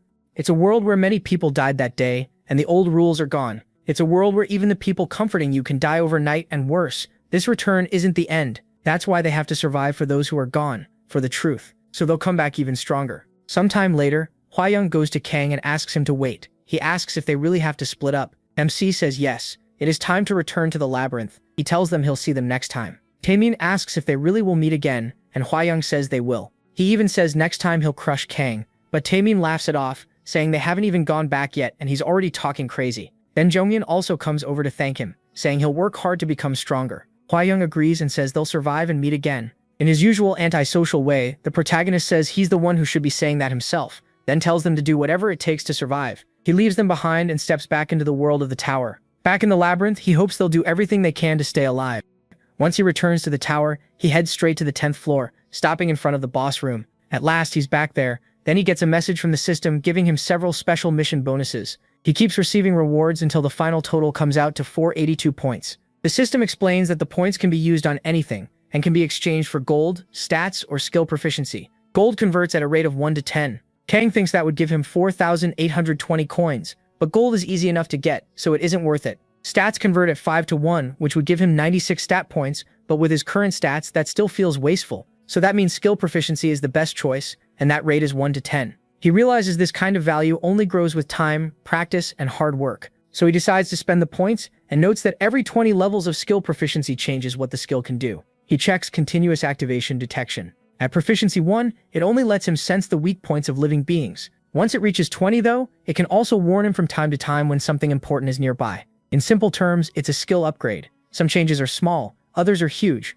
With that in mind, he turns to the ghost. He asks if the ghost has been off in his own world since he's been so quiet. The ghost asks why he's bringing that up. Kang just thinks it's odd, because ever since they got back from Earth, the ghost has been deep in thought. Then he asks what would happen if he raised storm/sword proficiency all at once. Could he do it with no conditions at all? The ghost says he's not fully sure, but it probably wouldn't be that great. In the end, the body still has to be trained. No matter how much the brain understands, moving that body properly is a different problem. MC knows exactly what he means, so he looks over his other skills: weapon arts, Arak, protective shield, vitality golf, and craving for battle. Some are good, but not worth spending proficiency on. Others feel too risky. Having so many choices becomes its own problem. Then his eyes land on magic. He starts wondering if that's where he should invest. A while later, he heads to the safe zone on the 9th floor and finds the crazy little mage again, still blowing things up. She's nearly choking on her own smoke, muttering that the mix still wasn't right. Then she glances over and notices Kang walking up. She's shocked when he tells her he might be able to raise a skills proficiency all at once. That catches her completely off guard. She says she never thought something from outside could affect the labyrinth's inner system, not even her, and asks how he figured it out. He asks if it's really that strange. She says, of course it is. Proficiency is one of the labyrinth's laws. Even people with no talent can grow strong here, but they're also bound by those rules. Nothing can break them, not even the gods. The protagonist asks how much proficiency can be raised. He answers 50. That number terrifies her. She gets so jealous the place practically starts shaking. A moment later, she manages to calm herself down, now looking totally drained. She warns him never to tell anyone. If word gets out, people will hunt him down. Watching her reaction, Kang asks if it's really that big a deal. She says tons of people would give up a finger just to gain 1 point,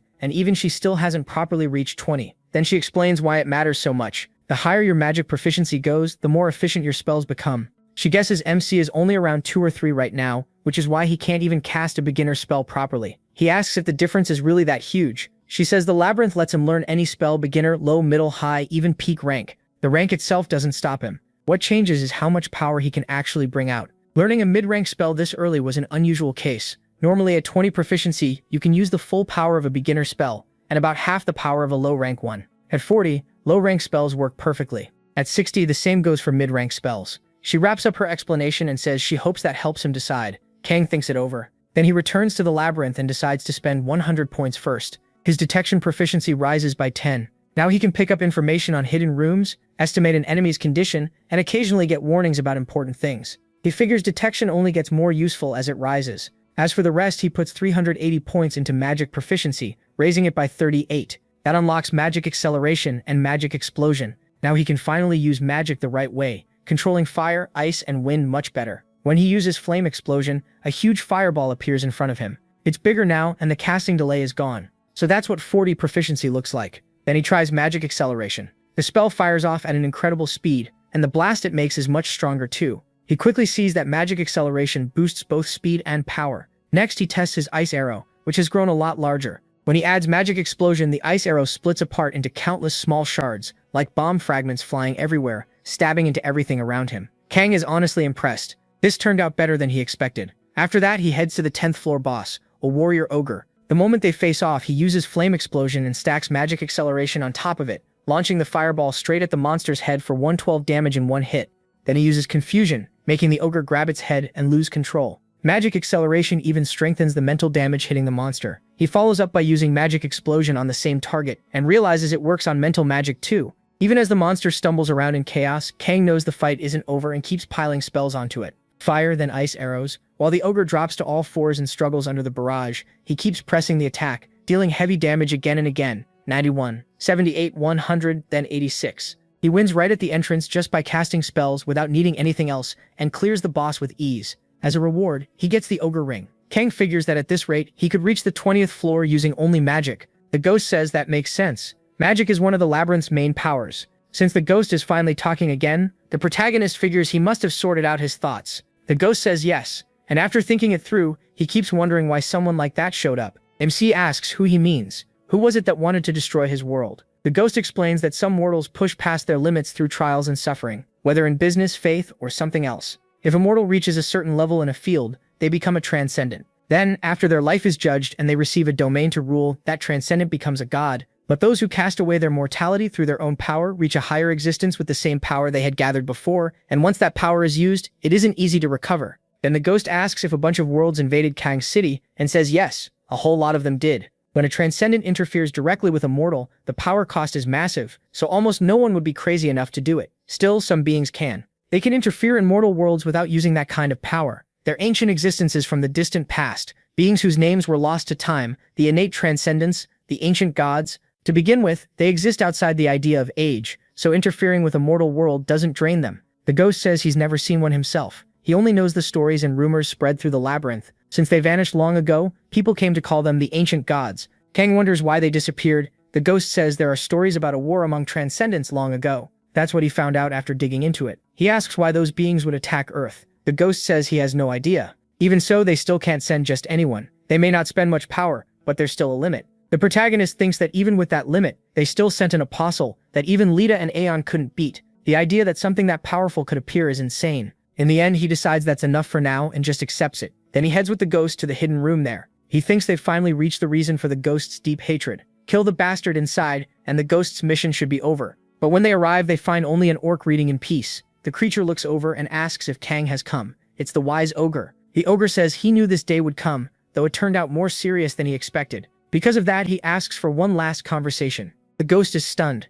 The ogre tells MC he holds no hope of beating an opponent like him. If the ending is already decided, then at least let him speak honestly before it ends. That makes the ghost furious, but he still holds himself back and tells the ogre to continue. The ogre says he didn't expect such restraint. Who would have thought someone so fierce and bold could stay calm? Then he pulls something from his clothes and says the one who sought his god was rejected. The lost king cast him aside, and he, who wore the fate of ruined worlds, had a weak heart. That's why he wasn't killed, because he was the only one who listened to his story. And that was the warrior's mistake. He was a monster, while the warrior was an adventurer. As a monster, he did what he had to do, and in the end he went and killed that warrior. The ghost gets even angrier and says that's enough, telling him he can kill the ogre now, but he asks him to wait. The ghost asks what he's trying to do. The ogre says he assumed the protagonist was only a puppet obeying the warrior's will, but clearly he's different. MC says there's something he wants to know who gave him that dagger. The ghost is shocked. It's explained that a fixed damage dagger is one of the rarest weapons there is. It's not something a normal 10th floor monster could ever get, so Kang asks where it came from.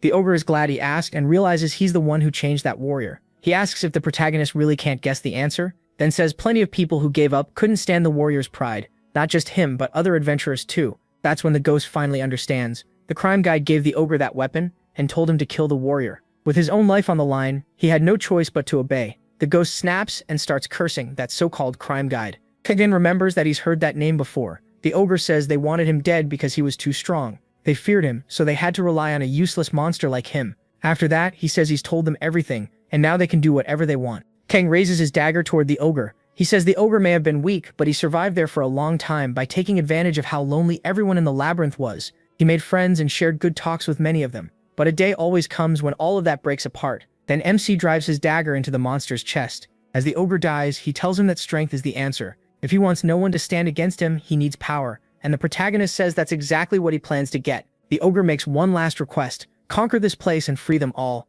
With that, the wise ogre is defeated. The 10th floor is cleared, and Kang realizes the beings in this place are starting to notice him. That could help him, or turn them against him. He also gets the prelude of disaster. The ghost accepts this ending, though he can't tell if he feels relieved or furious. In the end, he says MC will get the reward he deserves. Kang receives Covort's relic, a sword soaked in ancestral blood. It came from a world now in ruins, and once took the lives of many in the Imperial line. It gives plus 20 attack, and against enemies of noble blood, it gains another plus 10. The ghost tells him to keep it. It's a sword with a long history in his world, and even his father died because of it. He is shocked to be handed something like that. Then the ghost gets really mad again, raging about those bastards who gave up on conquering the tower and built a rotten system to block his path. A side quest activates. The warrior who learned the truth still wants revenge. The condition is to kill those involved in his death, and the reward will depend on how satisfied the warrior feels. He'll choose it himself. Thinking of the crime guide, the ghost tells the protagonist to cut every last one of them down. MC realizes that means they'll keep going together, and the ghost says that's not so bad. He wants to see how far Kang can go. He accepts the quest and keeps moving with the ghost. Meanwhile, the crime guide seems to learn about this. He's looking for any useful newcomer, and he doesn't even have a set level. It's explained that some adventurers forced to bow to the cruelty of the labyrinth joined together to beat it and form their own group. That's how the Guides of Sin were born. But the path they chose to grow stronger wasn't by challenging the labyrinth. They fed off it instead, controlling which floors adventurers could clear and creating their own hunts and rules. Anyone outside their group or anyone who refused to follow those rules was dealt with by murder.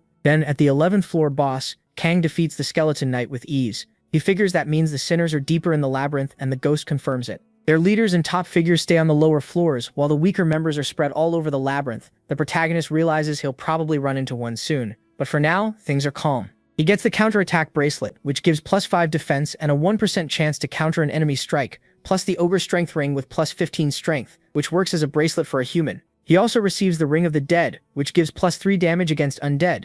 Even so, he knows he has to keep pushing forward, so he calls the ghost to move on with him. The 12th floor mission begins. Defeat the boss there. A rotten ghoul charges at the boy, but Kang cuts it down with the sword, with no trouble at all. He notes that the 11th floor was full of skeletons, but this one is packed with ghouls. Every 10 floors, things seem to shift, so it looks like floors 11 through 29 are all going to be undead. That also explains why the whole place reeks. When he looks ahead, he spots Maria's altar, with a statue holding a scale. Kang says that unlike Laketta's altar, this one is very plain. Without the system, he wouldn't even think it belonged to a goddess. He asks the ghost what kind of goddess Maria is, and he says she's the goddess of choices. As he circles the statue, he adds that everyone faces different conditions, so there's no easy way to predict what kind of trial she'll give. The only sure thing is that she's a goddess and an incredibly strong one. He also says MC should already know that powerful gods tend to be a little crazy. Thinking it over, MC steps closer to the statue, reaching out his hand. At this point, he has no plan to run, so he wonders if any of that even matters.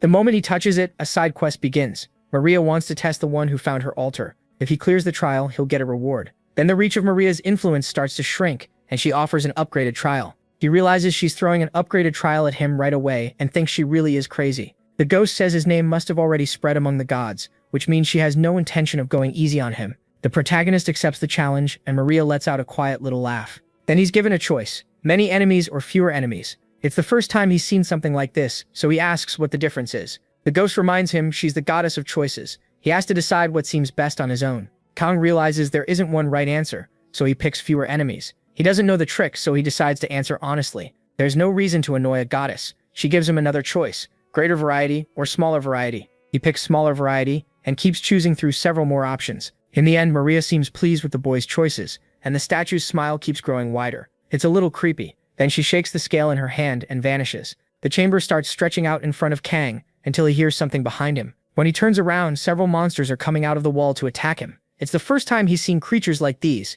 and he's told he'll lose if he steps outside the dome around him. As the monsters rush in, his surprise only grows. Then he activates Attack Breath, draws both swords, and starts cutting down every monster that enters his range. He quickly realizes this trial is the complete opposite of the kind of battle he likes. That's why she's the goddess of choice. The monsters close in from every side, forcing Kang to fight all around himself. Then another monster appears farther back and starts chanting nearby. It turns out to be a lich, attacking from a distance with magic. MC reacts on the fly, grabbing his dagger and flicking it at the creature, driving it right through the skull's forehead. Now he understands. He has to bet everything and win under the exact conditions he wanted to avoid most. So he activates combat proof. The more victories he stacks up, the stronger he gets. Then he starts casting magic too, saying it's showtime. He handles the swarm around him with nothing but fireballs, but more monsters keep coming and a giant ogre swings its club at him. Kang has to block with everything he has, using both swords to stop the force of that huge monster. He keeps fighting with everything he has, then uses powerful strike to knock the monster's club away through raw strength alone. But right after that, other monsters leap onto him from behind.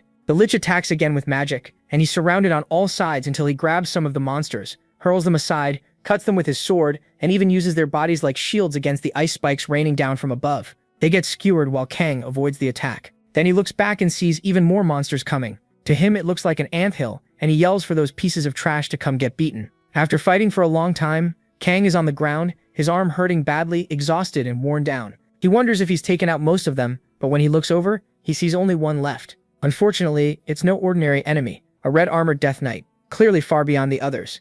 Kang remembers Lita Yang talking about them before. One appears as the boss of the 20th floor, but that armor isn't something a normal monster would wear. It's the Bell of Laceratus, proving this one used to be human too. Then, when he sees that monster walking toward him, he realizes it isn't alone. There are 4 of them closing in around him, so he pulls out the blade of self-mutilation again and sacrifices 500 of his own health. Then he points the blade at them, he calls them in to fight. Then he activates parry against all those monsters. He barely slips past their assault, dodging attacks by a hair. Even so, he keeps blocking 2 at once, but he realizes parry has a limit when 4 enemies press him at the same time. So he uses Force Duel, turning it into a one-on-one against one knight at a time. Now that he's got an opening, he gets ready and triggers Furious Strike. But that knight isn't dumb. It figures out his plan and backs out of the barrier, escaping his range. Just like that, the restriction is out of reach, so he switches to Flame Sphere. He lines up a combo with Ice Arrow and Acceleration, then sends the spell at the knight. The knight doesn't stand there and take it. It runs around the edge of his range, avoiding the magic. Kang realizes mixing swordplay and magic can work, but not like this.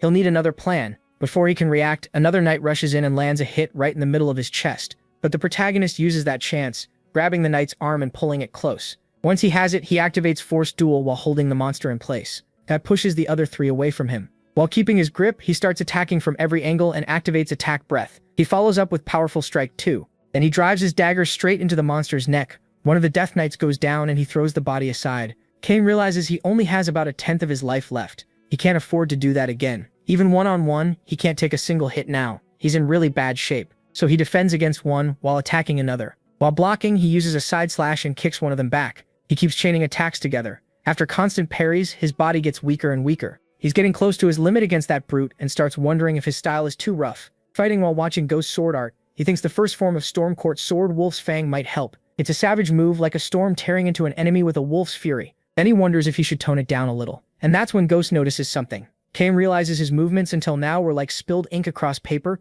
clumsy and heavy. But the sword can move smoothly while still carrying deadly intent. So he starts learning more and more. With every moment, he becomes deadlier. Little by little, his sword begins to dance among the knights. Then when several of them charge in, he thinks he needs to be even gentler, like cherry blossoms. That lets him unleash incredible spinning strikes and wipe out all the knights around him. Ghost almost never planned to teach him that yet, but he didn't expect Kang to figure it out on his own. MC doesn't even notice it at first, but he's already finished off every knight. He turns to Ghost and asks what sword technique that was. Ghost explains it's the second sword of Storm Court, Sword, the Dance of Moza. If Wolf's Fang is aggressive, then Dance of Moza kills quietly. He shows how it lowers brute force and strikes with cleaner, smarter movement, then asks Kang if it isn't pretty good. He is happy about that because his Storm Court sword skill goes up to 22% progress. He thinks it's hard to say which form is better since they're so different, but this one threw the enemies off and helped a lot. Ghost admits the protagonist had to reach his limit to learn it. He meant to teach it slowly, so this really impressed him. With that, he clears Maria's trial and gets his reward based on her judgment.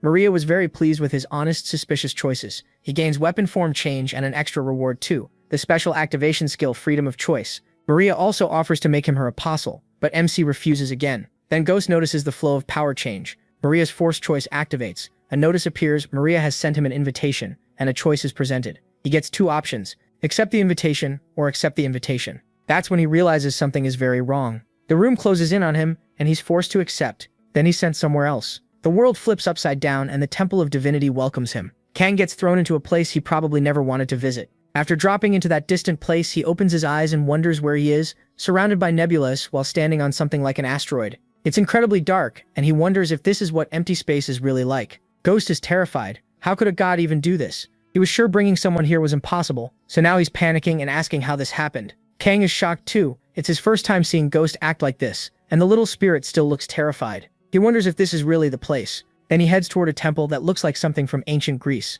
Ghost warns him not to just walk in like that, but he says he was invited, so the least he can do is look at her face to face. Inside, there's a hallway that seems endless. Jewels are scattered everywhere, decorating the place like flowers in a garden. The ceiling is so high he can't even see the top, and at the very end of it all, she waits. Kang can only think she's a being beyond this world, a giant blonde woman watching him with calm eyes. At last, he stands before Maria, the goddess of choices, lying in front of him. She's unbelievably imposing, and she looks down at him like he's an ant. Still, she says she's happy to meet him. Then she starts testing him. Confusion, fear, insanity, even instant death. He passes every one of them. Ghost starts glitching beside him, breaking down into a mess, coughing and looking miserable. Kang finally asks why she's treating a guest like this, and Maria stops the tests. Even then, her expression still seems suspicious. Ghost is still shaking with fear though, and thanks her for showing mercy. Maria keeps staring at the protagonist with clear interest and says it's been a long time this is their first meeting since that unfortunate encounter. Ghost doesn't seem to know what she's talking about. She introduces herself as Maria, the goddess of choices, the one who forces the final choice on mortals who arrive there after repeating bad choices again and again. Then she welcomes her precious child to her temple. Kang is still unsettled. He says he can feel a crushing power on his skin, far beyond what he understands, and he's stunned that there may be dozens or even hundreds of beings like her. Ghost asks if he can say something. Maria tells him to go ahead, calling him a child who died. He asks if it's true that mortals can't be brought to the temples of the gods. Maria says it's true. Mortals normally can't endure a deity's presence, but that's a problem the gods can solve. The real reason no one was ever brought here is simple. No one was worthy. As she says that, she points a finger toward Ghost. It slams into the floor beside him. The force is absurd, and Ghost is so scared he freezes completely. Kang asks if that means he's worthy, and Ghost begs him to at least try to be a little less direct. Maria laughs and says yes, exactly. He is. That's why she wanted to meet him in person. Very few people ever accepted her challenge, and even fewer won. Then she asks if he knows how many cleared the enhanced version. The answer is none, until him. MC asks another question. What would have happened if he'd lied during the choices? Maria says that if he had lied to her, she would have been very upset. One look from her is enough for Kang to understand what upsetting that goddess means. Then she says the little thing beside him already did that once, and Ghost lets out a nervous laugh. Maria asks again if he truly doesn't want to become her apostle. She says if he did, every wish of his would come true, and he could travel the labyrinth as her representative. No one would stand against him. But Kang apologizes and refuses again. Maria says she will respect his choice, and that it isn't a bad one. He asks if he can ask one more thing, and she tells him to go ahead. So he asks how much she knows about him. Maria gives a small laugh and says they know this isn't his first time there, and that he used what the serpent spat out. She calls him a poor child who ended up in the wrong place because of a trick. Kang asks if that means he fell for a lie. Maria asks what else he would call it but a trick. He couldn't reach the right place and that made him suffer there. The protagonist starts wondering if she's talking about the other modes of the labyrinth, because she clearly knows something. He asks what exactly she means, but Maria cuts him off. She says that story is tied to his own, almost like a flaw of his, so she can't tell him without a price. If he becomes her apostle though, then she can. Kang is left at a crossroads, but then the temple starts collapsing, and Maria says it seems the time still isn't right. She tells him to grow stronger and keep descending. Their meeting is over for now. Something has come up. She tells him they'll meet again, and then she throws him. She says goodbye and throws him out through a black hole, sending him crashing back down. Then a creature appears through the opening above, cursing her. She asks if he's mad, because he should have acted when he had the chance. It even sounds like she wanted to toy with him too, and Kang realizes this must be that evil god who was after him. When MC finally lands back in the real world, the ghost is completely lost, wondering what the hell is going on. They both look up, and he can't stop thinking about what that thing was. Until now, he thought the labyrinth was just about raising his stats. He figured he only had to grow stronger than Lita, John, and old Enza, but now he knows that was just his old way of thinking. He saw real power for himself, and she said the other modes were fake, so if he takes everything he can from the true mode, maybe one day he could even stand against the gods. And for the first time, he truly wants to try. Meeting that goddess really changed Kang's mindset, and I like where this is going. Right after that, he upgrades his transformable weapon to attack plus 15. It shifts into a longsword, and the protagonist realizes the sudden race change kept him from checking the rewards for clearing the trial. Still, the skill freedom of choice lets him convert attributes. The rate isn't great yet, but he activates it anyway. He swaps health with protective shield. Even so, he thinks it's not bad. The rate is only 10, but it could help later. After checking everything, Kang notices something glowing nearby. It's Maria's gift, an item given to a human loved by a god. For now, it doesn't do anything. He asks the ghost if he knows what it is, but the ghost has no clue. Even so, he says that if it was given willingly, it probably isn't bad. So MC calls him along and keeps descending. On the 12th floor, he reaches the boss, a barely rotting ghoul, and kills it with ease. The reward is the Glove of Strength. Attack plus 5, defense plus 3. Kang complains about the awful smell and thinks the bosses are getting way too easy, which means the rewards probably won't be very good either. Still, there's nothing he can do about that. Then he enters the 13th floor and moves through a graveyard. Before long, he reaches a horde of zombies. Kang cuts through them like it's nothing. It feels almost too easy until he reaches another area. From above, the man who betrayed the little ghost watches him in silence, smiling as he sees what the boy can do. The protagonist senses something right away. Someone else is here besides the monsters. Then he notices the person above jumping down and leaving his hiding spot. He heads straight toward Kang, saying it's been a long time. After calling him a rookie, MC uses detection and sees that Elevabas Ida is level 42. That shocks him. Level 42 is 14 levels above his own. Elevabas introduces himself as a guide of sin, and before they can really talk, he pulls something out and blows a trumpet. It's the long-range horn, and once it's activated, the monsters start rushing in from every side. Annoyed at being interrupted, he says he'll handle them himself. Then he charges in and starts killing monsters with his bare fists. Kang admits Elevabas is pretty strong for a guide of sin, but that's not the issue. What really annoys him is that this guy is stealing his monsters. The ghost is stunned too. That sneaky bastard is still alive, and after being terrified before, he's now acting like the ghost doesn't even exist. Then Elevabas glances back and keeps calmly wiping out monsters. That finally makes Kang lose his patience, so he jumps into the fight himself, catching Elevabas off guard. The ghost notices he is matching the monster's movements and controlling the flow on purpose. Elevabas also realizes he has a deflection skill, and he knows that's trouble. Even so, he says he won't lose. Then he activates Powerful Blow. Elevabas asks Kang what he thinks of that, but the protagonist barely reacts. Instead, he asks why a level 42 fighter is showing off on the 13th floor. Elevabas calls him no fun, and says people who never enjoy themselves die early. Still, he says MC looks useful, and might qualify for permission to reach the 20th floor. That's why he's always patrolling, and then he asks for MC's name. He can tell he's talking like recruitment is already decided, but he answers anyway. His name is him. Elevabas then asks him a question. What exactly does he want to do here? The ghost cuts in, saying the choice is Kang's. Elevest says the protagonist already knows the labyrinth can make people endlessly stronger, and that's an incredible blessing. So wanting to clear a place that gives them so much just proves he's an idiot who doesn't know his place. MC asks if that means they gave up on clearing the labyrinth. Elevest says no, they didn't give up, they just refused to accept limits. Besides, he claims the place can't be cleared in the first place. He says it should be obvious, the gods keep messing with them, trying to kill them with their trials, and the hidden areas have monsters too strong to beat. Even the little guy beside Kang died.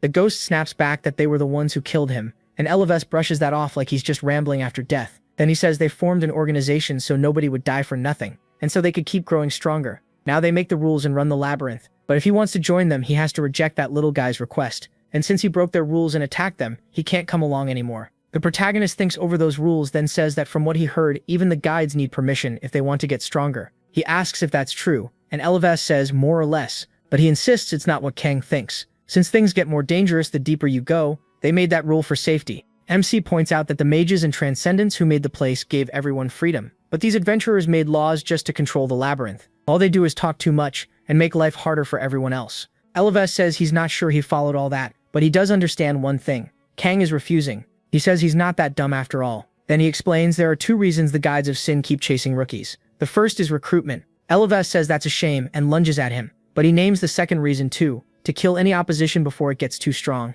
Elevest tries to hit him, but his punch smashes into the ground instead, cracking everything around them. He's left stunned when he sees Kang holding his hand right in front of him. The protagonist reminds him that lawbreakers are supposed to be punished. Elevest tells him to go ahead and try. He's standing right there, and honestly he doubts the protagonist can do it. But then Elevest hops back in fear, wondering what just happened. That punch was meant to destroy him in one hit. MC should only be a 13th floor adventurer. Losing to someone like that should be impossible. So Elevest charges again, throwing punch after punch while he calmly blocks with his swords. Kang remembers that Elevest claimed he'd already cleared the 20th floor. He's not weak, but the protagonist starts to wonder if all he did was get stronger by grinding the same hunts over and over.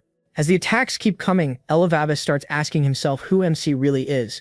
A rookie who hasn't even passed the 13th floor is cornering him, and that thought fills him with fear. Then he suddenly takes 12 damage from a single hit. Kang says his defense is decent, but that's about it. His movements aren't impressive either. The ghost adds that he heard Elevest was born poor and never learned any real martial art. At best, he was some third-rate mercenary. Even the labyrinth never gave him anything special. He's just a pitiful nobody who never learned a thing. Elevest grows more and more desperate. He screams for the ghost to shut up, flies into a rage, and uses Furious Blow again. Kang simply steps aside and answers with a counterattack, landing clean and dealing 6 more damage. Then he kicks Elevest hard in the stomach and sends him flying. The damage keeps stacking, another 6. Elevest can't understand it. How did a single kick hurt that much? He wonders if old Enza did something. If that cranky old man who looked down on everyone gave this kid a skill. So he blurts out one question: who the hell is Kang? Then he rushes him again, but he grabs him and says that's exactly what he needs to find out, driving his blades into him. He pins Elevest to the ground and asks if he isn't an adventurer too. Elevest tries to throw him off and buy himself some time, then charges again, saying this can't keep going. He admits he didn't think he'd have to use this. Kang feels something strange as Elevest comes at him and remembers the explosion gauntlet has a hidden skill that can only be used once a month. He figures he just needs to land one hit. Elevest strikes with powerful blow and activates the explosion gauntlet, setting off a chain blast aimed at the protagonist. He knows that skill boosts the damage 5 times over, but Kang completely shuts down the first attack and takes it head-on without even flinching. He just stares at Elevest and asks if that's all. Elevest freezes like he's seen a ghost. He can only think, what the hell is this? And just who did he pick a fight with? Then Elevest realizes he picked a fight with the wrong person. Furious now, MC charges him, and to Elevest, he looks like a real monster. After beating him down, he decides Elevest really wasn't all that strong. The ghost says he wasn't always this pathetic. Back when he cleared the 21st floor, he had talent. But with no real enemies, he got lazy, and his skills went dull. Kang tells him he already knows what he's about to ask. Elevest snaps back, telling him to go ahead. Even so, Elevest says he still won't talk. He swears he's going to kill the protagonist, then asks why he should open his mouth at all. MC says fine, if that's how he wants it. Then he asks if Elevest knows the transcendence that will accept almost anything as an attribute. Kang moves toward him, and Elevest panics, begging him not to do that. Anything but that. Now he's outright pleading, telling him not to go through with it. The protagonist wonders if it really scares him that much, then asks how many of them there are in total. Elevest admits he's not sure. He only had permission to go up to the 21st floor, and he knows there are more below, but he never made it that far. Still, he guesses there are at least a few hundred, since they accepted most of the adventurers who passed through. That surprises MC. It sounds like he and the ghost are the rare exceptions. Kang brings up what Elevest said before, that they stop people from going deeper. He asks how they operate and since Lavabis broke their rules, whether the people below will hunt him down. Lavabis explains the ranks are split by floor groups 20, 30, 40. The 20th floor is rank 2, the 30th is rank 3, and it keeps going like that. They follow that order strictly, and higher-ranked adventurers think it's beneath them to deal with lower ranks, so most of them refuse to come back up. He thinks their so-called pride means nothing. The ghost says they've always been like that, only caring about a few strong fighters. It's a rotten group that kills anyone who betrays them. Lavabis says he doesn't know the leaders on the lower floors, but rank 2 alone has plenty of adventurers. The protagonist may be strong, but there's no way he can fight all of them. Kang answers that he doesn't care about any of them, leaving Lavabis stunned. For the first time, Lavabis believes MC really does have the skill and confidence he claims. He says he used to be like that too. Then he starts wondering how he ended up like this and when exactly he gave up because the labyrinth was too hard. Regret hits him all at once. If he had turned down their offer back then, maybe he could have died with more honor than this. Kang, meanwhile, stays as cold as ever. He finishes Lavabis off and tells him to rest in peace. Right after that, he notices his spiritual enhancement activates. His strength goes up by 23 permanently, agility by 20, health by 70, mana by 40, and intelligence by 18. He also gains 8 proficiency in powerful strike. Kang can tell this stat jump is completely insane. He starts thinking Sin might actually be worth it, way more than just killing little monsters. Sometime later, Kang contacts Joriyuki and Taeyeon. Neither of them is happy about everything going on. Taeyeon says they both cleared the 3rd floor and already made it to the 4th, taking it slow while exploring. Thanks to the points they got after returning to Earth, their stats went up a lot, so it wasn't too hard. The protagonist asks how things are going in the other difficulty modes. Joriyuki says the easy group seems to be having a rough time. Most of the people who died during the return were from easy. MC says there's nothing to do but get used to death. Then he asks about the people in normal. Joriyuki says not much change there, though they do seem a little more careful now. As for Hard, Chongyun says he can speak on that. Almost nobody from Hard died during the return to Earth, but Kang's existence became a huge motivation for them. Now everyone's doing everything they can to grow stronger. He bets that by the next time they meet, everybody will be very different. He says he liked hearing that. Then Joriyuki adds that there's one more thing. When he entered the 4th floor, he found an altar to a god named Baltazar. That makes Kang remember when he met that god. Joriyuki says he's been thinking hard about whether someone at his level should try for divine approval. This time, he wants to take the challenge, and he asks what the protagonist thinks. MC says Latayan would probably refuse even if she got the chance, but Joriyuki wants to grab it. Then she says she's actually been thinking about taking the trial too, which catches him off guard. She says he once told her she can't stay a coward forever, and now she wants to find that courage. The protagonist realizes both of them have changed a lot, especially Taeyeon. She's different from her past life, and he wonders if that's because of him. He tells them their trials will probably be different from his, so he can't say what they'll face. But if they've thought it through and truly want this, then they should go all in. Just try not to die. He says they'll meet again, all of them alive, and then leaves the chat room. After that, Kang asks the ghost if he also got a trial from Balthazar, and how it compared to Lakarada's. The ghost says it was easier and actually manageable. That makes MC think maybe they'll be okay. He just hopes they survive. Then he tells the ghost it's time to get moving. Before leaving, he takes the explosive gauntlet from the dead guy. Once a month, it can deal 5 times the normal damage. Kang checks his status window and sees that the earlier spiritual enhancement boosted him a lot. He's been raising his stats by hunting monsters, but this is the first time he's seen such a huge jump. He wonders if it only works like this when he fights other adventurers. The ghost points out that he killed Lovabass, and even if he was low rank, he was still part of the Sin Guides. They'll react soon. The protagonist thinks that's fine. Let them come. Deep in the labyrinth at the Sin Guides meeting room, one of them arrives at a round table where another is already waiting. He says he heard there was a little mess in rank 2. A rookie adventurer killed one of their people there. The other man is shocked that someone below the 21st floor beat a rank 2 member. The red-haired one says the rookie might be talented, but he dared make enemies of them. If he wants to die that badly, they won't stop him. He orders a bounty placed on Kang's head and tells the other rank 2 members to kill him. Then says they should continue their plans to push toward the 74th floor. On the 20th floor, the rank 2 Sin Guides get the message. They hear Lavabis is dead, and one of them gets annoyed because Lavabis owed him money. Then they start wondering if he was caught off guard. A bald man asks if they're really going to let this slide. Whoever did it has to pay. Then he says the leaders put a reward on that bastard's head. Whoever kills him gets to move up to rank 3. Everyone's shocked the order came straight from the top. One says the target is his, but an old man cuts him off, saying that prey already belongs to him. Another points out that a lot of them want the same guy, so they should decide it the usual way by rolling dice. Whoever gets the highest number gets first shot. He asks if everyone agrees, then he starts first. One by one, the others roll the dice, and in the end, all Dota comes out on top. Meanwhile, Kang beats the 13th floor boss with ease. The ghost grumbles that this fight was ridiculous. There were traps meant to help hunt zombies, but MC tore through everything with his bare hands, without even needing them. Then he tells the kid to go eat lunch already, because he's starving and clearly crazy. Just then, they hear a roar. A door opens on that floor and someone jumps out of it. It's Aldo Wata. a rank 2 Sin Guide, and he immediately asks if Kang is the bastard who killed Livabus. He says that depends who's asking, and if he did kill him, then what? Aldada says then he'll kill the protagonist. Simple as that. He figures someone who hasn't passed the 13th floor will be easy to crush, and then he'll move up to rank 3. But before he can do anything, MC punches him straight in the face. The hit slams him into the wall with no effort at all. Aldada immediately feels how heavy Kang's hand really is. He asks if that's seriously all he's got. The ghost says they really did send someone loud but not very strong. The protagonist is surprised this guy is one of the Sin Guides. They came faster than he expected, but this one is weaker and dumber than Livabus. Aldada can't understand what just happened, so he decides MC must have used some dirty trick. Then he starts transforming, trying to become a werewolf, furious that this punk dared provoke him. He makes a big flashy show right in front of Kang, who reacts for a second, but when he looks closer, he sees it's not a werewolf at all. It's more like a weird dog with a pompadour. He is honestly shocked that someone can transform into something that lame.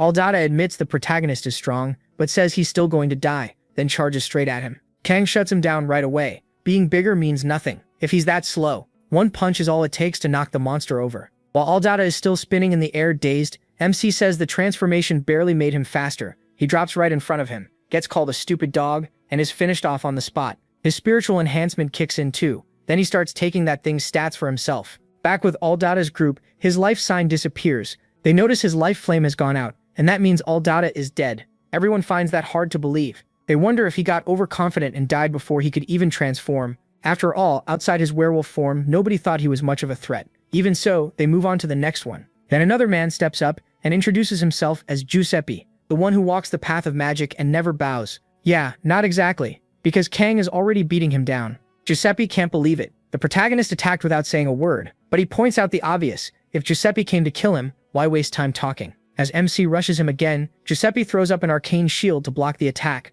He realizes it's the first time he's seen magic like this, and Giuseppe follows with Rope of Madness to mess with his mind, but the attempt is pointless. The protagonist pushes through with sheer willpower. That rattles Giuseppe. Ignoring a mental attack by force of will alone means the protagonist didn't beat Livabus and Aldada by luck. So Giuseppe switches tactics and casts Icy Entanglement. MC immediately sees it's meant to restrict movement. Right after that, the boy attacks with an ice arrow, but he answers with his own ice arrow, using his sword to guide it. That leaves Giuseppe stunned. He can actually do that. Worse, Kang's ice arrow is far stronger. Giuseppe can only duck and pray. He can't understand it. Even the magic tower recognized his talent, yet this guy's magic skill is somehow higher than his. It makes no sense.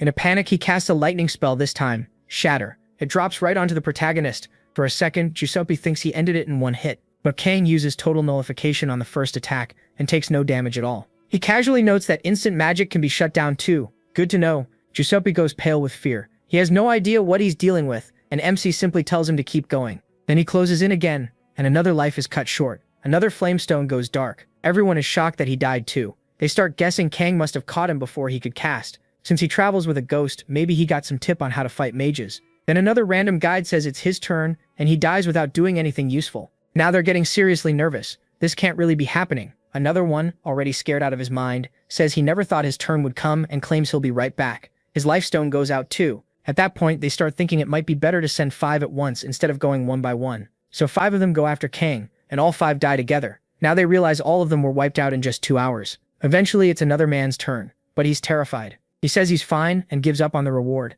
The others start giving up on the rank up too. That leaves only the one leading them all. He knows the gap between an adventurer from the 13th floor and one from the 20th should be like a baby against an adult, but among the Sin Guides of the 20th floor, half of them are already dead. He can only wonder what kind of monster the protagonist really is. He thinks back on how he only joined the Sin Guides because refusing meant death. He never had a choice. So now he hopes everyone will agree to stay quiet and just let Kang pass. But then another guide shows up with a grin on his face. He calls them a bunch of cowards and says it's pathetic. That, he says, is why they'll stay stuck on the 20th floor forever. This newcomer is Reagan, a rank 3 Sin Guide and a half-demon. The others ask if he came to handle this mess, even while thinking things just got worse. Why did someone from rank 3 have to come here? If he's that much stronger, he should have stayed below. The half-demon asks where everyone went. Where's the other half of the group? They answer that they're on the floors above. He clearly doesn't like that answer. He walks up to the old man and drives a punch into his stomach. Then he asks if the fool is really going to lie to his face. The truth comes out. They're all dead. That shocks him.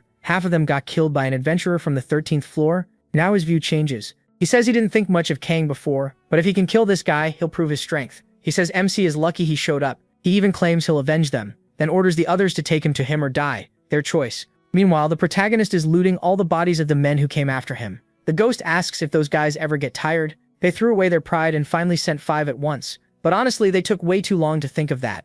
King figures their attack and defense were pretty high, but since they'd never fought together, they had no teamwork and ended up getting in each other's way. On top of that, leveling up after killing the first one gave him a huge edge because he recovered. So he says that helped him gain a lot. At this point, his stats are seriously high. Still, he complains that if his level rises too much, the reward for clearing the floor will drop, which feels wasteful. The ghost tells him to stop whining and quit being greedy. Then King uses the beginner ice spell, Icy Entanglement, and creates a large spread of ice spheres that crash into each other. That's when he finally realizes just how much he's gaining from all these fights. Still, he wonders if it's over. The ghost says they'd have to be complete idiots not to realize they can't beat him, and honestly, they'd have to be animals. Apparently though, they really are, because now they all show up together with the half-demon walking confidently in front. The ghost jokes that they even sent the devil himself, and King can tell at once that this is the half-demon. His strength feels totally different from the other Synagogues, and his mana is seriously intimidating. He asks if MC is the one who wiped out the rank 2 members of the Synagogues. He stares at the boy and notices his mana is also incredibly strong.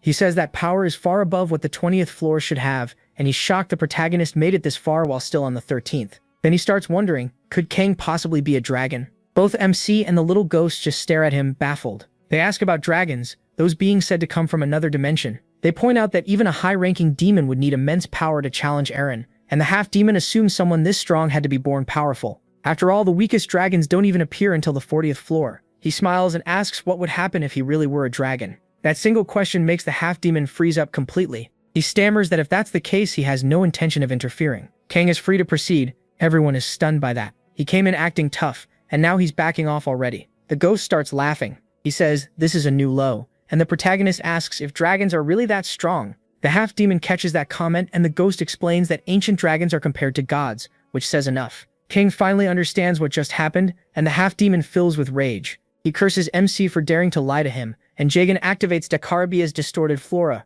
Roots burst out and lash toward him. It said all his skills are named after demons from the Goetia, the 72 demons of Solomon, and now those roots strike again. King wonders what this thing is as the roots wrap around his hand. Then he activates Flame Burst, burning the roots away. The half-demon is surprised the protagonist knows fire magic, but he tells himself that won't change anything. Jagan responds with Dakarabia's familiar crows. He sends them at MC, and a flock of crows fills the area while he keeps pressing him. King starts swinging his sword everywhere, cutting down the birds one after another. There are way too many of them, but he keeps slicing through the flock with the techniques he learned from the ghost, and he finally realizes magic can be used in much more complex ways. The ghost explains that he uses the magic god's magic, which is fundamentally different from the kind demons created. The half-demon then tells the ghost to stay out of it. This fight is between the two of them. The ghost says he wasn't planning to help anyway, and tells him to relax. That surprises the half-demon a little, making him wonder if the bond between Kang and the ghost isn't that strong after all. He decides that might actually work in his favor. That means he can attack as much as he wants, so he uses Marcosia's false flames and sends Amaterasu at the protagonist. He fires an ice arrow to stop it, but the cold doesn't work at all, and the Amaterasu still hits his arm. Then total nullification on the first attack kicks in. The half-demon is stunned. He can't believe that kind of nullifying skill is even real. Even so, he throws Amaterasu at Kang again. Sure, the boy still doesn't understand how that power works, but total nullification on the second attack activates too. MC still takes extra damage from a follow-up hit, 24 on top of 36. That makes the demon think he still has a shot, so he uses Naberius's despair. Black smoke closes in around him. Kang is caught off guard and gets swallowed by it, while the demon thinks the fight is finally over. Naberius's despair is a dark spell that attacks the deepest part of the target's mind. Inside it, the protagonist covers one ear and stays there until his mind turns completely calm. Watching from outside, the ghost thinks dark magic has always been tricky. That's why MC is having a hard time with it. It's new to him. The ghost remembers he struggled with it too, but believes he can handle it, and calls out to him. Then the sphere trapping the protagonist gets sliced apart completely. Kang steps out, cutting through the demon's spell, and says it wasn't that bad. Then he wonders if he can learn dark magic too. The demon is terrified. MC broke free with willpower alone, yet he keeps forcing himself to believe that doesn't change anything. So he sends Dakarabia's crow familiars at him again. A whole flock pours out. The protagonist studies them for a moment. They're weak alone, but dangerous in a group. That means he can still use them. So he activates Retaliation. Retaliation releases a warped wave of energy around him. The demon stares in disbelief, asking how Kang already figured out how to counter it. Still, he keeps throwing more crows at him. Then he adds Amaterasu too, but Misi just swats it away like he's hitting a baseball. He says those flames aren't real fire. At that strength, he should have melted, but all he got were light burns, even when he touched it. So it only looks like fire. At that point, the demon finally realizes Kang is much sharper than he looks.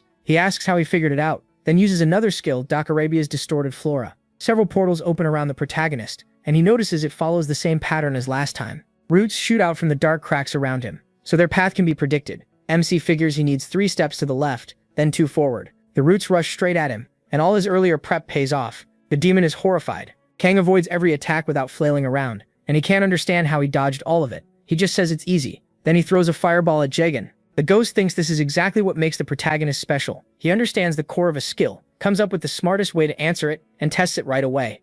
After that, MC charges in and starts fighting up close. The ghost thinks Kang pushed back dark magic on his first time seeing it, and that's his greatest strength. He separates a spell's starting point from its path, used that idea to learn beginner spells, and after seeing that Storm Slash was too rough, he created a second form, Maiden's Dance, to remove that brute force. His ability to grasp the basics of something and build on it after seeing it once is absurd. The ghost wonders if that can even be called talent. The protagonist ends the demon right there. The ghost thinks that kind of skill normally takes countless tries and insane effort, so much repetition it almost drives someone mad, and yet MC still uses that same method. Pinned down and bleeding on the floor, the demon hears Kang say he has one more question while pulling his blade free. He asks what he needs to do to learn dark magic. The ghost warns him not to get too excited about that. Looking at the demon's horn, he guesses learning it may require things the protagonist really shouldn't mess with. After talking it through, the protagonist gets the point. He can't learn it right now. The demon confirms it. Dark magic uses demonic energy. Demonic energy is something demons are born with. But since they're in a labyrinth, if the right conditions are met, it might not be impossible for other races to gain it too.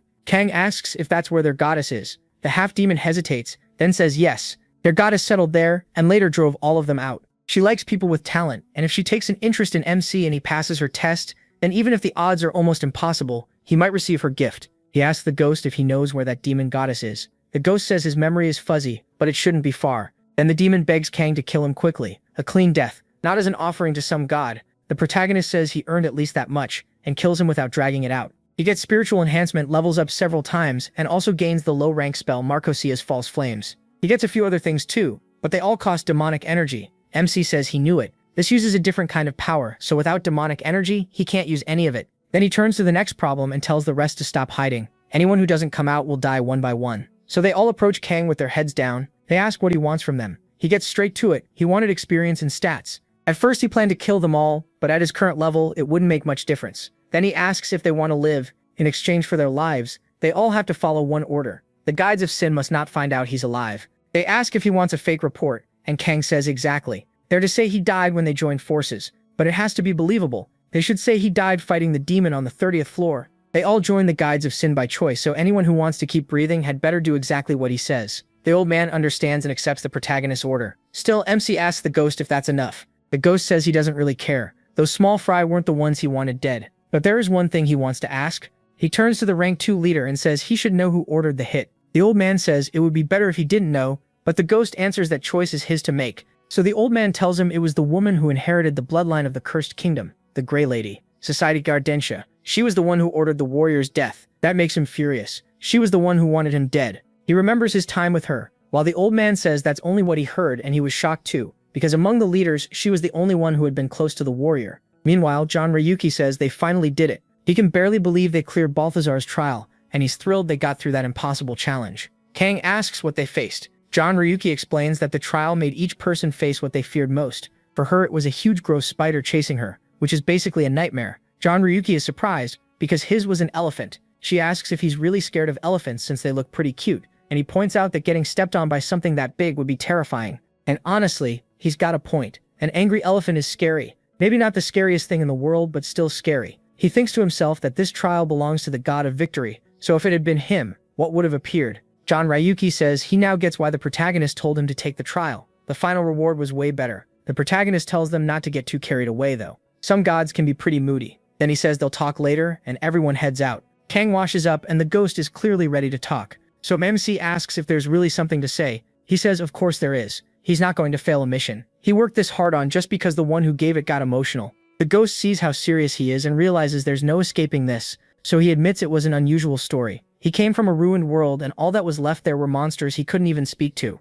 But that girl was one of the few people he could talk with, and since their stories were similar, they grew close. What he doesn't understand is why she wanted him dead. That's all he knows. His goal hasn't changed, so he tells Kang not to worry. The protagonist agrees and says that for now, this is fine. After that, he reaches the 14th floor, then moves on to the 15th, Right before entering the 16th floor, he goes back to the little mage. She's shocked he's already made it this far. Kang says his level has gone up so much that there isn't much left for him to gain there, so all that's left is steamrolling his way through. Even so, he's picked up a lot of magic items and hands those items to her. She starts working her magic. MC trades all the items to her and learns 2 low-rank spells, Invisibility and Slow. Invisibility costs 20 mana and starts at proficiency 1. Slow costs 12 mana and is also at 1. She says this is her first time seeing a slow spell, so she's not fully sure how it works. Then she asks if he wants to test it on her. The moment Kang casts it, the girl starts talking in slow motion, and he figures out she's about 20% slower.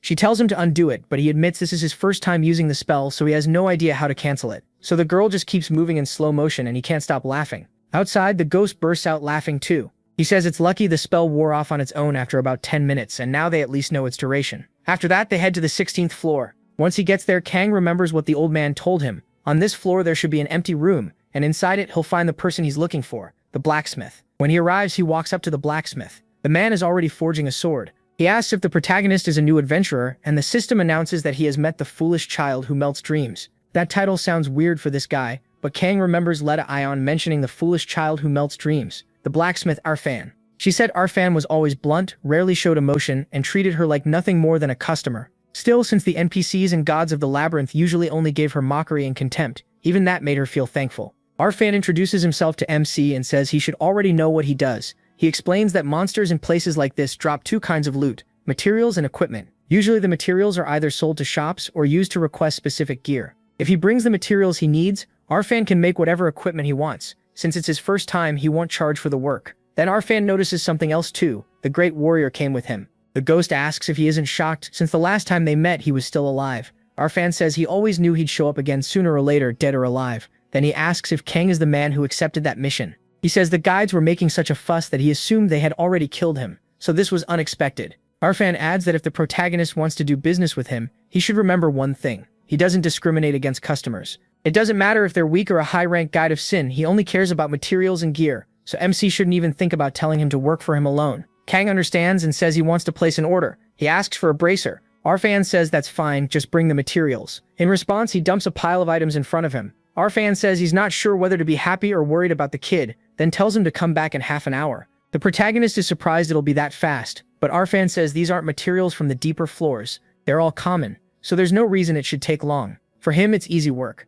So he tells the boy to come back later, and once MC leaves, he says half an hour is exactly how long he needs to clear a floor. If he goes all out, he can finish in 10 minutes, but this time he takes it slow. Half an hour later, he returns to the blacksmith, and Arfan says his timing is perfect. He just finished. Then he hands over what Kang asked for. He checks it and sees the stats are really high with over plus 13 defense. Arfan tells him that from now on he'll start charging. The price will depend on the kind of equipment he asks for, and Arfan will keep the materials in stock. The protagonist agrees. He says he'll bring better stuff from the lower floors next time. But then the ghost cuts in and says Arfan should be able to make something even better. Arfan says of course he can, but he needs the right materials. The ghost calls him out and says he knows that's not what he meant. That instantly annoys Arfan. The ghost says he's talking about special equipment. Gear Arfan can make that others can't. Only people with permission can enter that place, and some items can only be crafted with materials from there. He says there's no point hiding it, because someone like Arfan can do it. Arfan asks if he even understands what that place means to him, and yet he still dares bring it up to his face. The ghost says he knows Arfan only told him about that place, which leaves Kang wondering what they're even talking about. The ghost reminds Arfan why he came there in the first place to save a ruined world. Then he says MC is just like him. The difference is he can send Arfan back to his world. Arfan thinks that if this man accepted that mission, he should be trustworthy, but he hasn't even reached the 20th floor yet. He's still just a kid, and now the ghost is exposing all his secrets. Then the ghost brings up the 30th floor. Arfan asks what he means, and the ghost points out that Arfan himself said he thought the warriors of sin had killed him. But even while only on the 13th floor, Kang crushed a guide from the 30th. Arfan asks how that's possible and tells him not to lie to him. The ghost asks if he has ever lied before, and the old man goes quiet. After thinking it over, Arfan gives him a condition. He says the protagonist has to prove he really defeated someone from the 30th floor. To do that, he'll have to beat a monster. Arfan prepares. If MC can do it, Arfan will accept everything without complaint. A while later, even the ghost starts wondering if he rushed things. He thought that if they missed the chance now, it might never come again. Kang says he's fine with it, as long as it helps him get stronger. He says he wants to find out if this place really is that special. The ghost tells him to trust him. This place is full of good stuff. If he earns Arfan's favor, he'll become much stronger. And since he wants to reach the gods, this is the path. The ghost asks if he noticed. After meeting Maria, Kang's eyes were shining so much that it was impossible not to see it. Even if aiming that high sounds crazy, if that's truly what he wants, this will be an important experience. Just then, Arfan opens the door and says he's done preparing. The protagonist looks at what's waiting in front of him. The system identifies it as a sealed Balrog, and even the ghost is surprised to see it. That's one of the strongest monsters from the lower floors. Arfan says this one is heavily weakened, and nothing like the original. Its power is only around that of a boss from the early 20th floors, so MC should relax. Even so, he asks if he is really going to accept the challenge. Kang Taesan is already drawing his sword and says of course he will. With that, Arfan breaks the contract in his hand. The monster is released and roars through the room. Then it locks onto Kang and charges straight at him, without hesitation. The sealed Balrog activates demonic energy eruption, getting ready to fire it at the protagonist. MC instantly uses deflection, then follows up by casting slow on the monster. The Balrog's movements drop a bit, and it seems thrown off by what just happened. He immediately uses Ice Arrow and Flame Explosion, then fires Ice Arrow again and keeps attacking. Arfan can't believe what he's seeing. Even weakened, the Balrog is getting completely overwhelmed, and the ghost proudly says he told him Kang was the real deal. Still, Arfan thinks something is off. Even if the protagonist is strong, there should still be a gap in raw stats. The ghost agrees it is strange. MC's skills are clearly abnormal, especially spiritual enhancement. Not only does it boost his stats, it also steals the target's abilities. It's totally different from normal skills. There's no real comparison. By then, Kang has already driven his sword into the creature's neck and killed it with shocking ease. The ghost wonders if a mortal can really have a skill like that while he completely finishes off the sealed Balrog. For now, the ghost calls him immortal. Emphasis on, for now. After seeing that display of power, Arfan thinks for a moment and says fine. He'll let the boy go to his world. The protagonist finds that odd and asks if he means a ruined world. Arfan says exactly. He pulls something from his inventory, a small black orb, and says his world was destroyed in a very unusual way, so this gem can send MC there. He adds that as useful as this place is, there's a limit to what he can make here. But if Kang brings back reagents that can only be shaped from that ruined world, he can create something far more powerful. The two of them stare at the orb. Arfan starts thinking about what he could realistically bring back at his current level, and decides the boy should be able to collect fortuitous roots from the Grey Forest. As the protagonist goes deeper into the labyrinth and grows stronger, Arfan will let him explore more of that world to gather better ingredients. MC receives a side quest. Arfan is waiting for something from him. He must enter Arfan's ruined world and bring back fortuitous roots from the Grey Forest. The reward will be equipment made from those roots. After giving him the quest, Arfan hands over a map and says that once he reaches the forest, he'll understand how to gather them. Then Arfan takes the black orb in hand and casts magic right in front of Kang. A portal starts to open. Arfan tells the boy to step inside. When he puts his hand on it, he gives the boy one warning: that world will try to kill him. Right after that, Kang is already falling through the other side of the portal, headed into the ruined world. He asks the ghost what the hell is going on, and the ghost says it's spatial travel. The farther the destination, the longer it takes, so he should just wait a bit. The protagonist thinks this is his first time entering a ruined world, and wonders if Earth might one day end up like this too. If it does, he wants to see what would be different. The moment he arrives, he's caught off guard. He starts coughing and wonders what just hit him. Whatever he breathed in feels wrong, maybe poison, so he turns on breathlessness. After that, he notices he can't feel much with his hands. If there were normal air, he'd at least feel wind or some resistance.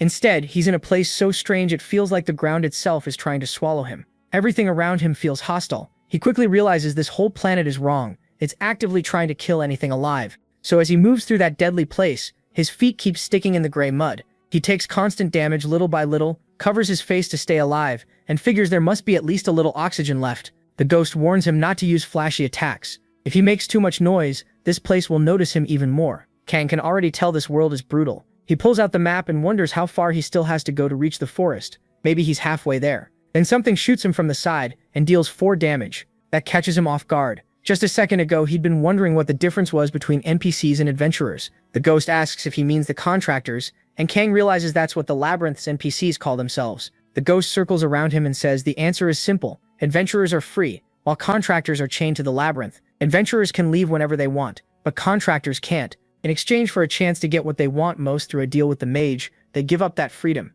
MC asks what each of them wanted badly enough to accept that. For the ghost, it was revenge. Lilise wanted a chance to walk the path of magic, and Zal made a contract to find his god. The seller and Arfan aren't much different. That's why they keep asking adventurers like him for help. The protagonist is surprised, so that's why they all hand out quests. Then he asks how they became contractors in the first place. The ghost says there are probably a lot of ways. In his case, the mage came straight to him and offered the contract. Kang asks who this mage is, but the ghost can't answer. He says MC will learn on his own. Deeper in the labyrinth, and MC figures he may have pushed too far. While they're talking, a circle of mana starts forming around him. It grows more violent and turns into a raging tornado around his body. He realizes a storm had already been building. This world wants him dead even faster now. He activates deflection, then resistance too, but he still keeps taking chip damage. Even with skills active, it barely helps. The storm doesn't move away from him at all. It's like it locked onto him and exists only to kill him. Kang draws his swords and slashes into the whirlwind, but it does nothing. He follows with flame explosion and ice arrow,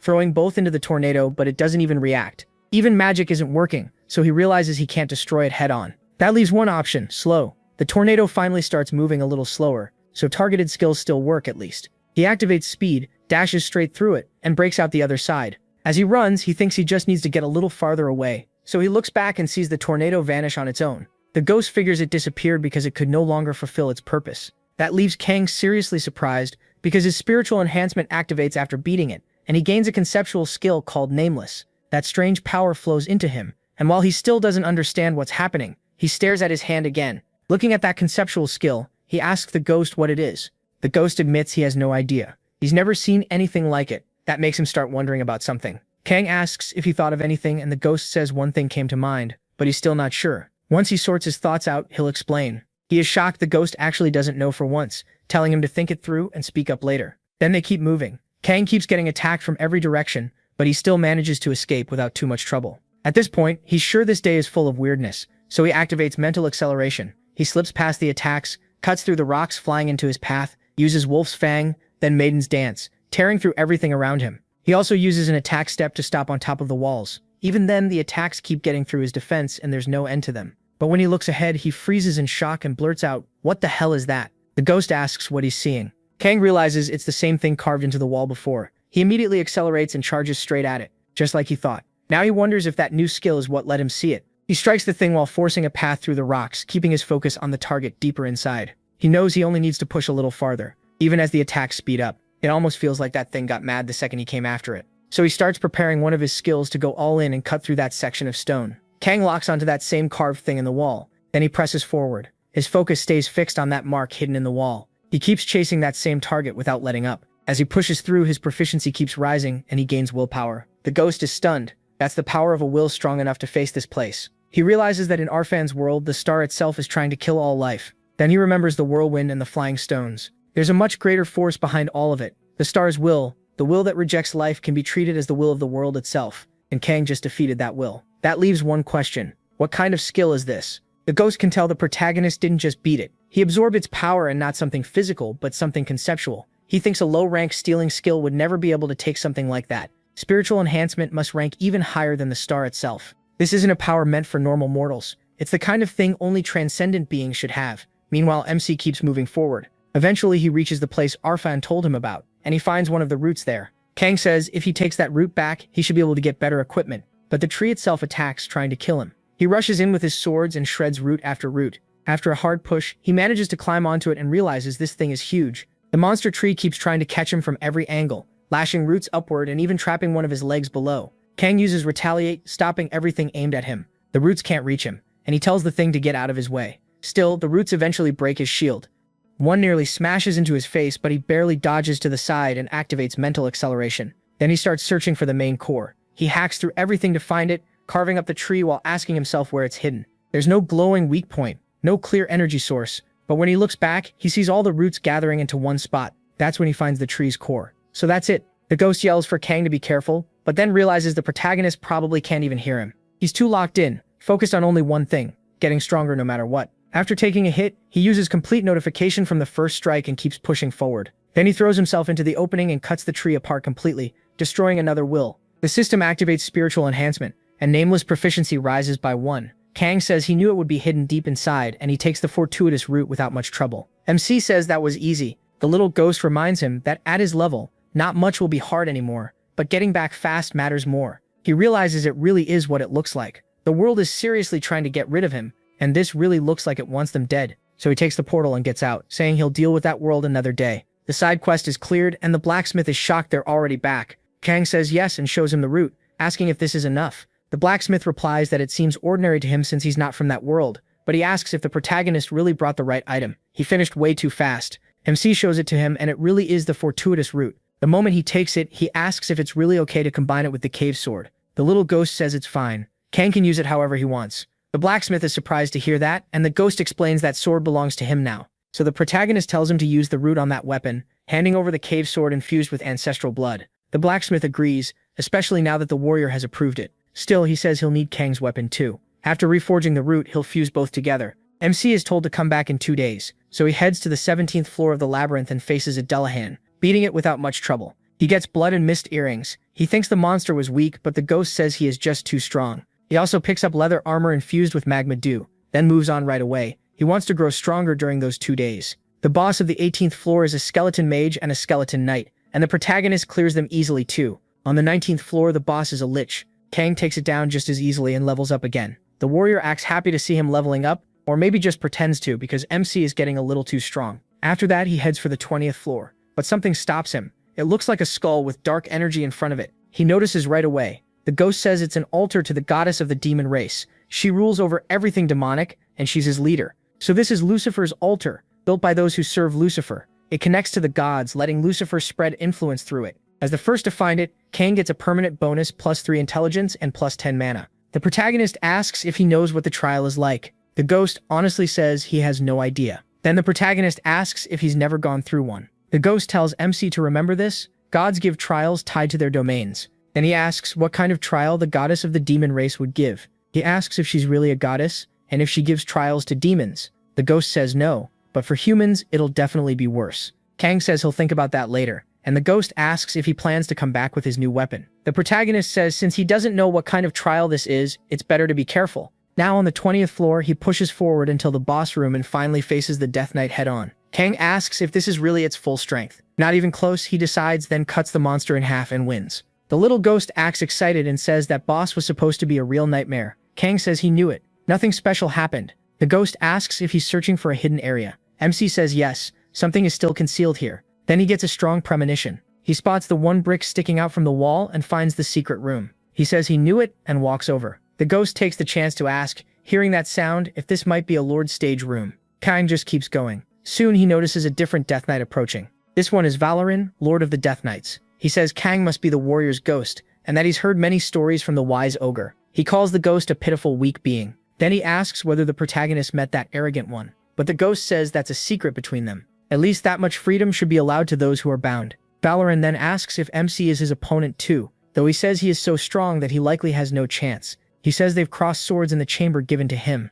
Kang immediately draws his blades. Valoran says that even so he is a knight and will not throw away his weapon to run. It has been centuries since adventurers found this room, so he is deeply grateful and now they will fight. With that he charges straight at the protagonist, who blocks the slash. The blow is heavy, and MC admits the knight is strong. Kang attacks back, while realizing Valoran is probably above the level of the 25th floor, not something a normal player could handle. Then the knight rushes in and drives a kick into his chest, but first attack total nullification activates. Valoran thinks that attack nullifying skill is pretty amusing. He slams his sword into the ground, sending chunks of rock flying at the protagonist. MC notes the attacks hit hard, but the knight is too big, and his movements are slow. He leaps across the rocks and closes in. They clash in a pure contest of strength. Kang says the knight really is powerful. A normal player wouldn't stand a chance against him, but he isn't a normal player. He hops back a little and tries something, but then the knight moves first, throwing an uppercut into Kang's face and crushing it. But the protagonist turns it back on him, smashing the knight into the ground. The ghost is stunned. He asks why Kang isn't using his usual skills. He could have used acceleration or magic. So what's going on? MC stares at that knight while part of the knight's mask breaks and Valoran is already shaking from it.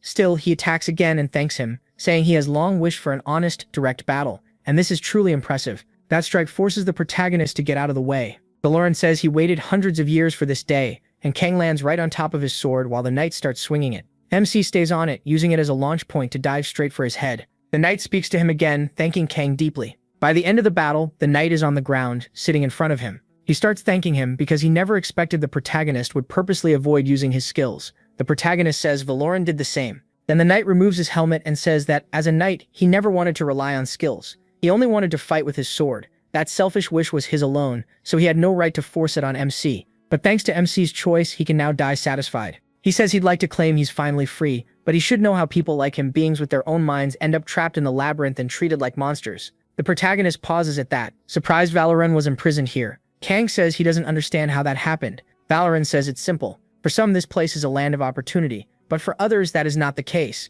It's unfortunate, But there's no time to explain everything. He says he trusts MC can reach the final floors. When he does, he'll learn what they really are, and what kind of being the mage is. And when he finally finds out, Valorant asks him to please remember those who cannot escape. Then he fades away, leaving his sword behind in front of the protagonist. With that, he defeats Valorant of the 20th floor. He receives Valorant's helm, which gives plus 22 defense and plus 3 action speed. Kang is surprised, since gear like this usually only shows up in Sabbats. It's a very good helmet. He also notes that the title stats are much better than they were before his regression. He gets a continuous activation skill called Proof of Self. His achievements so far take form and wrap around him. According to Tone, it gives off an intimidating presence. He also equips the Boots of Extensive Damage, which adds several more stats. On top of that, he gets a Strength rune plus 20. Then he opens his status window and says the rune made him 20 points stronger. He thinks he's finally reached the stats Ladies had before his regression. After that, he goes to the 6th floor to Lilise's tower. She's surprised to see Kang. She asks if he made it farther, and MC says he reached the 20th floor. She's shocked he advanced that much already. Then she asks if he came to offer tribute and learn a new spell. He says yes and tells her to get started. She begins her little ritual and gives him another spell, Extra Jump, a low-rank spell that lets him jump once more while in the air. For now, he only gets 1 extra jump, so Kang is basically turning into Elden Ring's horse, and he's pretty impressed by it. He tests the jump right away. Lilise says she knew he would. He always gets excited and tries out a new skill immediately. As the protagonist uses Extra Jump, he thinks it's a really good spell. Then on the 20th floor, he goes back to the Death Knight. The ghost asks why he's taking off all his gear because he must be planning something again. The ghost asks if he's trying to learn another nullification skill. Kang admits that's exactly the plan, leaving him stunned. He can't believe there's still another one to unlock. Standing before the knight again, MC tells the ghost they're about to find out. He starts dodging the Death Knight's attacks one after another. Then the nullification for the first hit triggers, and the second one does too. The ghost is shocked that Kang wants to erase even the third attack. He insists there has to be a limit. No way this should work. But he actually pulls it off. Something flashes on his status bar and he takes 62 damage.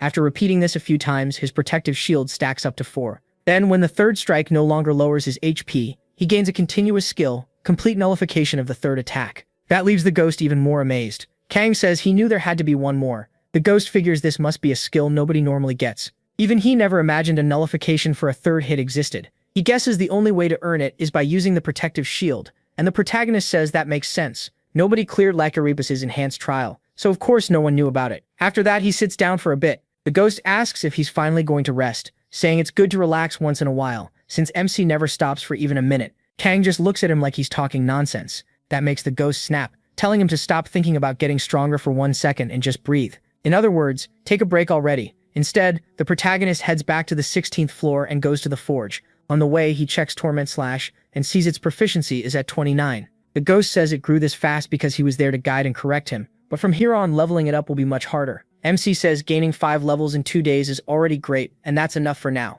Since the time he asked for is up, it's time to visit the forge. He opens the door and asks Arfan if he came too early, since the smith is still working. Arfan says no, his timing is perfect because he just finished and wants to show him the result. He takes out a crystal ball with light glowing inside. Arfan explains that he processed it into its simplest form, and the changes in the combining method were meant to boost power. Then he tells Kang to bring his weapon over. He presses the item against the blade. The crystal sinks into the sword and vanishes, and the relic's stats change with a new boost added on. The ghost is shocked it could be strengthened this much. The weapon's damage goes up by 15. Kang is pleased with the upgrade and thanks him. The blacksmith brushes it off, saying it's just business, so there's no need to thank him. He adds that they'll meet again every 5 floors as the protagonist moves up, since carrying all his gear more often than that is too much trouble. Then he wishes the kid luck in the labyrinth. After that, MC returns to Lucifer's altar on the 19th floor. He's back to face the trial. The ghost says he's getting a strange feeling, a mix of curiosity and unease, as Kang reaches out and places his hand on the skull. The moment he touches it, a dark red light appears in its eye. A demon speaks, saying, the same goes for its own curiosity. He is startled and a message appears. Lucifer has invited him into her domain. Calling it an invitation feels generous, since he'll probably get dragged in either way. Still, Kang accepts Lucifer's offer. The story really tries to sell this name as harmless, by making Lucifer look like a little anime girl, and the protagonist is completely caught off guard. Lucifer's domain welcomes him. Once inside, he asks what this place is, because he can barely see anything ahead of him. It's all dark, and at the far end sits a girl on a throne. When he looks forward, he greets the goddess of demons. She says she likes that he knelt without putting up a fight. Kang stays tense and says he's not dumb. He understands the situation. She just laughs, clearly enjoying herself. Then she says he did pretty well, and asks his name. Kang introduces himself to Lucifer. She tells him that if he had acted arrogantly, she would have crushed his skull with dark magic around his neck. That shocks MC. Then she eases the mood, telling him to calm down, it was a joke. She says she wouldn't smash his pretty little head. Besides, if she did, some people would get very angry. The ghost asks if Kang is okay, even though he clearly isn't. Lucifer asks if he killed her poor Jagan, then says she has no plans to punish him for it. Their fight was fair. What matters more is why he came to her. Demonic energy. Kang thinks it over. Demonic energy is the cost of using black magic, and if he wants to use the false flames of Marchosius he got after beating Jagan, he'll need it. So he admits that's exactly what he wants. Lucifer points out that he's human, while she is the goddess of demons. Demonic energy is the power of those who belong to her, and humans do not. Kang asks if that means she can't grant demonic energy to humans. She says if he's asking whether she has the power to give him her demon's energy, then yes, she does. So he asks why she just said she couldn't give that power to humans. Lucifer explains that under normal rules she couldn't, but he gained demonic power through a loophole in a contract. Even if that little thing beside him doesn't have the qualifications, he does. She says Kang has the right traits and the body needed to control demonic energy, though he still doesn't get where she's going with this. Then she says every kind of power has a price, so he asks her to explain. Lucifer says it's simple. She wants him to help protect her little lamb. The protagonist is surprised and a mission appears. The goddess of demons wants to help one of her children who is being hunted, but demonkind can't enter that world. Since MC can, she wants him to save the child. His reward will depend on his results. He's shocked that this means going to another world. Lucifer says that's exactly right. She asks if he remembers the world of that foolish child, Rafa, then says this place isn't a ruined world like his, so he doesn't need to worry. Her little lamb is suffering and being hunted in a world she can't reach, so he must take her somewhere safe. Kang agrees but says he wants to ask for one thing first. The ghost immediately warns him not to push his luck. Lucifer asks if he dares ask a goddess for more without paying the price. The ghost panics, saying she'd kill them for less than that. Still, Lucifer tells him to speak. If she doesn't like it, she'll be merciful and ignore it. The ghost watches Kang, waiting to hear what he says. The protagonist asks the great demon goddess if she knows who is trying to conquer his world. She laughs and says she'll forgive that unpaid question because she knows why he wants the answer. If he completes her mission well enough, she'll tell him. Kang says that is enough for him. She accepts the deal as fair and gives him the basics. The world he's being sent to is Vekaseta. Magic exists there, and it is protected by a dragon. The world itself has average strength, but its guardian is troublesome. Hamon, the god of light, born in that world. That is where Kang is headed. Lucifer wishes him luck on the mission, and then MC gets thrown out. He lands roughly and realizes this must be Vekaseta, noting that it doesn't seem all that different. As he moves through the area, he notices birds and butterflies. The ghost says that judging from that Sin Guide's appearance, the most common form across worlds seems to be human. Kang is surprised but thinks that's good news. At least he won't be chased just for how he looks. Right away, he activates presence detection. The ghost says it looks like he won't have time to stand around sightseeing. He says he knows he's being surrounded, so he uses extra jump and gets out of there fast.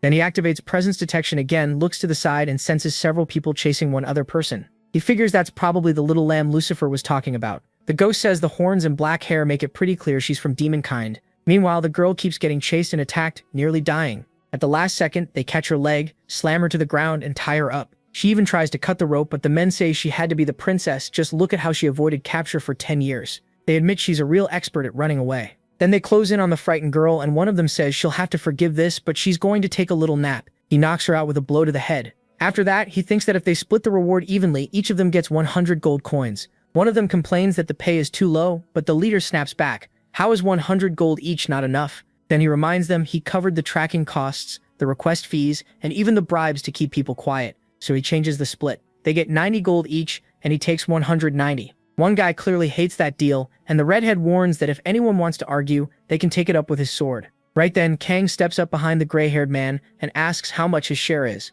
They all jump in shock and yell, asking who the hell he is and why he showed up like that. Then they notice his black hair and wonder if he's from the demon race too, though something about him seems different. Wanting answers, they ask who he is. The protagonist realizes black hair must be common for demons here, then says he has business with the horned girl. That makes the gray-haired man tense up right away. He assumes MC is another bounty hunter after demons, grabs his sword and threatens the girl, saying MC won't take his reward.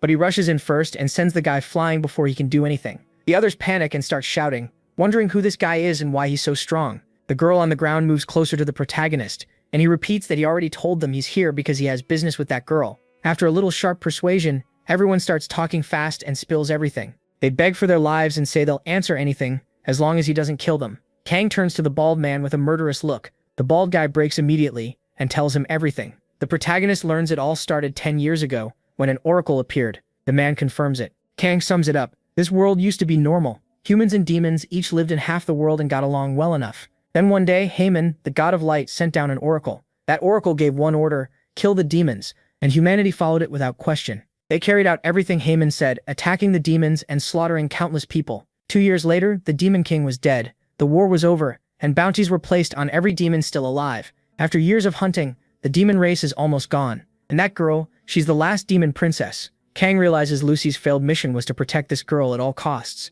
So he tells the bald man they're done, and lets him go. Which is surprising since MC has been killing everyone else. Later, he takes the girl to a cave and lets her rest. When she wakes up, he tells her she should still be resting, and asks why she's already up. She only thanks him for saving her, then asks him to leave. She says it's dangerous to stay near her. Someone like her shouldn't even exist in this world anymore. Then she says there's no one left to stay by her side. She remembers how her people were destroyed, until she was left completely alone. She adds that those men weren't the only bounty hunters after her. Many stronger and more famous ones are still searching. Kang asks if she means the ones behind them. The girl looks confused and asks who he's talking about. Then a man steps out of the bushes and she freezes in surprise. He's glad to find the princess there, saying he heard rumors she was nearby but didn't expect them to be true. She recognizes him as Gareth and angrily reminds him that he once swore loyalty to her father, asking how he could do this. The shady-looking man instantly changes his tune, saying that's all in the past. Now whenever he remembers those days, all he feels is anger over what he did and says he never should have sworn loyalty to a demon. Then he charges forward, slips past the girl, and goes straight for Kang.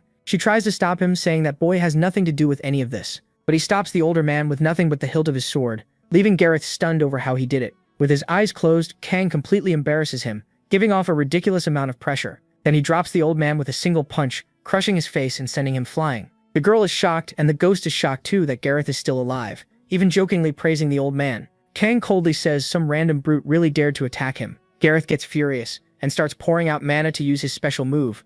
The girl grows nervous, but the protagonist still looks completely calm. Gareth starts coating his sword in mana. Kang realizes it's sword aura, and the ghost asks how he even knows that. He says he read about it in the manual, then tells the old man to come at him. Gareth keeps cursing him in his head, swearing he'll split him in half as he rushes in to kill him. But MC stops the blade so easily it looks ridiculous. Gareth can't believe it and asks how he did that. Kang points out that he couldn't even break his sword. The old man keeps forcing out his weak aura and tries to attack again, but he can't even get close. Still, he keeps trying to send Kang to hell, while the girl watches in fear. Then she notices that he used total notification on the first attack, letting Gareth rush past without touching him. Gareth insists he knows he landed the hit. He starts wondering if Kang is some kind of mage, maybe using time magic, but he rejects the idea at once, since not even the great masters of the magic tower can do something like that. The protagonist just raises his hand and uses total notification on the second attack. At that point, Gareth thinks he's a monster, and MC uses total notification on the third attack too. Gareth starts freaking out, asking why none of his attacks work, not even with aura.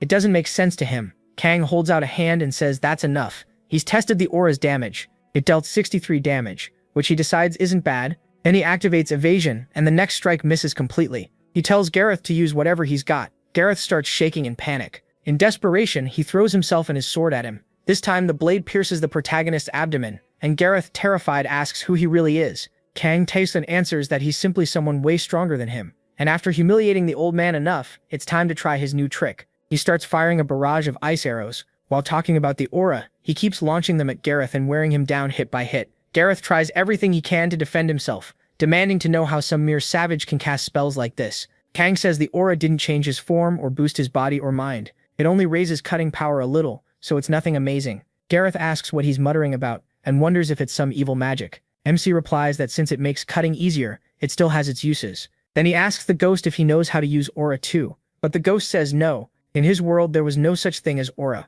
and his world didn't have monsters, magic, or aura at all. Very few people ever reached the lower floors, and even fewer had aura. So Kang says he'll just ask the old man directly how to learn it. But the old man is completely stunned now, doing nothing but calling him a monster. The protagonist realizes Gareth has basically lost his mind, so he doubts he'll answer on his own. Then he wonders if this will work, the proof of self-skill which makes all the merit he's earned so far take form and wrap around him. He figures that if it has an on switch, this must be the activation skill, even though it's marked as continuous activation. The moment he turns it on, all of Kang's merits become visible. When the old man sees that, he nearly wets himself. To him, MC looks like a completely terrifying being made flesh. The old man drops to the ground as his presence, like some giant spirit around him, closes in and fills him with fear. Kang thinks it was useless and turns it off, figuring it's just some intimidation skill that doesn't really do anything. He's still wondering how to make the old man talk, but Gareth is already beyond terrified and doesn't even realize it. He says the protagonist can ask anything, and he'll answer whatever he wants. MC has no idea what's going on. While the old man is scared out of his mind, the ghost cracks up, saying the guy looks ready to wet himself like he saw a real monster, and it wasn't even him. He starts thinking that skill might actually be useful after all. The ghost basically tells him, "Man, you turned into the devil in front of him. Have you noticed how many people you've killed? How many monsters you've taken down? How much chaos you've caused? How many gods you've made angry? If that's not terrifying, then I'm the crazy one." Kang tells Gareth to explain everything he knows about aura. Gareth calms down and starts talking, saying aura is a skill swordsmen can gain. As the protagonist can see, it shows up as a blue flame, and at higher levels it turns white, though he's never seen anyone reach that stage. MC asks what it does, and Gareth says its cutting power is almost absolute. Then he asks if it only works with swords. Gareth says it can be used with any weapon, but not freely. For example, he can only use aura on his sword because he's trained with it his whole life, and the higher his level gets, the easier it becomes to use. Kang asks if it has proficiency levels and what the mana cost is. Gareth says 0, which surprises him. Gareth adds that while there's a limit to how much aura you can release, there's no true limit on using it. You can keep it active for a long time, it just makes you a little tired. The protagonist realizes aura could be useful, and asks how to learn it. The old man says there's no special trick. It's a power a swordsman awakens on their own through insight. Still, he admits true sword masters who already use aura might know a better way. Kang thinks that over and figures out the issue right away. The problem is simple. He still doesn't know how to learn it. The old man agrees and asks if there's anything else. MC says not for now, and Garrett begs him to end his life so the shame can finally be over. He agrees. Hearing that, Garrett thanks him. Then Kang finishes him with his knife. Honestly, the protagonist makes the smart call here. In a situation like this, leaving someone alive is just asking for trouble. Garrett had already seen too much and knew far too much about the protagonist. If he teamed up with stronger people later, that could turn into a huge problem. So the protagonist kills him, and when spiritual enhancement activates, the gap between their souls is so big that he gets nothing from the kill. After that, MC asks the demon princess for her name. She introduces herself as Anisha, then asks his. He gives his name and quickly adds that he's her guard before she can ask. She's clearly confused by that. Right then, the ghost rushes over and warns the protagonist not to say Lucifer sent him. He needs to make up a believable story. So Kang lies badly, saying that a few years ago he met someone from the demon clan who entrusted him with a treasure and asked him to protect her. Anisha asks who that person was, but MC says he doesn't know. The person died soon after making the request. More importantly, he asks if she knows anywhere safe in this world. Anisha says no, there's no safe place for her, because everyone in this world wants her dead. Kang understands. For now, all they can do is keep moving and hope to find somewhere safer than this, so he leaves with the girl. Along the way, more attackers keep showing up to kill her, but he cuts them down easily. The stream of enemies never seems to stop. That makes him remember what Lucifer said. His little lamb is suffering in a world that forgot her, and the protagonist has to take her somewhere safe. The problem is, he still has no idea where that safe place is. Some time passes, and Anisha keeps praying for the demon god to bless them with salvation and peace. Kang notices her faith is strong, while he'd rather spend his time training than sitting around. So he starts putting what he learned into practice. Even then, he still can't grasp it. Eventually, he looks back and asks how long she's been watching. Anisha says about 2 hours. She asks what he's training, and Kang says he's trying to learn aura. That surprises her. She thought he was already a master. MC explains he came from another place. And Anisha says that now that things have calmed down a little, she never properly thanked him. So Nisha Brichette, the demon princess, offers her sincere thanks to her savior Teen San. Kang is caught off guard and says he's only doing what he promised. Just then, the ghost warns him that more people are coming. A group arrives asking if this is where the demon princess is hiding. When they get close, he asks if they're mages. One of them proudly says he's a mage from MANWHA Academy of the Great Magic Tower, and his name is Bar Moen. The protagonist thinks this might be more fun than fighting hunters. Maybe they'll teach him something new. But the old mage asks if Kang is the princess's protector, and immediately talks down to him. He says they follow Ramoan, the god of light, so the demon princess must die. Then he orders MC to kneel, calling him a mere swordsman, and uses mental magic. Anisha quickly says they must have come by order of the oracle, because Ramon commanded the death of all demons. He thinks they're more annoying than a rash and tells her to get inside the cave. The mages attack at once. Kang calmly cuts through several of them without trouble. The old mage realizes his spell doesn't work on the protagonist, so he orders everyone to keep their distance and cast together. They fire a barrage of different elemental spells at him. MC dodges every single one with ease. He mocks them, saying it's amazing that even working together, that's all they can do. To him, they're way too weak. Then they see him launch an ice shot without chanting anything. Several mages are struck and killed, leaving the rest shocked as they ask how he did it. Kang asks if that spell is called Ice Shot and says the name sounds pretty fancy. Then he apologizes but says he still has to protect the princess. After activating High Appraisal, he says only the head mage is left and promises not to kill him yet. First, the old man is going to teach him some magic. After a while, Kang figures out that depending on the mage, chanting is required to cast Imbegaseta, and the basic spell for sensing the surroundings can be used starting at the intermediate level. He also learns that Ice Shot or Ice Arrow is a high-level summoning spell. In the end, though, it's nothing amazing. After that, he asks Anisha if she's okay. She apologizes and says she feels a little dizzy. The whole situation is getting to her. The ghost points out that she's been living under death threats for who knows how long, so she's probably hit her limit. He pulls something from his item box, surprising her. He tells her to drink it. Once she does, she asks what it was. Kang says it's a stamina recovery potion, and it worked just like he expected. She wonders why he'd give her something so valuable, but he tells her not to worry. It's not something he can't replace. So she starts asking if there's anything she can give him in return for his kindness. Later, as evening falls, she tells him she cooked the fish with a few herbs she found and hopes it tastes good. The protagonist is surprised because it looks great. Anisha thanks him and says it's been a long time since she cooked, but she still thinks she's pretty good at it. She says that back when the world was peaceful, she loved cooking for the people around her. As she says that, memories of her family come back. That makes Kang remember she said Ramon only arrived less than 100 years ago. She confirms it. Back then, this world didn't follow one god. Each region and clan had its own. But during that time, a god was born in their world, and that god was Ramon. Kang realizes Ramon came into existence not that long ago. Then Thason asks if he's thinking about something, and MC says yes. He remembers hearing that the gods who were divine from birth disappeared, while the current gods were once mortals who rose to transcendence. If that's true, then 100 years ago, Ramon was just a mortal, and gods are insanely possessive. That much is obvious from Ramon's actions. He tried to wipe out every demon clan just to become Begaseda's only god. Kang figures the demon god would never accept that quietly. The ghost says that's exactly right, and that's why Lucifer sent him here, where Lucifer has no influence. No matter how powerful Lucifer is, fighting another god outside his own territory is hard. Even if he's stronger, he'd still be at a disadvantage in Ramon's domain. He starts to understand that he has to stop Ramon while also protecting Alice, the demon princess. He looks at the girl and realizes that if he can finish this mission, he may learn who tried to destroy his world. Sometime later, somewhere else, even more people gather. They say they even brought an advanced mage, and the force they've assembled is enough to destroy a city. Then they all come together for one goal only: kill the demon princess, no matter the cost. From above, Kang sees they brought a lot of people. Everyone is startled and asks if he's the guardian of the abandoned princess. They tell him to move aside. Their target is the princess, and they don't want to fight him. They're here to carry out Ramon's order and kill the demon princess. Kang says that's not happening. He has his own reasons to protect her, and besides, he wants them to spread a few rumors about him. They ask what rumors he means. The protagonist asks if everyone's already here, saying the more people there are, the better it'll be for him. That leaves them all wondering what he's planning. And MC tells them to come at him, because it'll be easier if he wipes them all out at once. He is on another level here. He throws that challenge out in front of everyone like it's nothing, and now the whole crowd is left wondering what kind of confidence this guy has. They scoff at him, saying he's barely out of diapers and asking how he can talk such big nonsense. To them, he's just trying to play hero and make a name for himself. They ask if he misspoke because it sure sounded like he wanted everyone to rush him at once so he could wipe them out faster.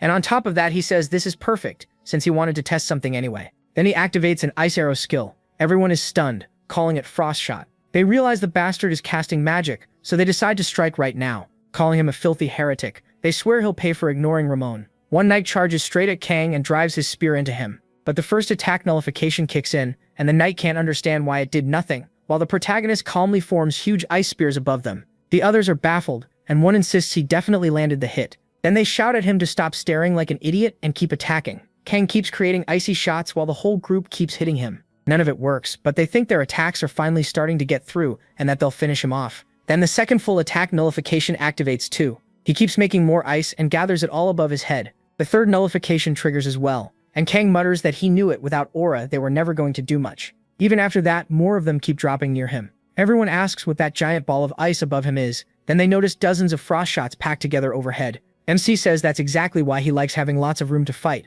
Wide spaces are great for testing things. That icy mass above him turns into a new skill. He activates Ice Orb. They watch in shock as that sphere made from countless frozen shards starts moving toward them. Then he uses magic acceleration and hurls it at full force into the entire group. A bunch of them turn into frozen statues and get swept away. The old mage is left speechless by what he just saw, because that level of destruction is like a dragon's attack, and it tears through them with ease. Kang says it took a while to set up, but it worked pretty well. Then he asks if they still want to keep going, and the old man is shaking in fear. He begs everyone to run. They call Kang a monster, saying the one guarding the demon princess is like a dragon in human form. The princess asks him if this is going to cause trouble. He asks what she means, and she says those mages will spread word of what he did everywhere and brand him a heretic who betrayed Ramon. The ghost says that won't be a problem, because that's exactly what the protagonist wants. He's been waiting for stronger people to come after him, and she asks what he's talking about. Kang looks back and says the last group was a letdown, but this next one should be good enough. The little ghost is surprised, realizing MC's plan must have worked, and the news has already spread, bringing even more powerful fighters straight to him. The princess recognizes them as master swordsmen. Kang says they came all this way, and there are only a few of them. Then the red-haired man asks if he's the princess's guard. The princess urgently tells him to run. She says they all know how to use aura. They're elite swordsmen, and it's 4 against 1. Even if he's strong, she doesn't think he can handle this, but the protagonist just knocks her out to spare her the panic, telling her to rest for a minute. He leaves her in the cave and walks back to face them. They ask if he's done talking, and joke about whether he already said goodbye to the princess. Kang thanks them for waiting, and says she just fell asleep, so they shouldn't wake her up by yelling. Got it? The redhead says MC looks way too young, like they were really called in to deal with some kid. But the white-haired man snaps back, asking if he thinks he came here because he wanted to. Another one tells them to quit complaining, since this is a direct order from their god. They were sent to kill the demon princess and her guard, while Kang stands in front of them without a hint of worry. One of them says he has guts for someone protecting the princess, and the redhead tells the others to stay back. He's going first, and he releases a red aura. He says he's heard about him, the boy who can nullify enemy attacks. Now he wants to see how many times Kang can really do it. This time he'll be facing a real master. You'd think the protagonist would be smashed into the ground right away, but that's not what happens. The first attack nullification activates, then the second, then the third. A storm of swords rushes at MC, and the fourth one finally lands, dealing 52 damage. The red-haired master says that settles it. Kang can only block 3 times, and that's nothing special. He notes that an aura-coated sword only did 52 damage, so the boost doesn't seem all that huge. The redhead tells him to show his power. Use the same move he used on the mages earlier. If 3 uses is his limit, then what is he going to do now? The protagonist realizes the man's swordsmanship isn't much different from the adventurer on the 20th floor. That means beating him with magic should be easier. The redhead keeps pressing forward, stabbing from every angle with his swords. Kang thinks to himself that a sword wrapped in aura is more like a skill than pure sword technique, and honestly, it's pretty cool. So he rushes in, slipping through all those blades and sending the redhead flying. The man is shocked by how heavy Kang's hit felt, and the others start wondering if he really is a mage, since he's clearly good with a sword too. MC figures the man's actual technique isn't that impressive compared to his aura. He thinks that if he raises his own power enough to shape aura, he could boost his attack without using stamina, and that's not bad at all. The redhead doesn't like seeing him smile and demands to know what he's muttering about. The protagonist answers by activating acceleration. The redhead is caught off guard by that speed, as Kang closes in before he can launch his swords properly. With acceleration active, MC knocks every one of them aside. The redhead asks where he came from and why he's protecting someone from the demon clan, trying to get answers mid-fight. Kang isn't in the mood to chat. He's already on top of him, ready to kill. Still, he asks why that matters, then reveals he came from the labyrinth and only came here to fulfill a request. That shocks the redhead even more. A single strike launches him into the air and that finishes him. Spiritual enhancement activates and Kang gains the skill sword-proof activation. He realizes that at this level, spiritual enhancement can absorb new abilities. The others start to panic after seeing the redhead die. Now they understand he is far stronger than all of them, so they decide it wouldn't be unfair to attack together. They get ready to jump in, and Kang says he'd better not hear them, regret it once they've drawn their swords. Sometime later, he decides this fight really was worth it. He even got a good workout. His shield stat rises, reaching 15, then 22 out of 22 with 50 total. They call him a monster, and the blonde one gives up. He says the 4 of them together could bring down a kingdom, yet they still lost. He surrenders and begs not to die, promising to do whatever Kang wants if he's spared. The protagonist agrees, but says he needs to finish with the others first. He plans to dump them somewhere Ramon can see clearly, and asks the blonde for a hand. With that, they all think it's unbelievable, because Kang's strength is beyond measure. While MC is cleaning up those masters, a demon shows up and says he finally found Princess Anisha. After some time, the princess wakes up and wonders where Kang went. He comes back and asks if she's awake. She asks where he was, and he says he went to deal with the bodies. Then he asks what's wrong when she suddenly hugs him. The blonde man thinks the two of them look pretty cute together, and he tells him to shut up. The girl then notices Archery is there, and he says it's been a long time since he's seen her. He tells her not to worry. He didn't come to Lilia to drag her away. He surrendered. Kang asks if they know each other, and she says yes. Archery used to visit sometimes when her father was still alive. Then she asks if he came to capture her too. He admits that was the plan at first, but since he lost, she can relax. He has no intention of attacking now. The protagonist says he's awfully calm for someone who is following a divine order. Atria thinks that even if Ramon is a god, he doesn't really trust him that much. He also wants to know why Kang let him live. There has to be a reason. MC says Atria probably already knows. It's because his aura made him curious. Atria says someone at his level should have learned aura already, and he's surprised he still hasn't. The protagonist explains that he came from somewhere else, and that shocks Atria. He asks if MC means the labyrinth said to have been made by an archmage, and he's surprised he knows about it, but Atria says that might mean he can't learn it after all. And he asks why. Atria explains that aura is said to come straight from the sword god. That god picks a world he likes and grants that power to it, so people from worlds he didn't choose can't learn it without permission. Hearing that, Kaon thinks about this sword god. Atria apologizes and says the protagonist probably has no way to learn aura, but MC doesn't see it that way. He says he will learn it. He earned that right. His proof is the sword trial itself, since he was allowed to take it. Sometime later, Kang is still training hard even as the sun goes down. Then it clicks for him. He only needed to keep swinging his sword. It wasn't different from what he'd been doing all along, and now he feels like sparing Atria was worth it. Atria asks what he should do now, and he says he can leave since he got what he wanted. Still, Atria pauses and says that if Kaon doesn't mind, he wants to come along. The protagonist asks why, and Atria admits it's simple curiosity. He wants to see whether the protagonist can really learn aura, and if the protagonist is worried about the princess, he'll swear not to touch her. The princess says she has no problem with that either, so MC decides to take one extra step just to be safe. He asks Atria if he'll agree to something from the heart. What he means is a contract, one that stops Atria from acting against him and Anesha. He says it's only temporary, just enough to make sure there's no danger. If Atria accepts, he can come with them. Atria asks if this is another power from the labyrinth, saying it really has everything. Finding it pretty interesting, he agrees to the contract. Kaon keeps moving far ahead of the other two, and Atria can only stare in amazement. It's already been 3 days, and the protagonist has been swinging his sword for 22 hours a day. Atria asks if no one else has come after him yet. More people should have shown up by now, but MC is way too calm. Then Atria tells him there are only 8 master swordsmen in that world. 4 already came after him and all 4 died, so who would be crazy enough to try next? Kaon figures that makes sense, and says he'll train even more, which leaves Anesha shocked. Then she notices more people nearby. She asks who they are, and the protagonist steps in front of her, but they turn out to be demons, who came looking for the princess. They greet her as Your Highness, and she bursts into tears, calling one of them Harbanek, when she realizes he's alive. He kneels before her and says he barely escaped when the castle burned. Then he asks forgiveness, admitting they left her behind to save themselves. She tells him it's okay and says she's just grateful he survived. To her, that alone is a relief. She wasn't the only one left alive. Kaon decides he should let them talk. But after a while, something finally starts to happen. As he trains with his sword, aura appears. Kaon wonders if this is the limit for now and thinks he'll work out the rest later, until he can truly start using aura. By then, everything around him has been sliced apart. Watching this, Atria realizes MC understood the basics of aura in just 4 days. He can't help wondering if this is the power of the labyrinth, because the more he sees, the more he shocks him. The demons kneel before the protagonist and thank him deeply for protecting the princess even at the risk of his life. Kang tells them he's already been paid, so they don't need to do that. After thanking him again, they ask the princess to return to her homeland. She agrees, then asks if MC will come too. He says if they're going, he'll go with them. One demon objects right away. Their home is supposed to stay hidden, and bringing in outsiders goes against everything they stand for. But Anisha tells them not to worry. Kang protected her, so there won't be a problem. The demon gives in, saying that if it's the princess's wish, he'll allow it. Even so, he doesn't look happy about it. Anisha speaks to Atria, and he says that now that he has learned the basics of aura, he'll be going his own way. He adds that meeting the protagonist again someday would be great. MC just sends the guy off with total coldness. Then one of the demons gives the princess something, a necklace, an accessory made from a dragon's claw. He explains that while she wears it, she can hide from a god's gaze and says Kang should get one too. This dragon claw item carries the blessing of the world's guardian dragon, blocking interference from transcendent beings. As they travel, the ghost notices he spends the whole trip swinging his sword. He really is like a machine, and the ghost brings up aura again, saying it's pretty fascinating. Even after getting the sword trial skill from that red-haired bastard, he didn't think the protagonist would actually learn aura.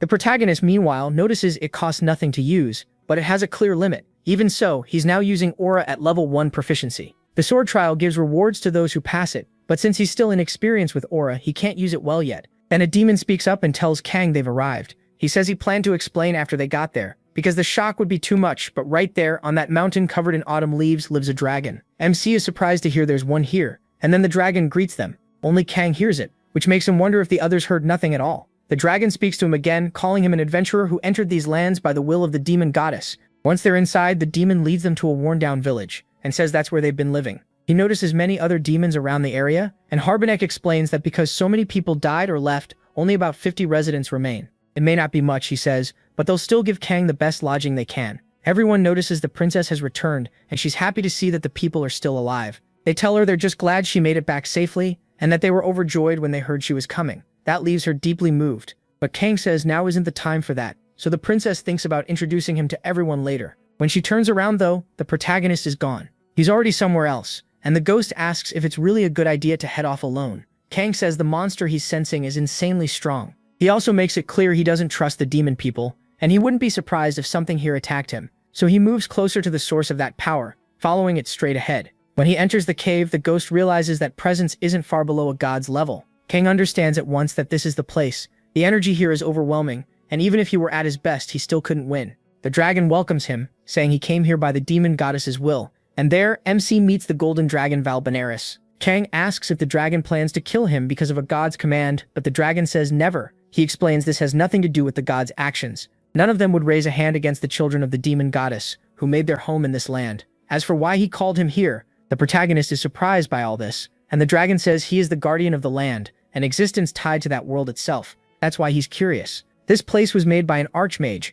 yet great gods and lesser gods live here. He brings up the Great Labyrinth, and while Kang gets the general idea, he asks what the dragon means by his final curiosity. The dragon says the young demon goddess is furious, especially at the god Ramon of this world, who is trying to kill her people. Because of that, this world will be torn apart by her hands. She's only waiting because some of her followers are still alive, so once they're safe, this world is finished. With that, the dragon says his curiosity has been satisfied. Kang is the first mortal he has ever met, so he gives him a small gift. If MC finds someone who can refine it, it should help a lot. The dragon adds that meeting a mortal like this will likely happen only once, and now he must prepare to leave. Kang asks what he means by that, and the dragon says he's going to make his final effort. Then he vanishes in front of him. Sometime later, the protagonist returns to Anisha, and she immediately starts shouting at him, asking where he went because she thought he had left without even saying goodbye. MC says he only had something personal to take care of. Another demon says they thought the same thing, and Kang tells them not to worry. He'll let them know when he really leaves. That surprises the demon, who asks if he plans to stay here for now.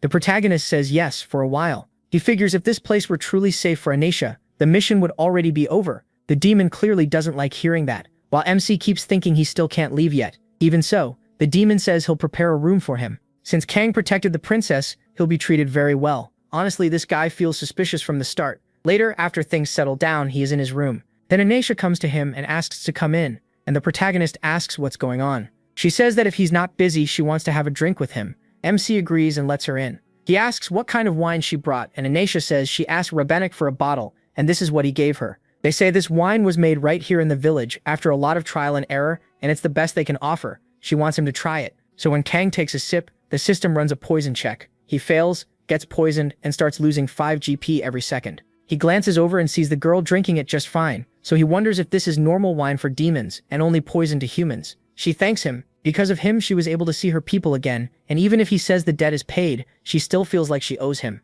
So she says she'd be happy if he stayed there with her. But Kang shuts that down right away, telling her not to say something like that. He reminds her that he has to leave while she'll stay here, and he hopes she finds someone in this place who can make her happy. That, he says, would be the best reward he could get. She asks if he's going back to the labyrinth. The protagonist says that's the only place he can go. But the next morning, the ghost teases him, saying he acts tough but has a really soft heart. Kang tells him to shut up. Still, the ghost brings up the poisoning from earlier and asks if he's okay. MC says he's fine. His life is dropping a little, but it's still under control. He says the poison already burned through 150 points of his shield, and the mission still isn't over. That means this place still isn't safe. Then he feels a strange energy. He looks up as the ghost warns that something is coming, and Kang mutters that of course it wouldn't end this easily. A giant angel suddenly charges at him, blasting everything apart. It nearly hits him. He triggers counterattack and blocks the strike. Then he looks ahead and asks if that guy really had to make such a huge mess. The massive figure in front of him is glowing with power. It's Ramon's angel, and it's furious. They quickly realize this enemy is very strong, and Kang decides the mission will only end once he kills it. So he tells the angel to come at him. Meanwhile, Lisha is somewhere else, talking to the demon who saved her. She realizes he really can't stay there for long, but while she's speaking, Rabenik is surprised to see her there. She turns to him and asks what everyone is doing there. He says he was waiting for her. Then he says there's something he wants to ask. Did she drink all the wine? She says she only drank a little. Everyone is relieved and says that means they're safe now. Lisha asks what they mean by that. Then she hears something. It's the explosion from Kang's side, and she realizes that blast wasn't part of their plan. She tells everyone to run. It's Ramon's hunter, and they need to call Mr. Tayson. But they tell the princess to calm down. She asks why they're saying that, and Rabenik starts laughing. He says they only warned him a day ago, and Ramon already sent an angel right away. Lisha is shocked. They've all abandoned the demon goddess. They say they're tired. All this time they gave everything they had for the demon goddess, but even after watching them suffer so much, she never gave them a single comforting word. Lisha is stunned by what she's hearing. Rabenik tells her to look at this village. Their glorious kingdom is gone, and now they live in this dump that can barely survive a little rain. He says their race has fewer than 50 people left, and each day starts not with hope, but with despair. Even so, Lisha says they can't seriously think Ramon will leave them alone in the end. He'll still kill them all. The demon says that's fine, because they won't be demon people anymore. He asks if she forgot once they release what's inside them, they can no longer be called part of the demon race. Then they ask the princess to forgive them as they prepare to throw away their demon nature. Lisha is left in shock that they all turned their backs on the demon goddess. At the same time, Kang stands before the angel, completely fed up. His first attack nullification activates, taking the angel's hit, and then the second attack nullification activates too. He gets even angrier, and the third one triggers as well, though he still takes 5 damage. He realizes one of complete attack nullification's few weaknesses. It activates against any attack strong enough to count. So he turns on Bloodthirst and gets ready to rush in, then activates Contempt for the Strong. He says a lot of his buffs and skills kick in when he faces someone stronger than himself, and then he uses Force Duel too. On top of that, he activates Storm Slash with the first form, Wolf's Fang. With all that stacked up, he figures he should be able to deal solid damage and charges the angel. But the angel only glances back, and Ramon's angel takes no damage at all. Kang can't believe how unfair that is. Even with Wolf's Fang boosted by enhancement skills, it did nothing. Now he knows this fight is going to be rough. The ghost warns that something else is coming. As the angel raises a hand, it fires a spring-like attack at Kang. He barely dodges but still takes 420 damage, and that really ticks him off. He decides it's finally time to get serious. This is what he wanted, and now his attack power really starts climbing. He activates speed and rushes the angel again. This time the angel takes 59 damage, as the protagonist goes all in, then another 51. Kang realizes this has to be working, because Hora can ignore defense. The angel is clearly getting irritated too. It lifts its hand again and launches another deadly attack at him. A storm of strikes flies past MC, piercing his cloak but missing his body. Using his jump, he moves through the air and dodges all of them. The angel stays silent while pressing the attack. Kang thinks now's the time to focus on dodging. This thing is seriously trying to crush him. At this point, he's sure the angel really wants him dead. Then the angel charges again, this time with its sword. It swings at him, but he slips out of the way and avoids the blow. Even so, he has no choice but to activate Force Duel, trapping the angel inside his barrier, then uses double jump to get close to its head. He tells the angel it won't beat him, he still has to keep getting stronger, and Kang comes back with a furious strike. As he fights, he remembers the demon goddess telling him to get her little lamb somewhere safe, so he unleashes another chain of attacks. The angel takes 113 damage, while Kang remembers her asking him to save the princess. He still has a promise to keep, so he tells the angel to get lost. And after a battle that gives him some trouble, he levels up twice, defeats God's messenger, and gains the activation skill Antitheism. His spiritual enhancement triggers too, permanently raising his strength by 32, agility by 22, and intelligence by 1. He also gains divine power now. Watching from afar, Lisha is shocked by what she's hearing, and the demon says it's over. There's no way a mortal could defeat a messenger of God. He tells the princess she'll become their offering, asking her to be sacrificed in his name. She tells Rabanek to let her go. She begs the demon goddess to save her, but then starts thinking that maybe the demon goddess really did abandon them all, until Kang appears and orders Rabanek to take his hand off her arm.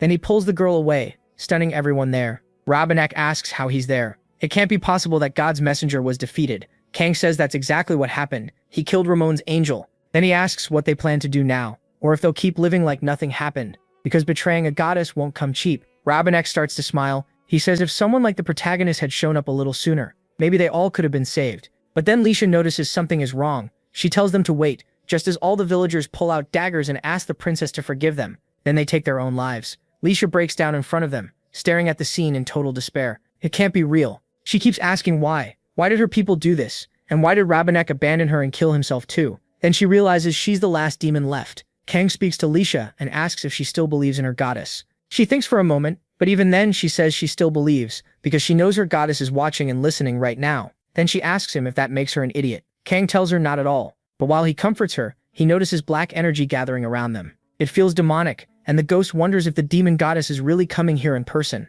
And she does, arriving at once and hugging Lisha, calling her daughter. She apologizes to the girl. Lisha is shocked that the goddess came down herself, and while holding the princess, the goddess also thanks her. She says that when everyone else abandoned her and gave in to despair, Lisha kept believing until the very end. Then she asks if Lisha knows how much a true act of faith like that is worth to a god. Even the ghost is shocked that she made the goddess descend here. Then Lisha asks the great goddess what will happen to the ones who abandon her, and the goddess says nothing of theirs will return to her, and nothing will remain of their bodies or their souls. She realizes that if they can't return to the goddess, their souls will be left behind forever. Feeling sorry for them, the girl says she won't ask for anything else. She just begs the great goddess to take them back. After a brief pause, the goddess agrees and calls her daughter to come with her. The ghost is stunned by the huge display of power in front of him. The goddess gathers the souls of everyone who died there and tears that whole world apart with her power, before sending them back to the palace of the demon goddess. Kang is shocked by what just happened, and then his side quest is marked complete. That makes him think about the mission he got from the start. Where could Anisha possibly be safe?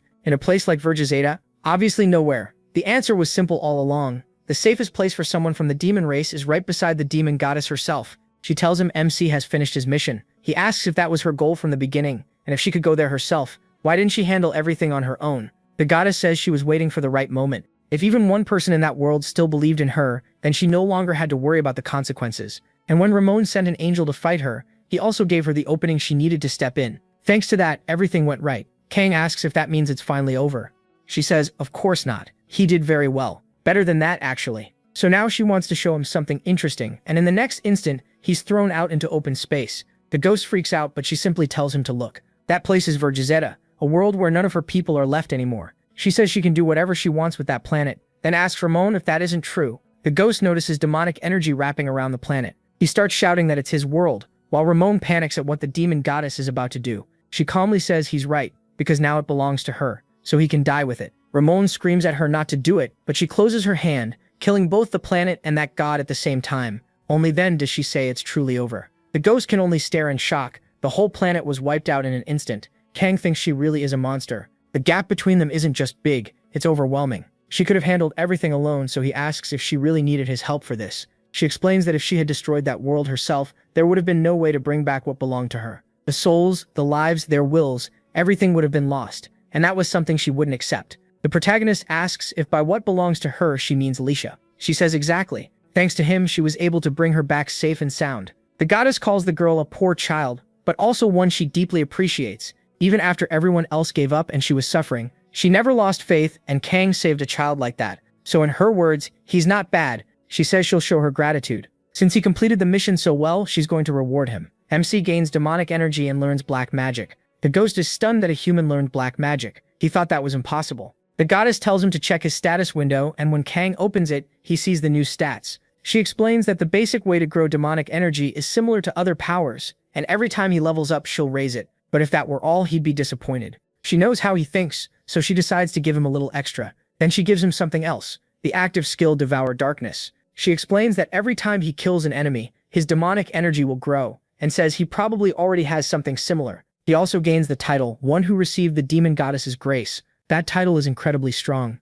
On top of that, she says if he prays in her name, he can learn more black magic. Of course, it won't be free. He'll have to make offerings to her, just like he does for the god of magic. And if it's something tied to demons, even better. Since she's in a good mood, she gives him one more gift. Kang gains the black magic, Distorted Flora of Decarabia, along with Round's emotional manipulation. The ghost is thrilled by the reward, while he realizes one of those skills is the one the Guide of Sin used. Then she says there's one last thing left to talk about, the beings that ruined his world. In short, his guesses were correct. The ones behind it were those born as transcendents, now called the Ancient Gods. There was once a time when every god in the universe was an ancient god, but others stole their place and sealed them away, and she admits she shares some blame for that too. Kang asks why they're destroying his world. She says he's missing the bigger picture. They aren't destroying only his world. In just 12 years, they destroyed 258 planets, and they haven't slowed down at all. The protagonist is shocked by that. He asks why they do something like this, but she says even she doesn't know. The defeated are doing whatever they want, and that much is enough to understand about them.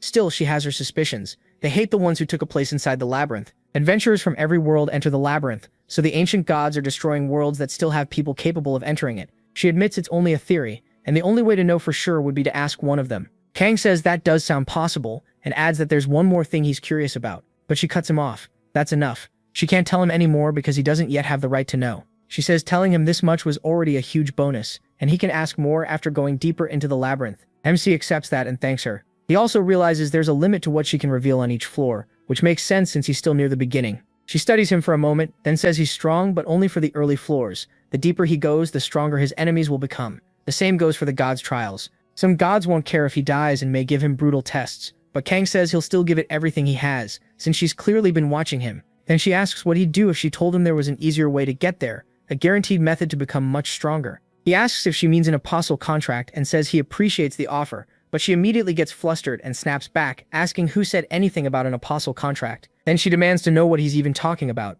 She tells him he wouldn't understand and orders him to get lost if he asks one more question. She'll tear him to pieces. She really does turn oddly shy right in front of Kang. As a final gift, she says that when he finds the school of the labyrinth, he may use her name. Then she sends him away. The protagonist thanks her for the last thing she gave him, still surprised that he's allowed to speak the demon goddess's name. With that, he returns to the 19th floor. The ghost is still shaken by how powerful the gods really are. He never imagined they could erase a planet so easily, and he says he felt that pressure himself. Every god he's seen in the labyrinth so far has been completely insane, and he wonders if Kang will ever be able to get that strong one day. Maybe MC, but it might take a while. Then the ghost starts joking that maybe he should try charming that goddess, since she seemed kind of interested. He rambles that she might be hundreds of millions of years old. Who knows, but maybe she could still give him a little boost. Even so, he admits that sounds dangerous, and says MC should stop getting weird ideas before she crushes him. Better to keep going down the labyrinth instead. After that, he goes back to the blacksmith and calls for Arfan.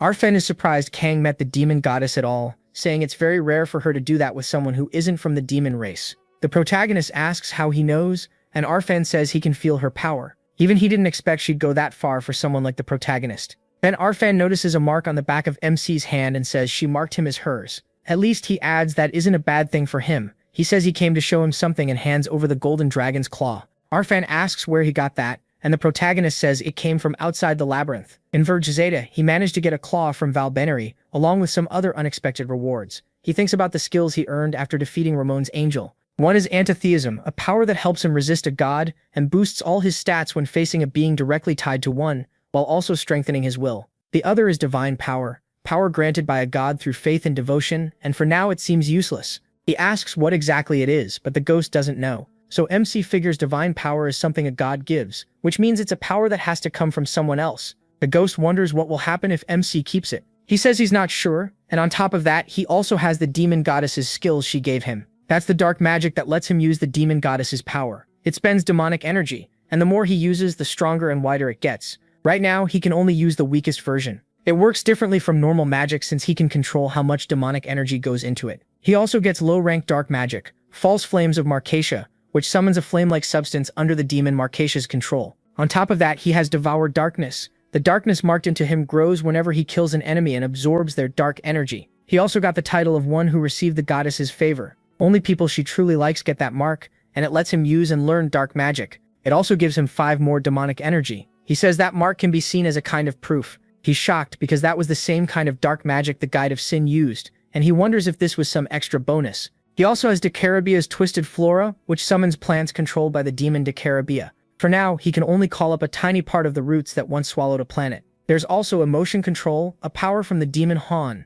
It makes the target suffer a terrible hallucination, though right now it only uses things from a human mind. After checking all that, Arfan asks if he looked through every skill, saying the item is incredibly valuable. Kang asks if it can be forged. Arfan says yes, but the main material has to be a dragon guard. The rest of the materials need to be just as strong, and the next place the protagonist might find something on that level is about 10 floors below. So he tells MC to keep it safe for now and come back once he finds the rest. The blacksmith is fine with that plan. He leaves and says that since they're passing the 20th floor, spirits should start showing up. The ghost asks how he knows that. Did someone tell him? Kang remembers when Li Tian told him that spirits start appearing from the 20th floor on, and normal physical attacks don't work on them. She had a really hard time there. She said the first one he'd meet was a flame spirit, and sure enough, a low-rank one appears in front of the protagonist. It's exactly like she said. His main mission is to beat that floor's boss to get the spirit jade. He also has a hidden mission. Then the monster throws a blast of fire at Kang, but he uses double jump and rushes in with an ice arrow, then triggers flame explosion against the fire spirit, which is obviously not a smart move.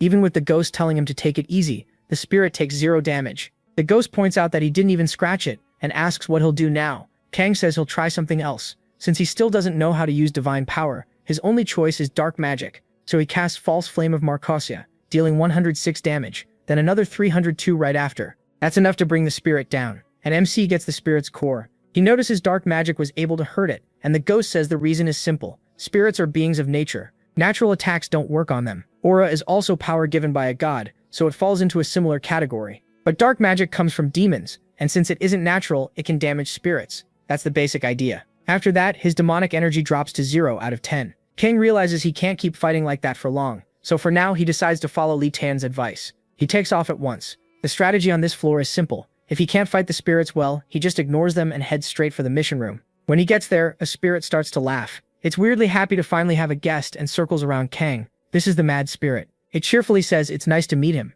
but there's clearly something off about it. He explains he wants to go deeper into the labyrinth, and the spirit asks if he really wants to descend. The protagonist says he has to beat the spirits first. The mad spirit doesn't like hearing that at all, It starts ranting, telling him to wipe them all out, to kill everyone who cast him aside, all the ones who called him abnormal. The ghost notes that this guy hasn't changed at all. Then the mad spirit gives directions. Go straight, turn at the third left, and there will be a hidden room. A golem abandoned there by the king should be inside. He tells Kang to avoid the creature and bring back its hidden core, and in return he'll give him power. That becomes a side quest. The mad spirit hates everything that made him this way, and he wants MC to bring back water from the natural spring guarded by the golem. The reward is a skill that can hit spirits. The spirit keeps rambling while saying he'll wait there. He asks if he's always this hyper, and the ghost says yes, he's been like this for years, totally crazy. His whole role is to teach people how to deal with spirits on the 21st floor, and once this quest is done, he never has to see him again. Still, the protagonist asks if that's really all there is to it. Then he heads into the madness of the 21st floor and finds a flaming golem made by the king of fire spirits.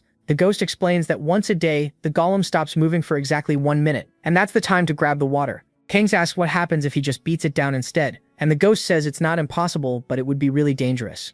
MC says that's the answer he wanted. He charges straight at the thing, activates his skill, and tries to hit it, but the golem takes 0 damage. Kang grumbles that lately way too many enemies just don't take damage when he hits them. Then he tries aura and manages to deal 47 damage. He says he knew it. Golems are different from spirits, so their defense can be broken through. After 2 hours, he finally finishes it off. He levels up 3 times and his spiritual enhancement activates permanently. Strength goes up by 34, agility by 22, and health by 102. Standing on top of the wreck, Kang watches quietly while the ghost thinks this is ridiculous. He fights like a machine and can just keep going. Then the system announces that he got a fragment of the King of Spirits, along with ore from the Guardian's core. And because he earned major results through non-stop simple repetition, he also gains the skill Continuous Activation Tenacity. The protagonist says he finally has all the basic skills needed to learn addition. Then his detection proficiency reaches 100, and detection evolves into vigilance. The skill rises to rank 1. It's an advanced form of detection that can gather general information about a target, and MC immediately tests it with vigilance. The ghost is surprised he's using it, and Kang reads his info. One line describes him as soaked in blood, and his status says he's a ghost, someone who gave his dream to the train. That description catches his attention. The ghost notices him staring and laughing, then asks what he just saw and tells him to spit it out. After that, the protagonist goes back to the mad spirit and says he brought the spring water. The spirit starts drinking it right away. Its status is unstable, a child that wants to become whole and longs for revenge. It looks a little happier and says, this brings it one step closer to becoming complete. Kang and the ghost just watch the crazy spirit. Then it happily tells MC to take this skill and gives him Spirit Strike. He also mentions that he beat the golem and shows the stone he got from it. The ghost is shocked and quickly tells him to hand it over. The fragment is a piece of power stored by the King of Spirits, and every spirit wants it. That sends the mad spirit into a frenzy. He says the protagonist is different from the other guests, amazing even, and asks if this incredible guest he's always admired will help him. The protagonist steps closer and says he will. The ghost is surprised by MC's choice. Then the spirit asks him to bring more cores, saying he needs them to become a complete spirit again and return to his former strength. A new side quest appears. The mad spirit wants to become great again by fixing his instability, and he plans to leave that job to him. The reward is everything the mad spirit can give. After the protagonist accepts, the ghost asks if he's serious, since he already got a skill that can hurt spirits. The protagonist says, of course, he was never planning to clear the labyrinth like everyone else, and whatever reward this leads to will only make him stronger. So he tells the spirit he accepts and asks what exactly he wants. The spirit lights up, looking way too pleased, like he's thinking of something evil. He says he's very happy now, but first he needs stability, and after that he needs to become whole. To do that, he needs much more power. So for the first step, he wants MC to hunt down the master of the 21st floor, send him to the grave and bring back his core, just like he did with the stone giant. That should help him recover. Then he tells him to follow the shadow, still smiling as he talks about revenge and says she'll be his. The ghost says killing that golem was just a requirement for another quest, and wonders why the labyrinth even made a monster like him. He thinks that even back when he was alive, beating that golem would have been impossible.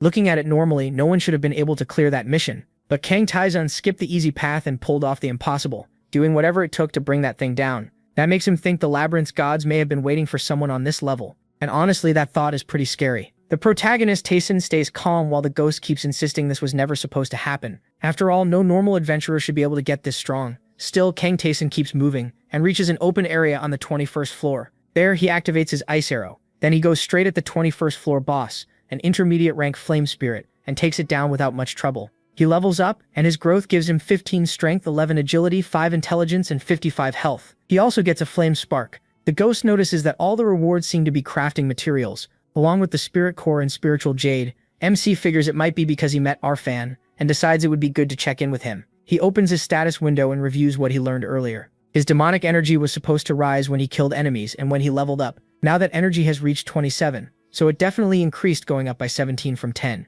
He also realizes he already cleared all of floor 21, but the number is still too low to tell how big the change really is. For now, the only thing he wants is to report back to the spirit and hand over the core. The spirit is shocked. He can't believe the mission is already done, gets all excited and says he knew Kang Taizong was the real deal the moment he saw him. He asks where the next target is. The spirit explains that absorbing a spirit core can steady someone unstable. After taking it, he improves a little and says the next one is on the 93rd floor inside a hidden room. He gives the full layout of that hidden room, points out the exact spot, and tells the protagonist to beat the boss there and come back. Then the 22nd floor mission begins, and Kang Taizong now faces a low-rank ice spirit. He can tell our fan did a great job. The weapon is so good he clears the whole floor without using a single skill, and even MC admits he didn't expect it to be this strong. After that, he activates the Relic of World and Ruins and sets his sword ablaze. With his attack already boosted by 10 points, it now has a fire property too, but he still wonders about the other materials he left with Arfan. The ghost asks if he means the ore from the golem. He's sure Arfan was stunned by that piece,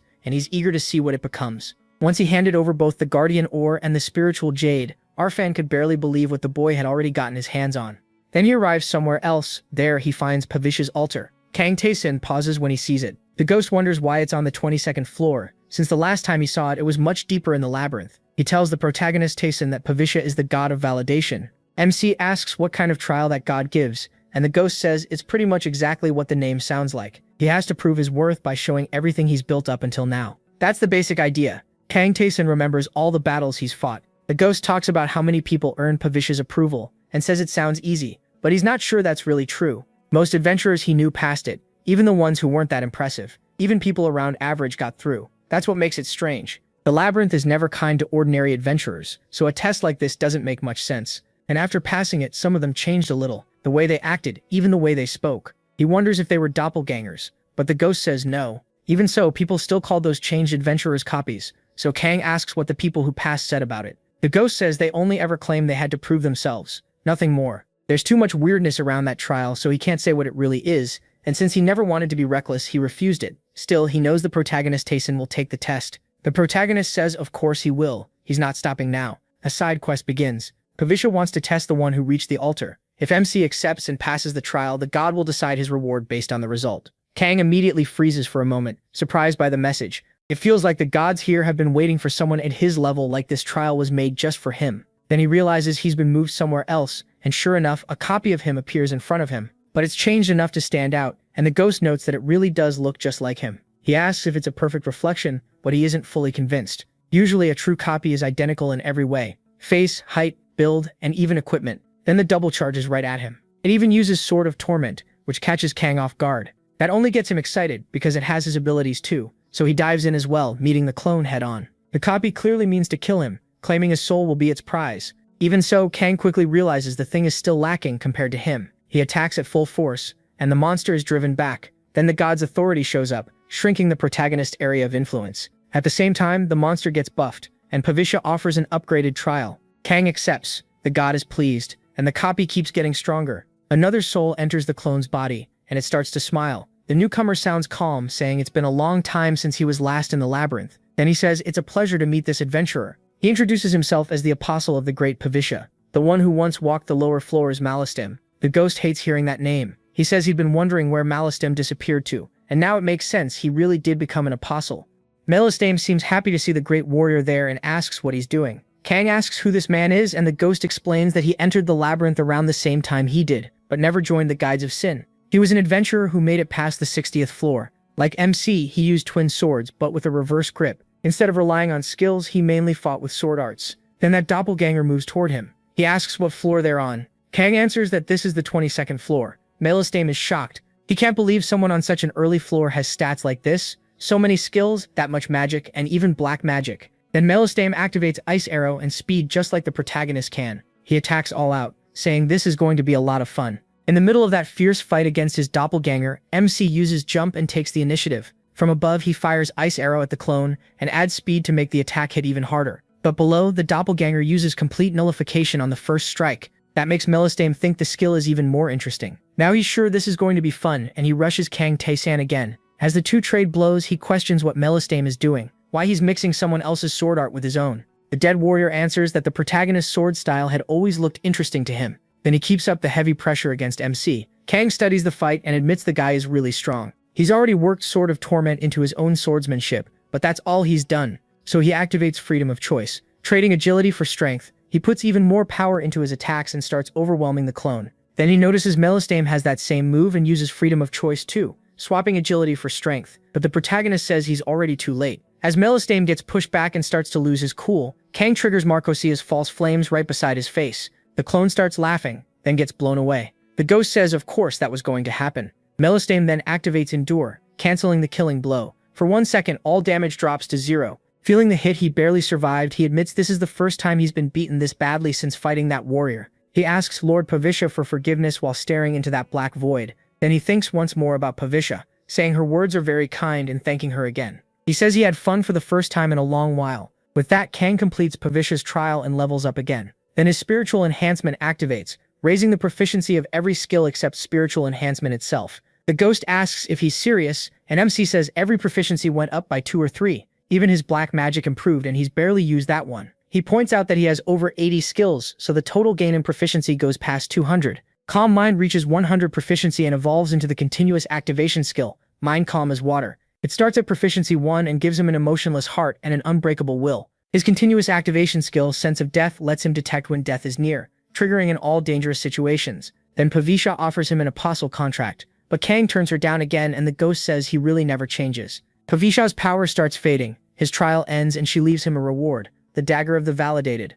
It gives plus 25 attack, it's an exceptional weapon from the god of validation, and he says it was about time he changed weapons. Since he cleared the trial, he also gets a bonus skill, Continuous Activation Spirit of the Validated. The skill says he earned it by beating a version of himself. When he gets close to death, Pavisha's trial will trigger again, but only once. That catches the protagonist off guard, so he asks the ghost what that means. The ghost says he doesn't know the details, but he knows what near death means. It's the kind of skill that can save your life. MC wonders if that's basically an extra life. The ghost says probably, yes, then asks if that means MC is going to suffer a lot later on. He also asks why Mallenstein made that choice. Becoming an apostle means being bound to a god even after death. The ghost explains that even with talent and luck, finishing the labyrinth is almost impossible, even for skilled people. So the ones who give up, lose their will, or become afraid of dying are usually the ones who accept an apostle contract. Since it lets them keep their full power, the offer is tempting. Kang asks if it comes from not wanting to lose everything you earned. The ghost says yes, when you die it all disappears.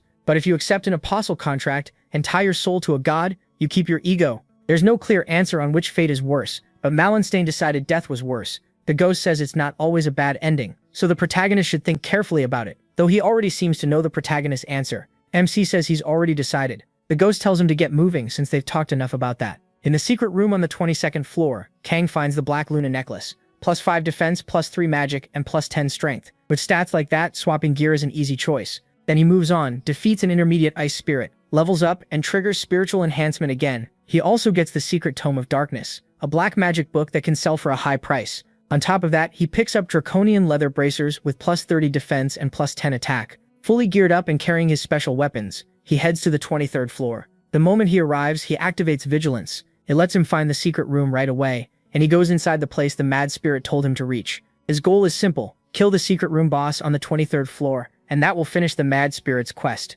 Once inside, he finds a huge forest stretching ahead. The ghost says he feels a brutal presence, and Kang agrees. The air itself feels different, and it's hard to breathe. He quickly realizes this is a high-rank wind spirit. A deer-like spirit approaches, shocked to see a human there, and asks why he's come. This is Caspar the Spotted. Kang says he came because a white spirit asked him to. Caspar guesses he means that mad little spirit, and asks if it told the protagonist to kill him. He calls that being broken a twisted spirit that never gained true intelligence, and warns MC that listening to it will only lead him to ruin. So Caspar tells him to leave and keep going, because that's what a human should do, but he already lights up his flames. He apologizes to the spirit, then says this is the path he chose. As he speaks, the area around Caspar starts burning. Caspar demands to know how Kang dares to do this, then uses Servant that walks the wind to send blasts of wind at him. He says he showed mercy to a mere human, and the protagonist repaid that by burning his land for selfish reasons. MC slips past the attack and asks what mercy Caspar is talking about, because he hasn't seen any. Caspar says he's tired of hearing Kang's voice and decides to kill him. He charges straight in, but he says he doesn't need mercy. He's following his own path. He tells the spirit to come at him. Caspar attacks again, hurling another burst of spirit power and saying he's sick of hearing the protagonist talk. MC activates vigilance and gets through the attack, then rushes in again. Now he can finally see the wind blades he couldn't track before. He closes the gap with both daggers ready. Caspar tells him that reaching this level means he could defeat the king's golem. Then he gathers a huge ball of spirit energy over his head. Still, he says that if this is all Kang has, it won't be enough to beat him. He declares that he should return to nature, and launches his attack, leaving him tense at what's coming. But the protagonist uses complete nullification of the first attack, turning back the danger and ignoring everything the spirit just did. Then he combines speed with jump and gets above the creature. He drops down with a heavy strike, but the spirit blocks it with swirling wind around its body. Kang is genuinely surprised. Caspar admits he's impressive. No low or mid-rank spirit could have stopped him, but says that's his limit. With power like this, MC still can't touch him. MC knows he's right. Even with speed, heavy strikes, and dodging, nothing has worked. Still, the same goes for Caspar. He can't land a clean hit either. Most of his techniques are built more for defense than offense, and the most annoying part is that no activation screen has appeared since the first time he used that skill. So Kang has no way to prepare for whatever comes next. Even with that pressure building, he keeps smiling. He wonders if this is really a spirit technique. Caspar gets irritated and asks why he is smiling, calling him crazy like a moth flying into a flame. But Kang only gets more excited, thinking he wants that skill for himself. He uses Dakarabia's distorted flora, throwing a summoned creature at the spirit. The protagonist says he'll start with black magic to hold it down, especially since it works well against spirits. Caspar notices MC isn't a demon and says it's useless, furious that a human would stain a spirit with twisted power. While that thing buys him time, Caspar is left open and tries to rush him, convinced it should have worked. He can't block black magic, and the protagonist follows up with Marco Sia's false flames, throwing fire onto him. Since those flames act like real fire, the protagonist knows the damage will keep going and dares him to block it. This time it works. Caspar catches fire and takes 210 damage in one hit. Furious, he curses Kang and says his king will judge him for this. Hurting a spirit will come with a price. MC wonders if the spirit king is nearby too. Caspar says the king lives on a deeper floor somewhere he will never reach, and for standing against them for the sake of a mad spirit king, he'll pay for that arrogance. Kang tells him not to worry. He planned to fight all of them anyway. Caspar can barely believe it, but the protagonist cuts him down with a single finishing blow, defeats the high-rank spirit, and jumps up 3 levels from the win. Spiritual enhancement activates again, raising his strength by 32, intelligence by 22, and mana by 60. He also gains the skill Servant that walks the wind. The ghost is shocked he got the same skill. It says that spirits born from wind shake the cradle they came from, and while it's active, MC can guide the wind with his will. He starts testing the gust for real, but wonders if that's all it does. For now, it feels unstable, like it could stop at any moment. He also gets a crafting item, a high-rank spirit core, a spirit's core packed with power. If a mindless part of nature absorbs it, it can become a spirit. He also earns free spirit energy. Spirits can't be tamed, and air spirits are freer than most. Used with the right equipment, it can grant special power. After that, he continues through the 23rd floor. He asks the ghost if he's ever seen the Spirit King before. The ghost says yes, but he never cared much about him since he used to be one of the guides of sin. Kang asks if that means he wasn't a monster or NPC but an adventurer. And the ghost says of course, spirits are a race just like humans and demons. That makes the protagonist wonder if that bastard was involved in his death too. The ghost says the goal is clear now. They'll tear them apart, but MC says that can wait a little. First, he wants to finish clearing this place and head back to the 20th floor. When he reaches that floor's boss, he kills it with absurd ease and rises to level 55. His spiritual enhancement kicks in again, 15 more strength and 22 agility. Kang realizes that by using the labyrinth system, he's finally reached the starting point the mage expected. Pleased with how fast he is growing, the mage offers him a blessing, and that catches him off guard. He gets to pick one reward, a special piece of gear, a boost to one skill's proficiency, a permanent stat increase, general knowledge about the labyrinth, some hidden truths about it, or one piece of information of his choice, with conditions attached. Phantasmia is shocked the protagonist got this already. He thought it wouldn't happen until much deeper down. The protagonist picks the equipment option and gets something pretty solid. Phantasmia says it's not better than the sword he gave him or the ring MC already has, but it's still the kind of item he normally wouldn't get for another 10 floors or so. He weighs the other choices too. If the boost scales to his level, a skill proficiency increase would probably be around 3 or 4 points, and the truth and knowledge options sound useful too. The 5th option is probably about the gods, the mages, or maybe monsters and NPCs. He figures that's not bad either. Even so, he decides to take the 6th option, and then a wall suddenly rises right in front of Kang. The thing behind it announces itself as a servant of the great mage Valvabamba, the one who sees all. It asks the protagonist what curiosity led him to call on him. Phantasmia is stunned that this is who answers the question. When MC asks who he is, the ghost explains that he's basically a guide who teaches basic strategies. The deeper you go in the labyrinth, the more he shows up now and then to explain things and point the way. Valvabamba introduces himself as a servant of the great mage. This labyrinth was made by his master, he says, and its laws and knowledge are in his hands. Then he tells Kang to ask whatever he wants. Since he knows the labyrinth, He promises a proper answer, and he takes a moment to think. By now he's learned all kinds of skills. Some of them should have been almost impossible to get, and a few aren't even known by adventurers who reach the deepest floors. So he asks how skills are learned. Were they made by the mage from the start, or do they come into being when someone meets certain conditions? Valvabamba says he has received the question, and compares it to asking which came first, the egg or the chicken. Kang doesn't get why he put it that way. Valvabamba explains that the labyrinth holds countless mysteries, and one of them is the endless number of skills adventurers gain. To understand where they come from takes deep knowledge only a servant of the great mage would have. The protagonist cuts to the point and asks for the answer. Valvabamba says skills are not made ahead of time. When someone does something near impossible, or repeats something enough times, a new skill is born. Once that skill takes shape, others can learn it too. That is how labyrinth skills work, and it is one of the mage's blessings. Kang says he had a feeling that was the case, but he didn't expect to be right. That means he can grow far stronger than he did in his last life. Valvabamba says the answer has been granted by the great mage, and asks if MC's curiosity has been satisfied. He says, yes. Then Valvabamba tells him it's time for the condition that comes with the answer. The protagonist immediately realizes, it's just like the explanation said. In exchange for information, they place conditions and restrictions on you. Valvabamba says Kang is forbidden from sharing what he learned, and if that information ever gets out, he will personally come for MC's life. So the warning gets serious fast. Valvabamba says he'll return to the lower floors now that he has answered the question, and tells him not to forget the warning. The mage watches every step he takes. After he leaves, Kang realizes the mage who created the labyrinth really is watching him. That leaves him very curious. Phantasmia says he'll have to learn about the mage little by little, but now that Valvabamba is gone, he wants to check the rewards. The protagonist finds out he got a leather belt with +10 strength and +15 defense,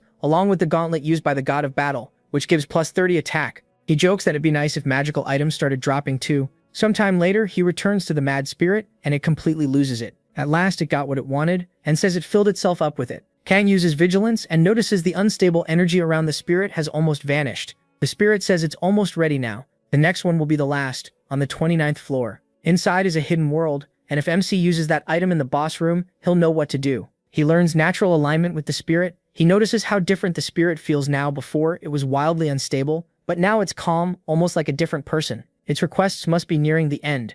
The spirit says it is the land of spirits, a paradise for those who ran away. That is where the roots of the tree that preserve the world are kept. It tells Kang to bring them because that's all it still needs, and it's almost finished. As the protagonist looks at the spirit, Phantasmia calls out to him. MC has started giving off a slightly crazy look himself, so the ghost tells him they need to get out of there, and says those spirits are the ones in the wrong. All of them are. He looks at the spirit and comes to the same conclusion. Before going deeper, he decides to collect the equipment he left with Arfam. When he returns to the blacksmith, he heads to the 19th floor. Arfam is surprised the protagonist is back already, then hands over the shoes he made from the material the protagonist brought him. They're shoes made from ore taken from a golem forged with a spirit, +15 attack, +40 defense, +30 agility, +15 movement speed, and +8 action speed. They can also store spirit energy inside them, which surprises MC, so he asks what that means. Arfam says it means exactly what it sounds like. He can infuse them with spirit energy. He tells him to think of it like what he did with the warrior's weapon. These shoes can hold a similar kind of power. The protagonist remembers how much better that sword became after Arfam worked on it. So the blacksmith tells him that if he gets any spirit energy, he should bring it over and he'll put it into the boots. Kang says that won't be necessary, and hands over the free spirit energy he got for defeating a high-ranked spirit. Arfam is seriously impressed. He says that's what real efficiency looks like, then asks MC to wait a bit while he does some extra work. Before long, he says they're ready. He's infused the boots with spirit energy. Now he gains the power to remove any restriction placed on him, though the boots can only use that ability once a day. He sees that the boots also gained a status condition removal effect. It's only once per day and the description is short, but the protagonist knows that's still incredibly good. Arfam says it's been a long time since he had a project this fun, but he still needs payment. He asks Kang for 3,000. MC thinks that price is a steal for something this good. After selling all the rewards he's picked up so far, he has plenty of money, so it's worth every coin. Then he starts the 24th floor mission by killing a few dark spirits there. He figures it was about time they showed up. Phantasmia says he won't ruin the fun and hides for a bit. Kang activates vigilance, and then someone calls out from behind him. He immediately realizes they've arrived. They're allies of the one who gave up on the labyrinth, the Guides of Sin. One of them questions him, asking if he's really ranked 2, and whether he seriously dared to come here. He introduces himself as Reginalba, level 65, one of the surrendered. He mocks him as a rookie. The deeper you go, the higher your rank needs to be, and fools from the upper floors can't just walk in whenever they want. He asks if nobody told him that. But the moment the guy attacks, the protagonist catches the sword with his dagger. Even with a 10-level gap, their HP is almost the same. All that grinding really paid off. Then the protagonist tells him, almost casually, that he's not one of the guides of sin. The man asks who MC even is because he has no idea how someone like him made it this far without the people above noticing. Still, he says he will die here, and that he'll show him the crushing gap in their stats. Instead, Kang strips the sword from his hand with barely any movement at all. The man is left wondering what just happened, shocked that this bastard stole his sword so easily. He tells the protagonist not to get cocky. Blocking one strike means nothing. The gap between the 20th and 30th floors is absolute, and he won't even be able to scratch him. Phantasmia can't believe what he's hearing. In his eyes, MC is already completely broken. Then the enemy notices the warrior's ghost and is stunned. Phantasmia points out that he has a busted skill that ignores physical defense. He gets ready to strike with both his dagger and the flames of Marcosia, and Rorion takes 225 damage plus 67 more. The hit drops him to his knees. He demands to know who the protagonist is, saying he's never heard of someone like him before. MC reminds him that his friend went up a while ago, then asks if he didn't notice that the guy never came back. That makes him remember Jagan. He says they were told Jagan died along with the invader, but now he realizes that was a blatant lie.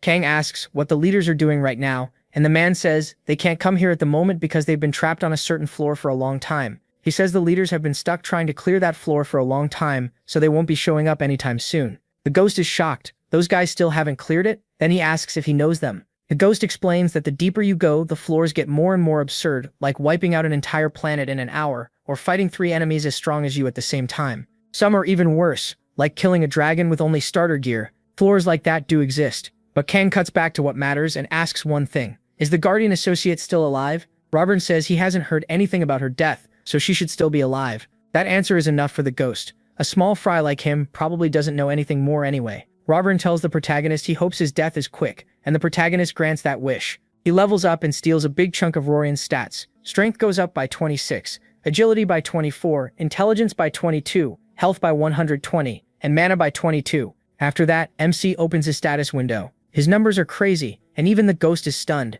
No normal level 56 should have that much health, and those kinds of stats. The ghost says he is going to become more of a monster than the monsters waiting below. He wants even more power because he still has a long way to go. He remembers how badly his friends were crushed. That's why he knows he has to get even stronger to protect his future. Meanwhile, on the lower floors, they notice that Rurian is dead. They wonder if he tried to enter the 31st floor. One of them asks if the rank 4 guides of sin killed him. Another shuts that down. Rurian died on the 24th floor, and that's exactly why he called them. Then they start wondering if it was the same guy rumored to have killed Jagan, the one traveling with the warrior ghost. The man who brought it up says Jagan died after going to the 20th floor. That shocks the others, because they thought Jagan had killed the invader. They were told both of them died in the fight, but now they start to wonder if that whole story was a lie. Meanwhile, Kang keeps heading down.